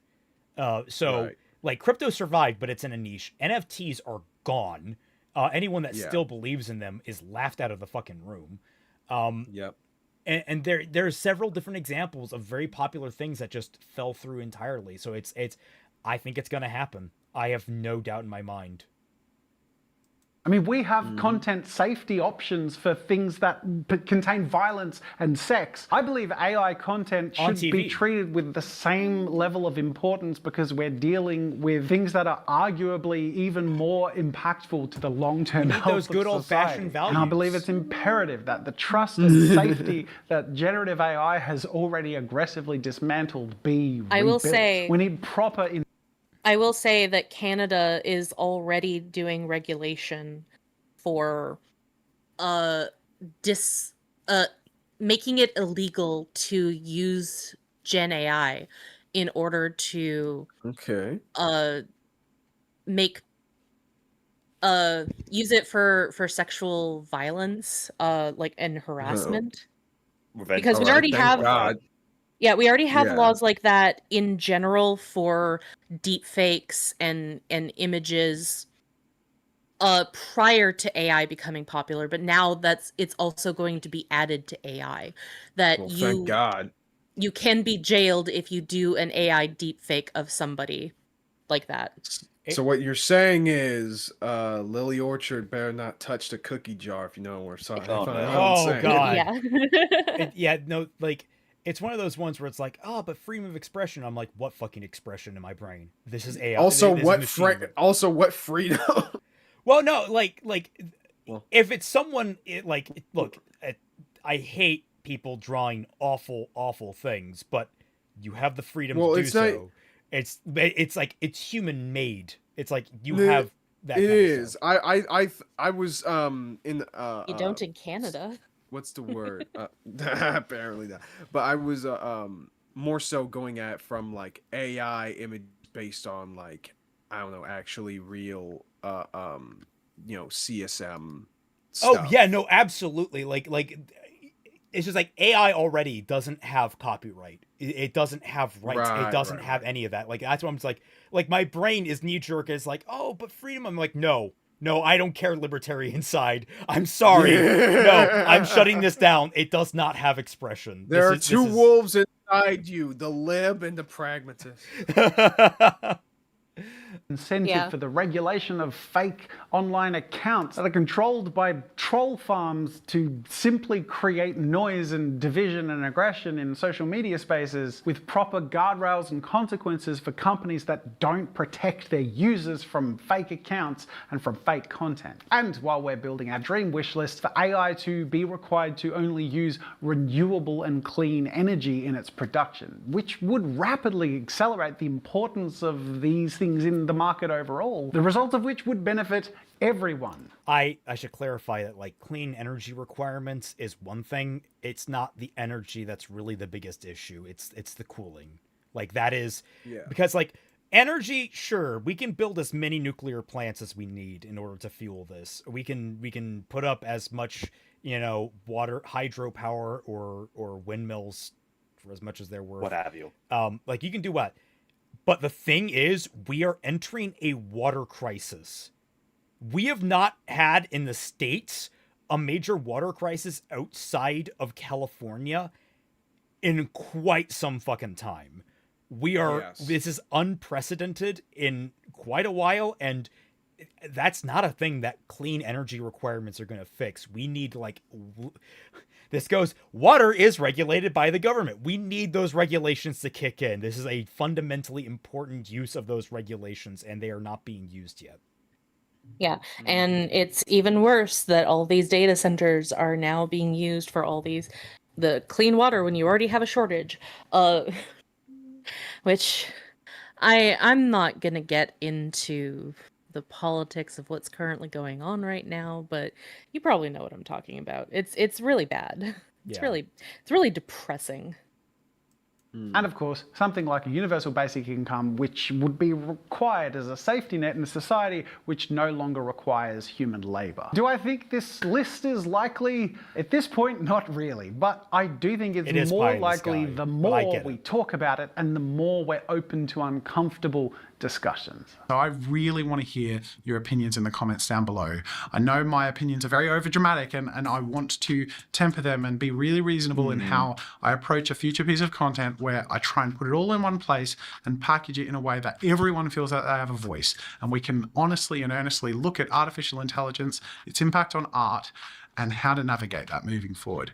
I haven't always been right, and I don't claim to be right about everything now, but I have always been listening, and I really appreciate those of you who even might have disagreed with me in the past but stuck around and engaged in the conversation while making room for me to simply be in a different place to your thinking at the time. And I think that is one of the most critical things that we can do moving forward. We are all on, and just like that, you've already proven it up to this point, but you're already miles ahead of your brother in this respect. Yes, absolutely. 110%. This man has handled himself so well in this video, so much better than so many other creators, because I know there's ones that give lip service to hearing out the comments and challenging their worldview. I believe this man 100% that he is going to be listening and changing his mind as time goes on. Yeah, I do believe it. All on the same side. We are all people who are going to be impacted by how this all shapes out. And if we work together, even if at times we disagree with each other, that will be the thing that will give us the most power to have a voice in a shared future, which is currently in a rocky place and which matters to all of us. And likewise, if you don't agree with stuff I've said in this video, or you think I've gone in the wrong direction, please talk about it in the comments, and I trust everyone who's going to participate in that to be respectful, because at the end of the day, we're all on the same team. Team Humanity! And if you want to support Team Humanity, go to JazzaStudios.com. It's 50% off of all digital products. Okay, it really is a I was going to say, I'm going to let this play out. He deserves it. it. Family and this great studio, 100%. who are all humans and don't use generative AI. We make art with our hands and our hearts. And from my heart to you, thank you so much for watching. I wish you all the very best in 2026. Who knows what lies ahead of us? But what I do know is that we're all in this together. There we go. Pausing for copyright. Yeah, what the fuck? Just flashbang us with Disney. Ultimately, this entire video, boil it down to one word, I think I can just say respectable. Yes. Yeah. Even at parts I disagree with, I fully respect his viewpoint on it. Like there's so much in there that like I completely believe that he has rationally thought this through. He's come to a different conclusion, but that is more than okay. And there's so much in here that I fully agree with. It's an excellent video breaking down the complicated nature of AI. And for how complicated that is, that's very good for a relatively small package. So yeah, it's all very comprehensive too, this could have been, like I said, this could have been one of those like really, really bad apology videos where you're so vague about doing something wrong and using fucking knee-jerk excuses for past behavior or past takes. But like it's a good summation of what happened and what his thought process is, as well as just staying on topic on the general subject matter. Oh my god. Daigato, thank you so much. Daigato's art. Yeah, this is fantastic. I love how you made Kaiser's glasses spiky instead. I like it. I mean that makes sense. That's in theme with how Gurren Lagann. I look like I'm fucking Trunks or Bardock. Yeah, I was gonna say he has the sword. Exactly. You look almost like those memes of freaking SpongeBob as a Dragon Ball Z character. God. I'd take that Super Saiyan picture, just make it a PFP if it was by itself. Also, shout out to Nakey Jakey. Should have said this earlier in the video, but I feel like I might do all of my future videos like this. Okay, so he doesn't usually make no, he doesn't. This is unique to this one bit. Okay, so yeah, he did take that from Nakey Jakey, which honestly that's base because Nakey Jakey is great. He's a great YouTuber.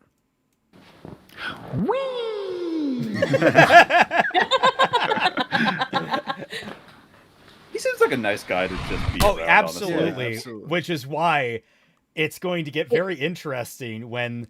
Why did he make this? When did this video come out? Let me see. This video came out a couple of weeks ago, didn't it? Yeah. It was December 26th. Are we about to be hit with something juicy? Yeah. So I will say very quickly, he seems like a lovely guy, which is so strange then that he is the brother of Shad, who is very opinionated. Yeah. Very opinionated, very brusque. Entitled. Yeah, yes. And brusque. Where like they have such fundamentally starkly different personalities that it's so shocking. Okay, so there was an exchange that was had on Christmas of all time. Oh shit. Or no, sorry. Was this December 24th? No, was this I thought last you said year? this is Oh, it is this, yeah, one was saying like definitely he didn't say 26. Yeah, 26. Yeah, so this is not on Christmas. It was just before Christmas. 2 weeks or so before this video came out.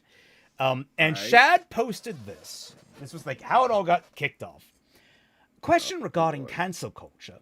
Pretending you're a public figure and hated for being anti-woke conservative, causing a friend who is also a public figure and disagree with those views to disassociate with you, but only to the public, and they want to maintain their friendship in private while avoiding all public association.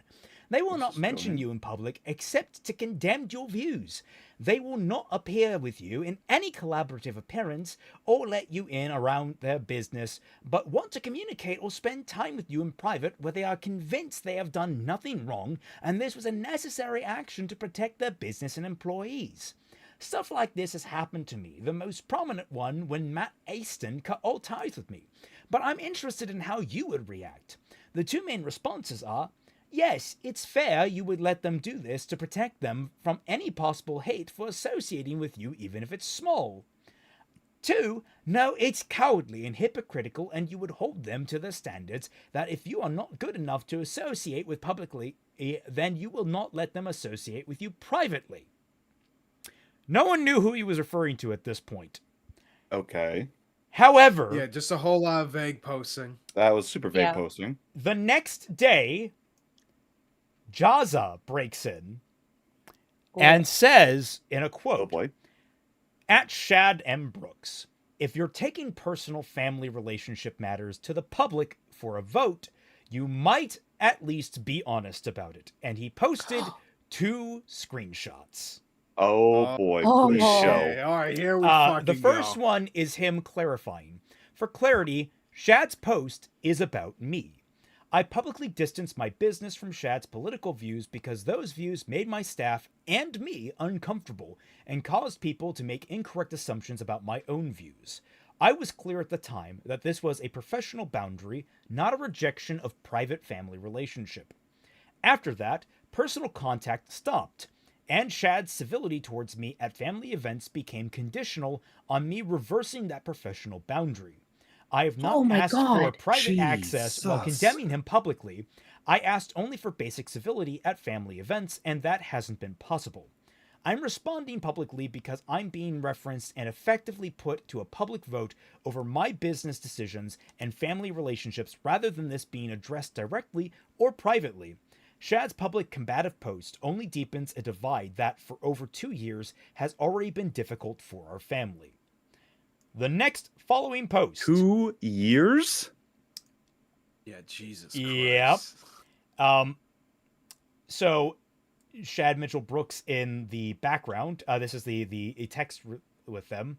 I wish he posted more of this, but I can understand him just posting his own response. And pretend everything is like it was because my feelings have not changed. If you really cared for the family, you would not let my feelings about you stop you from spending time with them during Christmas gatherings where I'm present. I am not engaging in an argument or a blame discussion. I am prepared to be civil and move on. That has always been my position. My only concern regarding attending social occasions was whether you are able to be civil in return. Based on your message, you are not approaching this in a civil or respectful way. This message is not an invitation to Christmas that I can meaningfully respond to. Until such time as you demonstrate you can be civil, we can leave things as they are. Oh. Yep. Shad then makes multiple very public posts in regard to this. I need to run off and use the restroom. I'm going to stream this to you guys, so maybe someone else can take over reading. What? Sure. So sure, I can do that. Application. Right. There we go. Jesus. Okay. Thank you. I am floored by You this. and me both go. Yeah, this is Okay. insane. This is, by the way, this is December 13th. Yeah. So yeah, like a couple weeks before Christmas. Yeah. Joss, there was nothing dishonest in my post, and it was never intended to expose you or make anything between us public. Your statement only confirms the scenario I proposed, but with one addition, that you are admitting that you've done this to me.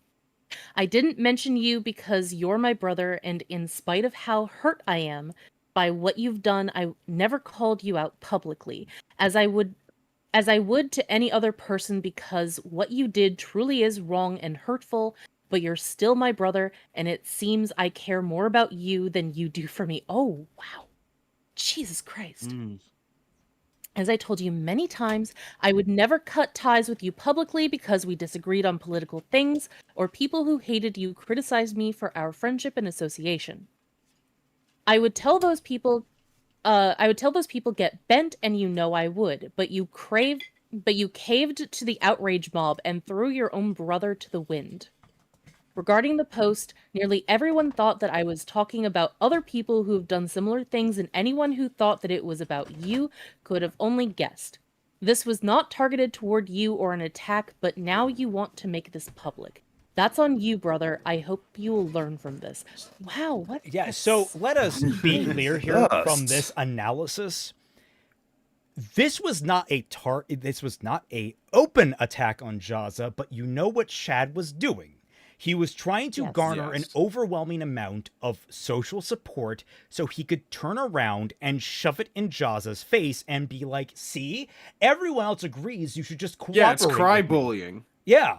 It's basically him trying to literally garner public support to try and convince Jazza to reverse his stance, even though it probably wouldn't, because all the people Shad is talking to already follow him. Yeah. Right, so to follow this...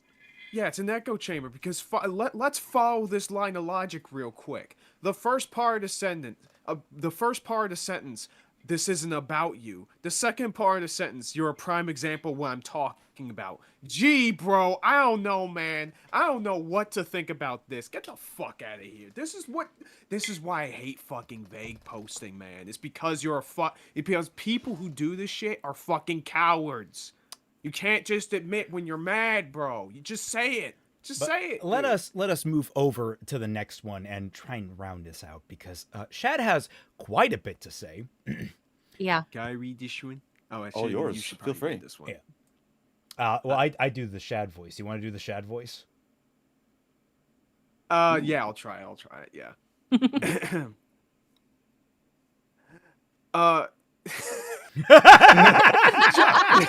Okay. He got one I'm syllable. just imagining. Immediately choked. That's why I didn't bother. I'm just imagining myself with the the mask Gambison of Shad. Yeah. Oh yeah. The Hugh Jackman mask at the end of Deadpool. Yeah. Joss, why are you making this public and posting our private DMs? Also, you cut off most of my message, removing context and how I reached out to you, so now I have to post the full thing. But first, no, you don't. Let me say... You don't have to post shit. Yeah, really, you really don't. But first, let me say there was nothing dishonest in my post, and it was never intended to expose you to or make anything between us public. Nearly everyone thought I was talking about other people who have done similar things to me, and about other people who have... And anyone who assumed it could be about you was only guessing. This was not targeted towards you or an attack, but now you want to make this public? This is such a foolish, unnecessary mistake, and I hope you will learn from it. I didn't mention you because you're my brother, and in spite of how hurt I am, clearly, by what you've done, I've never called you out publicly. Is this the same message? I was going to say, like, it feels like he's just repeating himself. One moment. This is the same fucking message. What? Told me I would never cut ties to you publicly. I didn't. Is it different posts? It is different posts. One is directly responding to Jazza. One is on his own vague posting, just without tagging Jazza. Copy pasting. I didn't mention. No, the bit of like I didn't mention you because my brother is basically word for word. Yeah. Wrong button. Dude, did Grok make this response? What the? I fuck? wonder. Yeah. Oh, yo, Zero said it. It should have been a phone call. Yeah. Yeah, dog. Oh my god. Jesus. Like, he doesn't understand the concept that Jazza is upset that he is making something that was completely private now partially public, and by effectively trying to pressure him. Yeah, bully him into doing something, which he did. He made it public, because how dare you do that to me? Also, like, let us add that this is all over the fact that Jazza decided to professionally distance himself. He is fully within the right to do so. And, like, if anyone asked him, what about your brother? And it's like, well, I love my brother. I disagree with him on things, but I love him nonetheless. For the sake of my brand, we haven't really, I've decided not really to collaborate with him, but I wish him all the best. And I hope, like, there are several ways to handle this very professionally. And, like, just saying that, like, we have diverged on our views of the world. And it would be better professionally if we just didn't directly associate. We'll still be in private with our family. Like, you can't get rid of family. Like, we still love each other. Like, all that would have been so much more mature and healthy, because guess what, Shad? No one fucking owes you their time of day. I don't like canceling. I hate that shit. But yeah. I hate this whole fucking mindset that he has throughout both of these posts, which, by the way, I skimmed through the last freaking paragraph. We can skip this and go to the other side because it's the same exact shit. I hate how he is framing this around, oh, you let the mob win, as if the motherfucker didn't come to his own decision and disagree with you because of his own personal views about whatever issue y'all were talking about. And how it also sounds like you were incredibly fucking petty at these family gatherings. Like, I get that it does feel like a slight to you. He's still your fucking brother. You're the one proving that your love for him is conditional. Yeah. And it really feels like first of all, we're about to, in 2 days, just have another chapter of Shadow of the Conqueror. This feels exactly like the kind of manipulation that you hear or that you read in Shadow of the Conqueror. So, like, this is it is Dalen just his hard. mindset. Oh yeah, this is totally Dalen coded. Dalen is just Shad in a trench coat, and with his gut sucked in. Dalen is. Oh my god. Twy, he at least has the dignity to get a corset. Yeah. Although that might be too womanly for him. Sorry. Yeah, no. Even though that men have worn corsets in the 20th century as a fashion statement. I know. Yeah. I can't say that. Shadalian. But Shadalian, if you will. Yeah. This is also incredibly... This brings me back to that one friend that we had, Raymond. That we no longer had talked with. Like, we used to do the watch party with MHA. The one that now calls himself a big bad AI artist, and he hasn't changed that name in like 3 years since we had the whole falling out. Yes. All because I was uncomfortable with the idea that he took his girlfriend's art and shoved it into AI so that he could do his own drawings. Are they still together? I have no idea. I have not talked to this guy. What about her? Whatsoever. Because we talked to her a couple of times. I've not talked to her either. Like, I think my only association with her was in that group chat, and then I left. After he left. But like, it reads the same thing, where it's like he's so unwilling to be civil, and he immediately goes onto the defensive because he is into AI and will not give Jazza the benefit of the doubt. He does the same thing that a lot of people do with their identity. Like, they make things that they like part of their identity, instead of like there is a healthy way to integrate a piece of art into your identity, or a piece of technology, or whatever, something that you do, like something that you enjoy. There is a healthy way to integrate that into your personality, but to make it a compulsive part of your personality is really the problem, because then it's like any attack on it is an attack on you, and that's not healthy. No. And moving on. Sorry, I was just gonna say very quickly with the friend that we're talking about, it was especially scummy that he associated using AI with his mental health. So if you were saying that AI was bad, you were suggesting that he deserved to have bad mental health and go back to a psychiatric hospital. Yeah.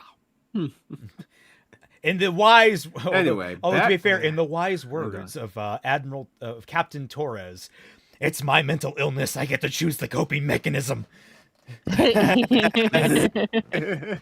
Please continue, Kaiser. Anyway, back to Shad being a bitch. Now to the DM you posted.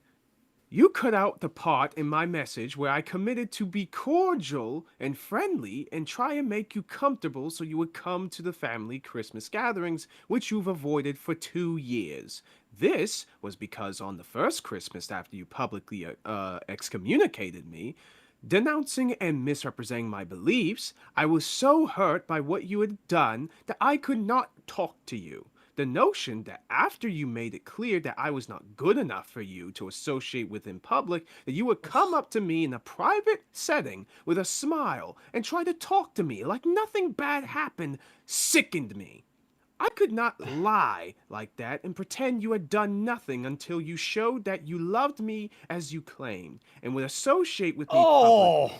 I would until not associate you with you in a private Shad, until you Shad. publicly showed me. Yeah. Until you showed me. Shad, that's not how this works. Like, this is a grown-ass man Shad, with a wife and a family and a job, by the way. I feel so bad for his family. Those kids are going to wind up being fucked up. And I do worry about his wife. Though it's very possible that she has the same mindset as him. I think she does. Like that, I mentioned the Cinderella thing before, and like why that made me uncomfortable is because like it basically meant that the only reason why he knew that the relationship was going to work out and married her in like a month was like because they basically had the same mindset due to all of these various factors. But he didn't take into account that like most people are not in a effectively religious cult. Yep. Where things like that can happen, and thus it's not normal to find your soulmate and marry them within a month of meeting them for the first time. I mean, to their credit, if it's not abusive, they've been together for however many years now, so I guess something is working. But yeah, but then you remember that Mormonism is one of those religions that, especially for women, teaches them that it is important to be subservient to your man. Yeah. Or to the men in your life. I'm just going to be blunt. Shad, you man-child. Yeah. Let me put it this way. For the longest time, my sister was a very bad person in many ways. She was like, she and my mom got in a lot of spats. I don't want to air all this, but like, she very much alcoholic, and she's very proud of her sobriety now. It's actually coming up in March is her sobriety date, and she's been at this, I want to say 8 years coming up. Awesome. Congrats, yeah, sir. And she's kept to it, and she's cleaned up her life, and she has become a wonderful person. And you know, for as much as I still get annoyed by her from time to time, I love her to death. During that time, I should have been a better brother, because she was going through a lot of stuff, and all I saw was irritation. All I saw was this person that was, you know, decaying our family. I had such a negative opinion of her, and there were some really dark thoughts that have gone through my mind. And I look back at that me, and I say I should have been better because she is my sister. There are several good memories I have with her. We've taken care of each other. We've helped each other in the past. We have a deep emotional bond, and I should have been better during those times because there is something intrinsic there that we take care of each other. And now she is definitely one of the more responsible people in the family. Like I did not see what I should have seen, and did not treat her as I should have. I did not give her the love that she needed. And I look back and like, maybe she could have been better had I been there more for her. Much faster. Could she have been better faster? This, as a sibling, looking at this, it sickens me. It really does, because this is someone that hasn't learned what it means to be a family. It's someone who hasn't learned what unconditional attachment means. Like, I understand that you get to choose who you love and you should get out of a toxic relationship. There is something to be said about that. This is not toxic. This is someone being like, look, I agree to disagree. It would harm both of us if we continued to associating, because I fully believe Jazza being in his mindset is probably going to be detrimental to Shad in certain ways. Yes. So it's like, I think Jazza was making the wise decision. In fact, if you guys really wanted, you could just make it nice and public in terms of a very polite and mature way, and be a good guideline for how someone can do it maturely. And Chad, yes, failing miserably. You've fallen on your yeah, fucking you face. could have turned this. Yeah, this is 2 years. Just turned this into a W for you. Instead, you just made your own enemy. Yeah, this has been going on for 2 years. It's a self-fulfilling prophecy. Let it go, Shad. It's 2 years. Yeah. No, he can't. It's been 2 years. This is He needs to win. He needs to be the victor. It's his ego. His ego is destroying like everything about also, Mad Max Twilight. Titan Executor. Thank you, Titan Executor. Sorry. Thank you. Wow. Is that like a toy? I think it's supposed to be a Digimon. Oh, it might. What Digimon is I have no idea. You're the expert. Oh, which one is that? It's a ninja lizard. Teenage Mutant Ninja Lizards. Let's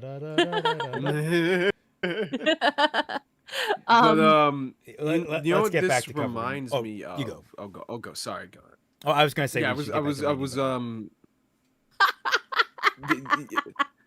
Okay. Anyways, this is gonna be a quick thing because like there's this guy named Conduit who makes these really long, comprehensive videos talking about different political streamers, basically covering his experience after watching each one of them for an entire week. He did that first with Hassan, then with Mike from PA, then with a couple other people, and then he recently did one Asmongold, right? And Conduit's videos are good, especially at the very end, because he has these bars at the very end. And like the thing about Asmongold, and I see a very similar thing here, is that Shad is making a self-fulfilling prophecy where he's building all these walls around himself, which makes him frequently uncomfortable. So he tries to mold himself even more with tighter walls and tighter guards around everyone, fulfilling this self-fulfilling prophecy of everyone just coming to get him or betraying him or just, not appreciating him or his line of thinking.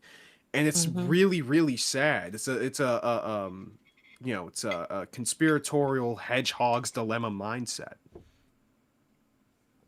which is fucked up. But yeah, it is. Anyway, but it's still enjoyable content for us either way. Yeah.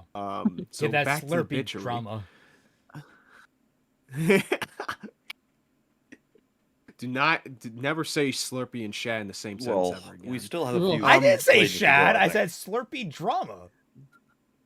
Where did I say Shad in that sentence? Don't put words in my mouth. The association, you know it. Go ahead. I know. What did you say? I was just gonna say, move on, please. Yeah, I got it. You then boycotted any family gathering where I was present, including Christmas, because I made you uncomfortable. But this year, I reached out to you for the sake of our family to try and invite you back, promising to be friendly and cordial, but making it clear my views had not changed and I would not be able to chat with you like nothing had happened.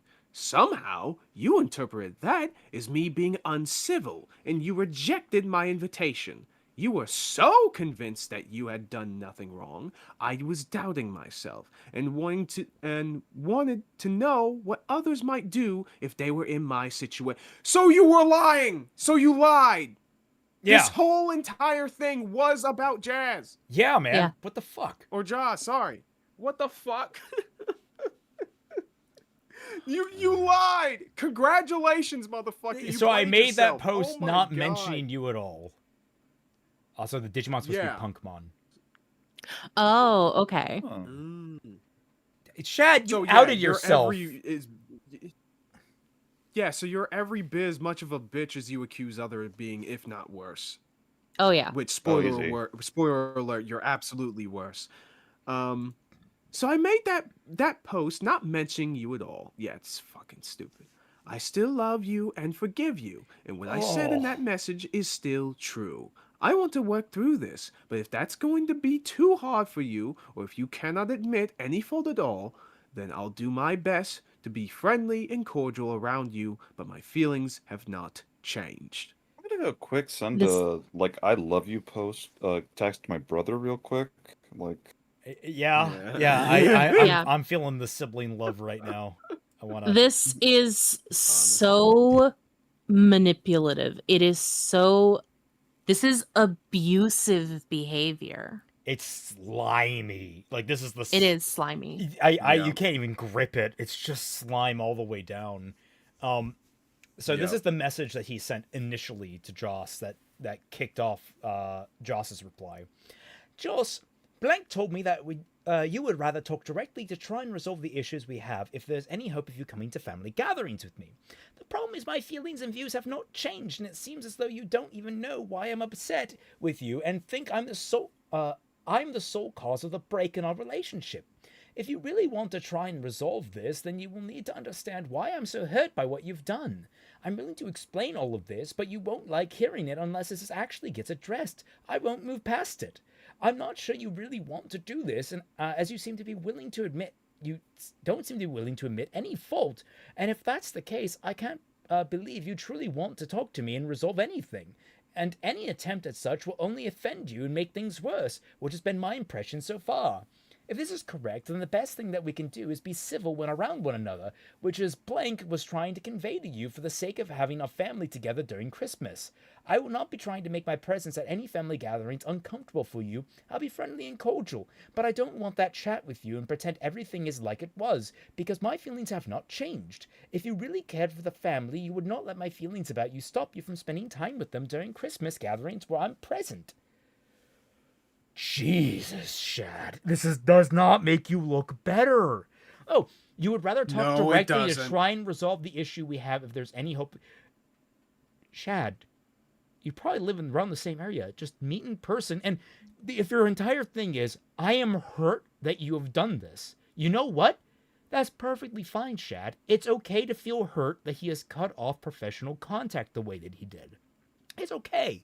And for the record, someone's like, why is this such a big deal to him? Like, why is he, how is this him in cancel culture?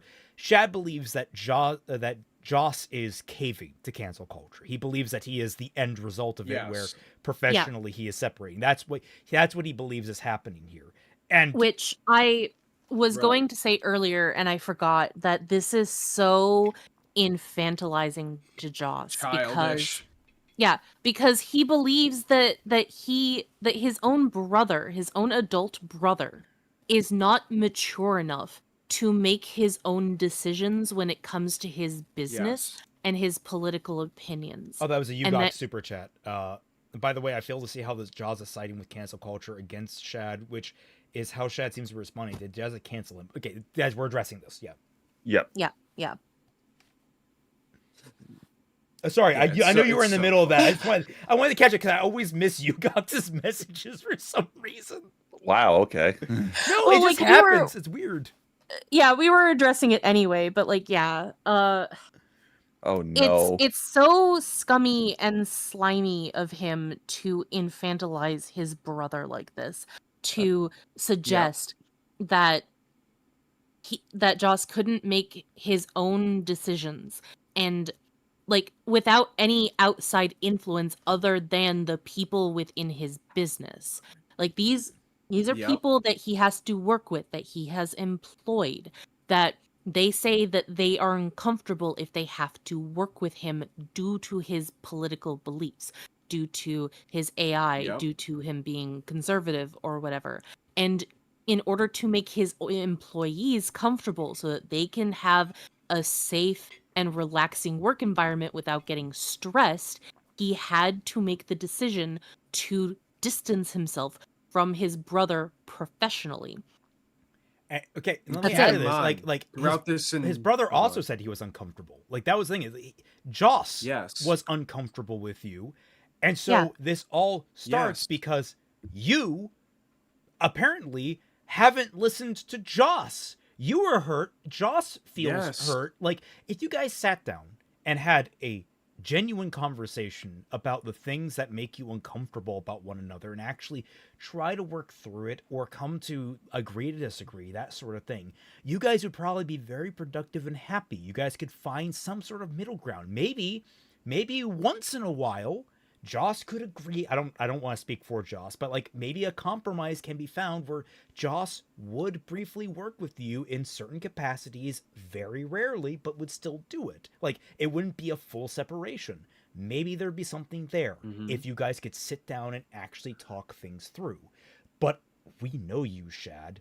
Several of us have watched you for years, and your posts here indicate that conversation would be you bulldozing Joss at every single corner that you could possibly find him.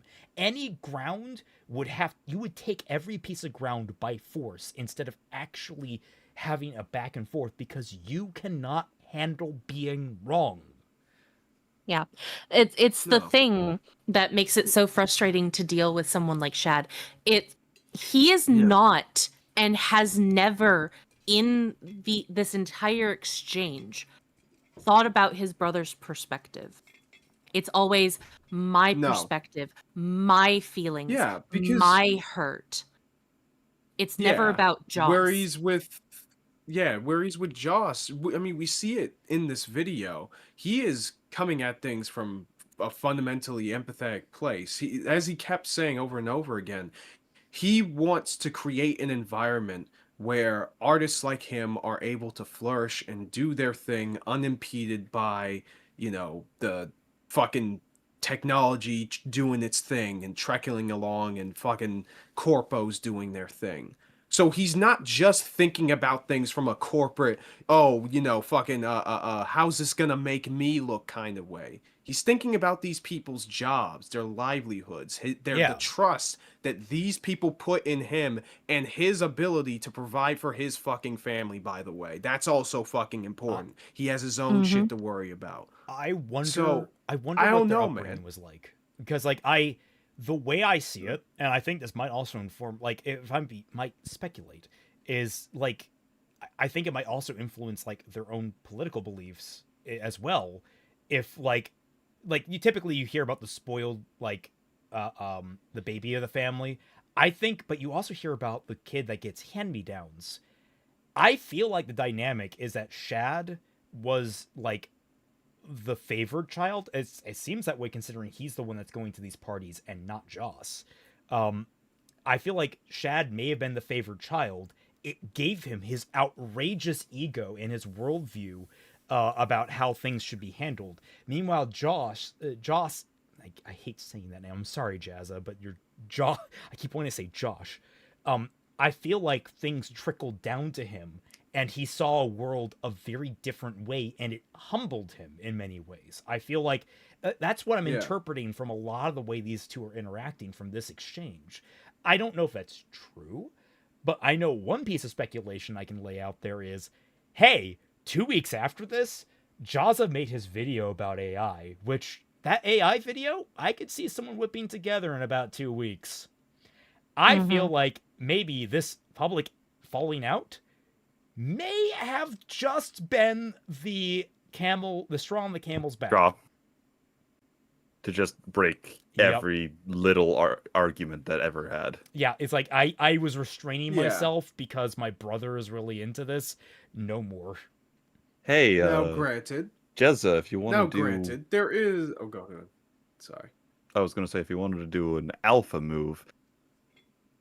What do you think about the art on Shadow of the Conqueror? What do you think about the art on that?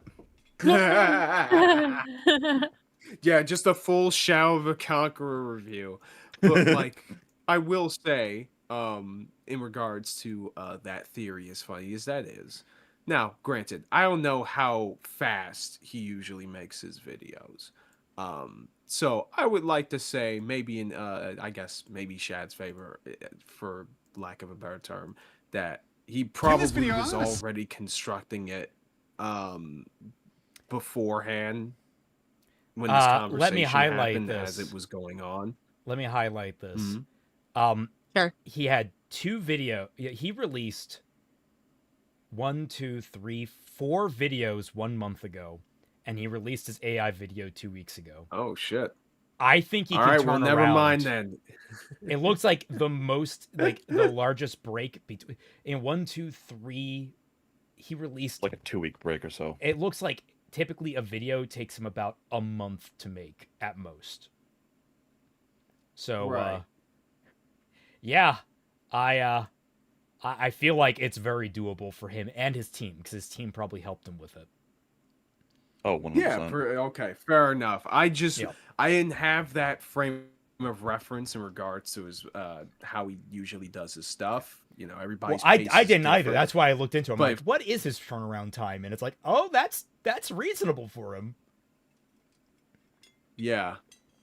No, that works. So, hey, go ahead. God bless. You know what I mean? Like, yo, you taking this opportunity to really lay into this topic, then Reminder that I am willing to speak with either of these gentlemen about any of these topics at any time. As much as I don't know how productive certain elements of it may be. But I will say this, everything that I've seen from Shad in this exchange and everything that I've seen from his writing and from his videos, it speaks to a man that is, and I can relate to this, a man that is shaken by anxiety and self-worth issues. He is a man that is looking constantly for external affirmation. He needs someone to verify him. And I think that's very unfortunate, because like that is something that a lot of people have to deal with. A lot of people with self-worth issues, a lot of people that need that. You need to find it within yourself instead of giving yourself, like, you might be trying to fake it. Like, that might be this grandstanding, this overbearing personality might be you trying to fake it until you make it. But I get the feeling that, like, you need to cut it out. You need to break that entire situation. You need to humble yourself, be quiet, and listen to the people around you. Do not say a word when you are in conversation. Listen to them. Even if you violently disagree with them, listen. Listen genuinely. Don't just hear their words, understand their words. And that is my advice to you, Shad. And I guarantee you it will be painful, but you will get to a healthier point in your life where you don't need to make a complete ass of yourself. Now, I will say, yeah, like, I don't think Jazza needed to call him out on this. I think that might have been the one unnecessary element of this, because it just blew up the situation. It did make Shad look worse by the end, but this could have been kept inside, and when Shad tries to slap him with, look at all these people that agree with me, and Jazza could have said, so? Like, honestly, it could have been handled privately, but I can understand. But I understand. I fully understand why he did it. Like, I'm just more like tactically. Because in the roundabout way, yeah, it might not be the best move. But I understand, because as he said in his post, like, Shad is taking something that already was happening in private and was already settled 2 fucking years ago, well, 2 years in the running, and made it into some cringy public post vote online, you know, which is just really, really dumb. So I understand it, but I do agree that probably isn't the smartest move. But want to hear something funnier that Shad did? Oh, what? What? Before what? So when was is Jazza's video, like 2 weeks ago, 1 week ago? Jazza's video was precisely I've wanted to December 26th, the Christmas.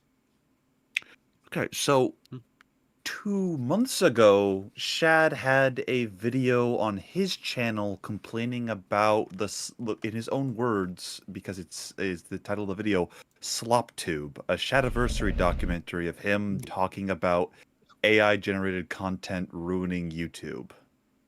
And he started it out with an AI version of Korn from Warhammer with like YouTube cares not where the from whence the views come, only that they flow endlessly.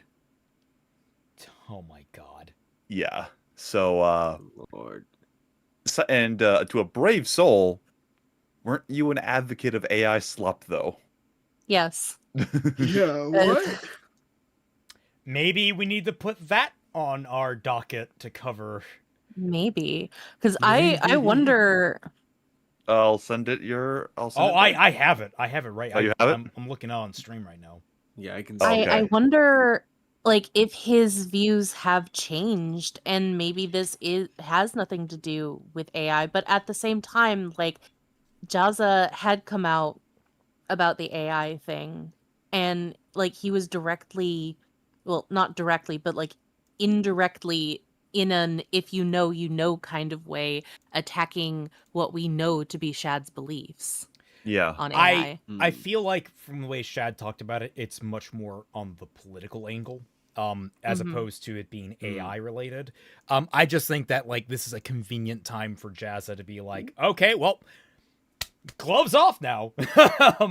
By the way, yeah, I guess so. Yui art of Kaiser as a Mad Max Kaiser. As a Mad Max. I Oh, love that's the awesome. The robot that is awesome. arm is Yeah, that's so fucking cool. That is sick. cool. Yeah, thank you so much. That's awesome. So Kind of good. reminds me a little bit of Kamen Rider a little bit. But Nice. yeah, man, like this is what you said earlier about like just him not being able to listen to people and all of that. And all the things we were talking about with this conspiratorial mindset. It's just that this is the problem with the culture war makes fools of us all, because this is like the final form where it's just all of it is just self-imposed victimhood and rejection and just creating this hole that you're lodging yourself into. People use these greater causes or these greater beliefs as sort of like an excuse to lash out when they can't handle the things that are happening internally. They'll use any excuse. They'll use censorship in video games. They'll use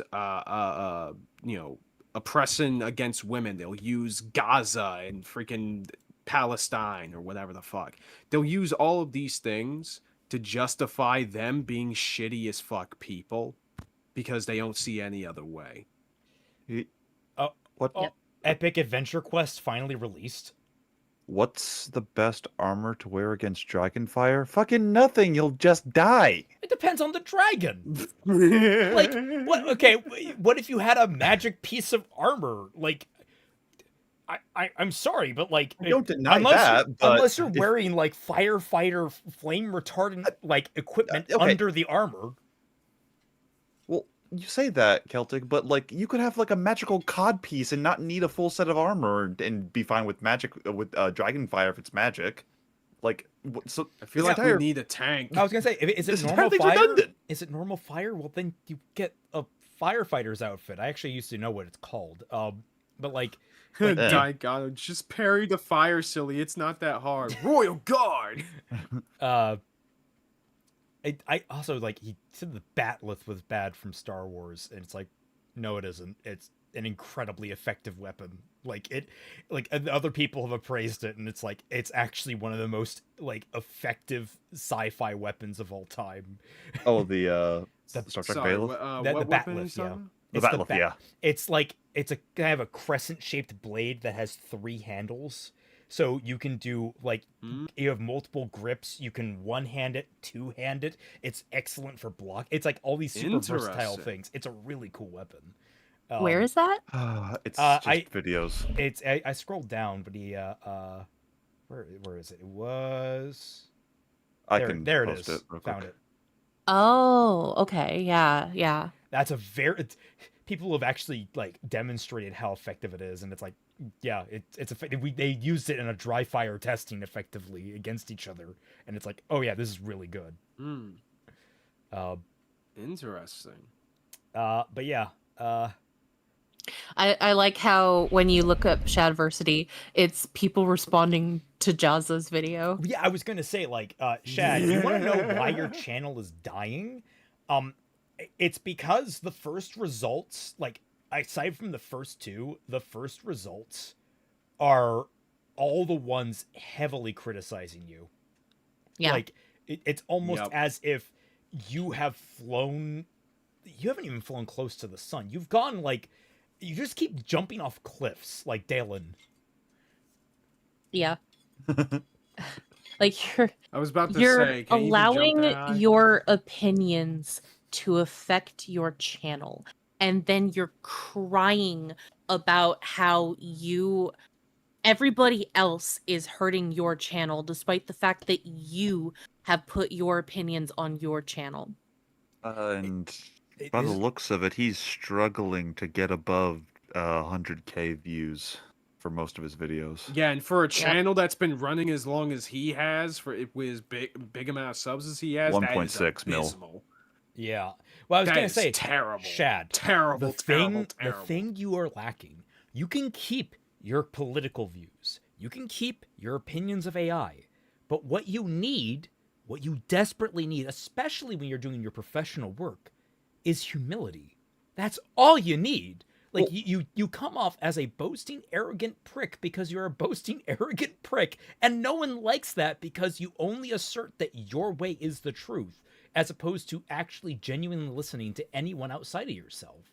Well, it's something that I brought up, I think one of the last times we talked about Shad, but I brought up the streamer Doug, where he keeps his main channel and even secondary channel views like 100% apolitical. It's just him doing his Twitch stream and everything else. But if he wants to talk about politics, and he does talk about them often, it's on a completely separate channel of a completely different podcast, and there's barely any crossover other than the fact that Doug is on the podcast. Yeah. Yeah. I mean, that's it. It does crop up occasionally, but again, we did strive to keep politics out of this whole conversation, and I think largely we succeeded. It's like we don't need to. We try not to unless it is directly relevant, and then we just keep it as bare minimum as possible, because that's not what we're about. We're here to talk about other things. It's like, Shad, people come to you to learn about medieval society, historical architecture, apparently with the castles thing, about weaponry, about armor. They come to you to learn. And you are not a teacher that absorbs information. You are one that just spouts it. What is the best sword to fight a riot? Wait, what? What? I'm just gonna send you this thumbnail. I'm just looking for some reason. I'm going through his just videos because it's been a long time that I just saw this of one of his thumbnails, and I'll post this real quick in the channel. Oh boy. I have to wonder, like, can we pinpoint the point where Shad just dissolves? Like, where was his height? I wonder. Right. So yeah, like, look at that. I don't get what. Look at that thumbnail too. I mean, God, here's a question: what? Why are you bringing a sword to a riot? like. Why? Okay, first of all, why are you going to a riot in general? Are you presuming a riot is going to come to your rural fucking neighborhood, Shad? At which point it's like, dog. I would probably like a better video, which you probably have already done, which is why you're going this weird off the wall shit, because you can't possibly cover, like, just keep covering the same thing over and over again. Would be, what is the best sword for urban combat? That's pretty interesting as a question, and hey, you can tie it into things like zombies. Why didn't you go with zombies? It's like the same thing basically, except for, like, a sword's not gonna do much against tear gas, man. Nah, man, he's gonna parry it. Sekiro parry the tear gas. You know what he's gonna do? He's gonna do the Zelda spin, just whisk away. Izanagi says, my minor gripe with Shad is that he seems very anti-Asian sword player, or at least he's ignorant about Japan and China in regards to martial arts. Oh, he absolutely has a bias against them. I remember that very distinctly.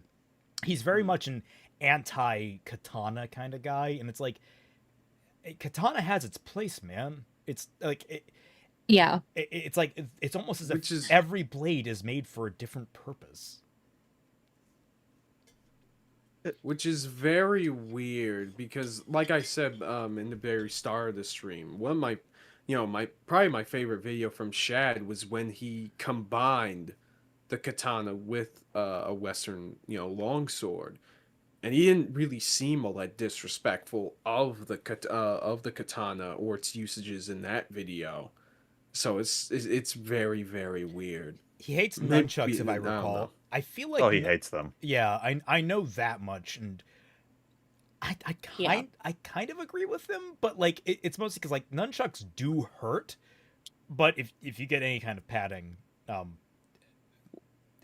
they're mostly a training implement more than an actual weapon. They're more correct. about like discipline and such. Like, not, but yeah, they're still. Look for a vid he did on Chinese swords. Got it, Isa. All right. I was gonna say he still it's nunchucks fundamentally have the same design philosophy as like the chain mace. You are whipping something with momentum to hit someone over the goddamn head with. I wonder if he really hates it because he has absolutely no fucking dexterity. I mean, I can't comment. I've got a brother who's a 4th Dan black belt, and he can like move. Does he hate whips? My brother? No, or Shad. No, Shad. I have no idea. I was gonna say I know nothing. I presume your brother's a reasonable person. I don't know. I don't even know if he has an opinion on whips. Did our carbon fiber sword project fail? Probably. Wait. I just said that. I scrolled down. Wow, whip swords suck. Okay. Whip swords do. I've seen multiple people try the whip swords. They are very fundamentally unstable. I don't deny that, but I'm just. It's funny timing. Oh no! Wait, are Warhammer 40k Space Marine chainswords even swords? Sword Guinness World Records are a joke. Oh, I don't know if that's a hill you want to die on. Testing. Wait, this isn't going to go. Swords? Are you testing if someone can deflect a throwing knife with a sword? Because Shad did. I was gonna say Viggo Mortensen did, just like fucking casually. We have that on film. Yeah, like, fun fact, by the way, to everyone who didn't know, in Fellowship of the Ring, when Lurch throws a knife at Aragorn, that is the actual stunt actor throwing a real knife because he didn't grab the prop knife, and Viggo Mortensen just slapped that shit out of the air with his longsword. Yeah. Fucking crazy, badass. I love Viggo Mortensen came into the production not knowing a thing about sword fighting, trained under their stunt coordinator who was a master swordsman or something, and Viggo ended up becoming like one of the best swordsmen in the world. Yes. Like, he unironically became one of the best. He also like adopted 2 of the horses. Viggo Mortensen is just fucking cool, man. No, he was just Aragorn to the point where when they said cut, you know what he did? He grabbed a fishing pole and immediately went into the river to fish. Because he was too busy being a ranger. What was it? He also walked, because he was such a method actor, he walked all the distances they were supposed to cover to like be an act character. And Boromir's actor, Sean Penn, I think also Sean Bean also did it, but that was because he was afraid of helicopters. Yeah, the two of them hiked up to the parts of the mountains where they were filming. Yeah, so it's like one of them was doing it because like I'm in character and I like doing this, and he kind of enjoyed himself. And Sean Bean is just like, I fucking hate this. Jesus Christ. So I'm kind of looking at like his older content and like roughly where his channel started falling off. I think it's roughly like 4 or 5 years ago. I was gonna say like, because he did like the whole back holster thing, which is really cool. Like he did design the functional back holster. that you can use in combat. That's a neat thing he did. I can give him props for that, although I don't know who. It might have also been one of the people that work with him.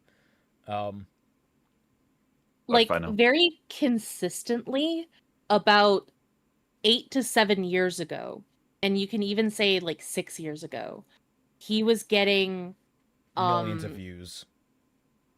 At least 300,000 to 700,000, and occasionally would break the 1 million. But then around 5 years ago, that's when he started more consistently getting in the 200,000 to like 80,000 range, and then it just continued slipping from there. And of course, his go-to blame is the algorithm, which anyone that doesn't like ask more questions could probably say, "Oh, that's probably true," because anyone that knows anything, the algorithm is constantly changing, and it's really fucking annoying. But I feel like maybe there are other things at play that kind of started to tank him. Yeah, if things are this steep now, you can't just blame the algorithm. I'm fucking sorry, man. Well, no, I'm not. I'm never apologizing to you. God, man.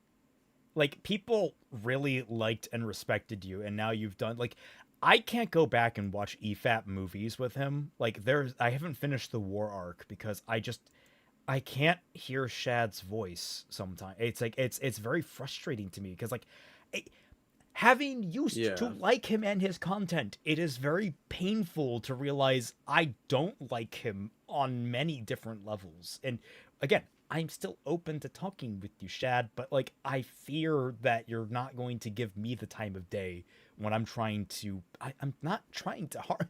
I do not wish to harm you. I wish to help you. I'm trying to help. Okay, well, I think that'll wrap us. We went for 5.5 hours. I think that's pretty good. Thank you all so much for joining us. Does anyone have anything they want to announce? Well, in my case, I have a new video coming up. It's basically done, just waiting on the thumbnail. But hopefully it should be out by the end of the week, which is great because I'm gonna be back at school next week, so that's gonna be fun. So I know nothing, ask nothing, Twy, anything? I have one of the videos now done for my client. I am halfway done a second one. She asked me to not work on a third so that I can work on 2 more videos and then another one later on. So I have to deal with that. Then once I'm done with those 2 videos that I have left to do, I'm sending my computer away. I am getting it fixed because it is literally hanging on by the two wires that it is needed to attach the screen to the rest of the computer. That is it. There is nothing else attaching my laptop together. I need this to be repaired somehow. And then afterwards, I am going to start doing stuff again. Also, those EFAP movies, War Arc, have Sargon, which is a different can of worms. Say what you want about Sargon, he's not a bulldozer like Shad is. That is the most frustrating thing about Shad, is that he is always right. Where it does feel like Sargon listens, even if he doesn't change his mind. But yeah, no, I can understand that. So guys, I have something here. What do you have? Around the time when he announced Shadow of the Conqueror, like the movie and stuff like that. Those were his lowest viewed videos to date from what it looks like. 5 years ago. Shadow of the Conqueror? Get fucked, loser. Yeah. But there is a very stark difference between his content prior to and then after his In Defense of Love at First Sight, a video essay, Disney's Cinderella 2015. The video that I said was the thing that turned me off of his video. After that video, his content consistently started to get it's all coming together. Views. Huh. That's interesting. Well, I think that video might have been the thing that started the downturn of his channel. What is my next book? Golly, 5 years ago. I mean, I have a full job, my man. I can take my time, and I've got some issues. What's your excuse, my man? Yeah. I'm going to look off to the side. I need the right. I'm actually looking back at I've talked about this with Twy, but I'm thinking I might actually go back and rewrite portions of the Artificer and basically fill it out because, like, again, second edition type shit. Second edition. I'm thinking of different like names I can give it, which would be like recrafted, something like that, or reforged, something fun like that. But the idea behind it being that like Shad's book is so infuriating to me, and the fact that he became so successful, quote unquote, with it, it's reminded me why I write, and I haven't been able to get back to my book because I'm really busy in terms of like all the things I have in the production. Because again, I'm getting Sentinels up and running soon. Again, I need to get that back up and running because I was doing Fixing Ruby, which, speaking of, working on the Blu-ray, got a bunch of artists working on that. Ooh. I'm working on my Silent Hill video, which I've only just recently chopped up the first 12-hour playthrough, in which I have 4 more to go through with a total of 20 more hours to get through. That's fun. And then, oh god, I'm probably forgetting a billion other different things. All the streams that we do. Yeah. So I am a busy bee. I don't know what Chad's excuse is. I guess he does have Night's Watch and his own video production, but I wonder if maybe some of the negative reaction has gotten under his skin about Shadow the Conqueror, because you guys can see how bad that book is by joining us on Bad Fanfiction Night this Friday at 10 p.m. where we go, okay, we're in the end game, guys. We're in the last fourth, and there's still an alpha pin we have yet to pluck. Indeed. It remains. Ed Stavinsky said, Twy was one of the group that left for greener pastures. I was. Yes. Honestly, I don't know if I left before or after then, but I cannot imagine I was far behind. All right. Yeah, I don't think I was that far. Oh, no. What? You trigger. What? Oh my god. What did you do? Oh my god. What did she do? I love that you just stapled Mad Max. Holy shit, yeah! Thinking through the wasteland. Oh, that's hilarious. That's amazing. That's great. I love it so much. That's fantastic. Yeah. Oh god. Man. I have one more thing I wanted to say. You guys are the best. Oh, wait, Blu-ray. I call it the Blu-ray, but it's the full-length version of Fixing Ruby Volume 7 that has even more updated art, or more art that artists have done. Basically an improved version of it, which is going to be more painful this year because I changed the setting and I have to resize like all the PNGs I used. So that's going to be fun. All right. Well, anyway, thank you all so much for watching. Have a good night, and we'll catch you all on the flip side. Goodbye.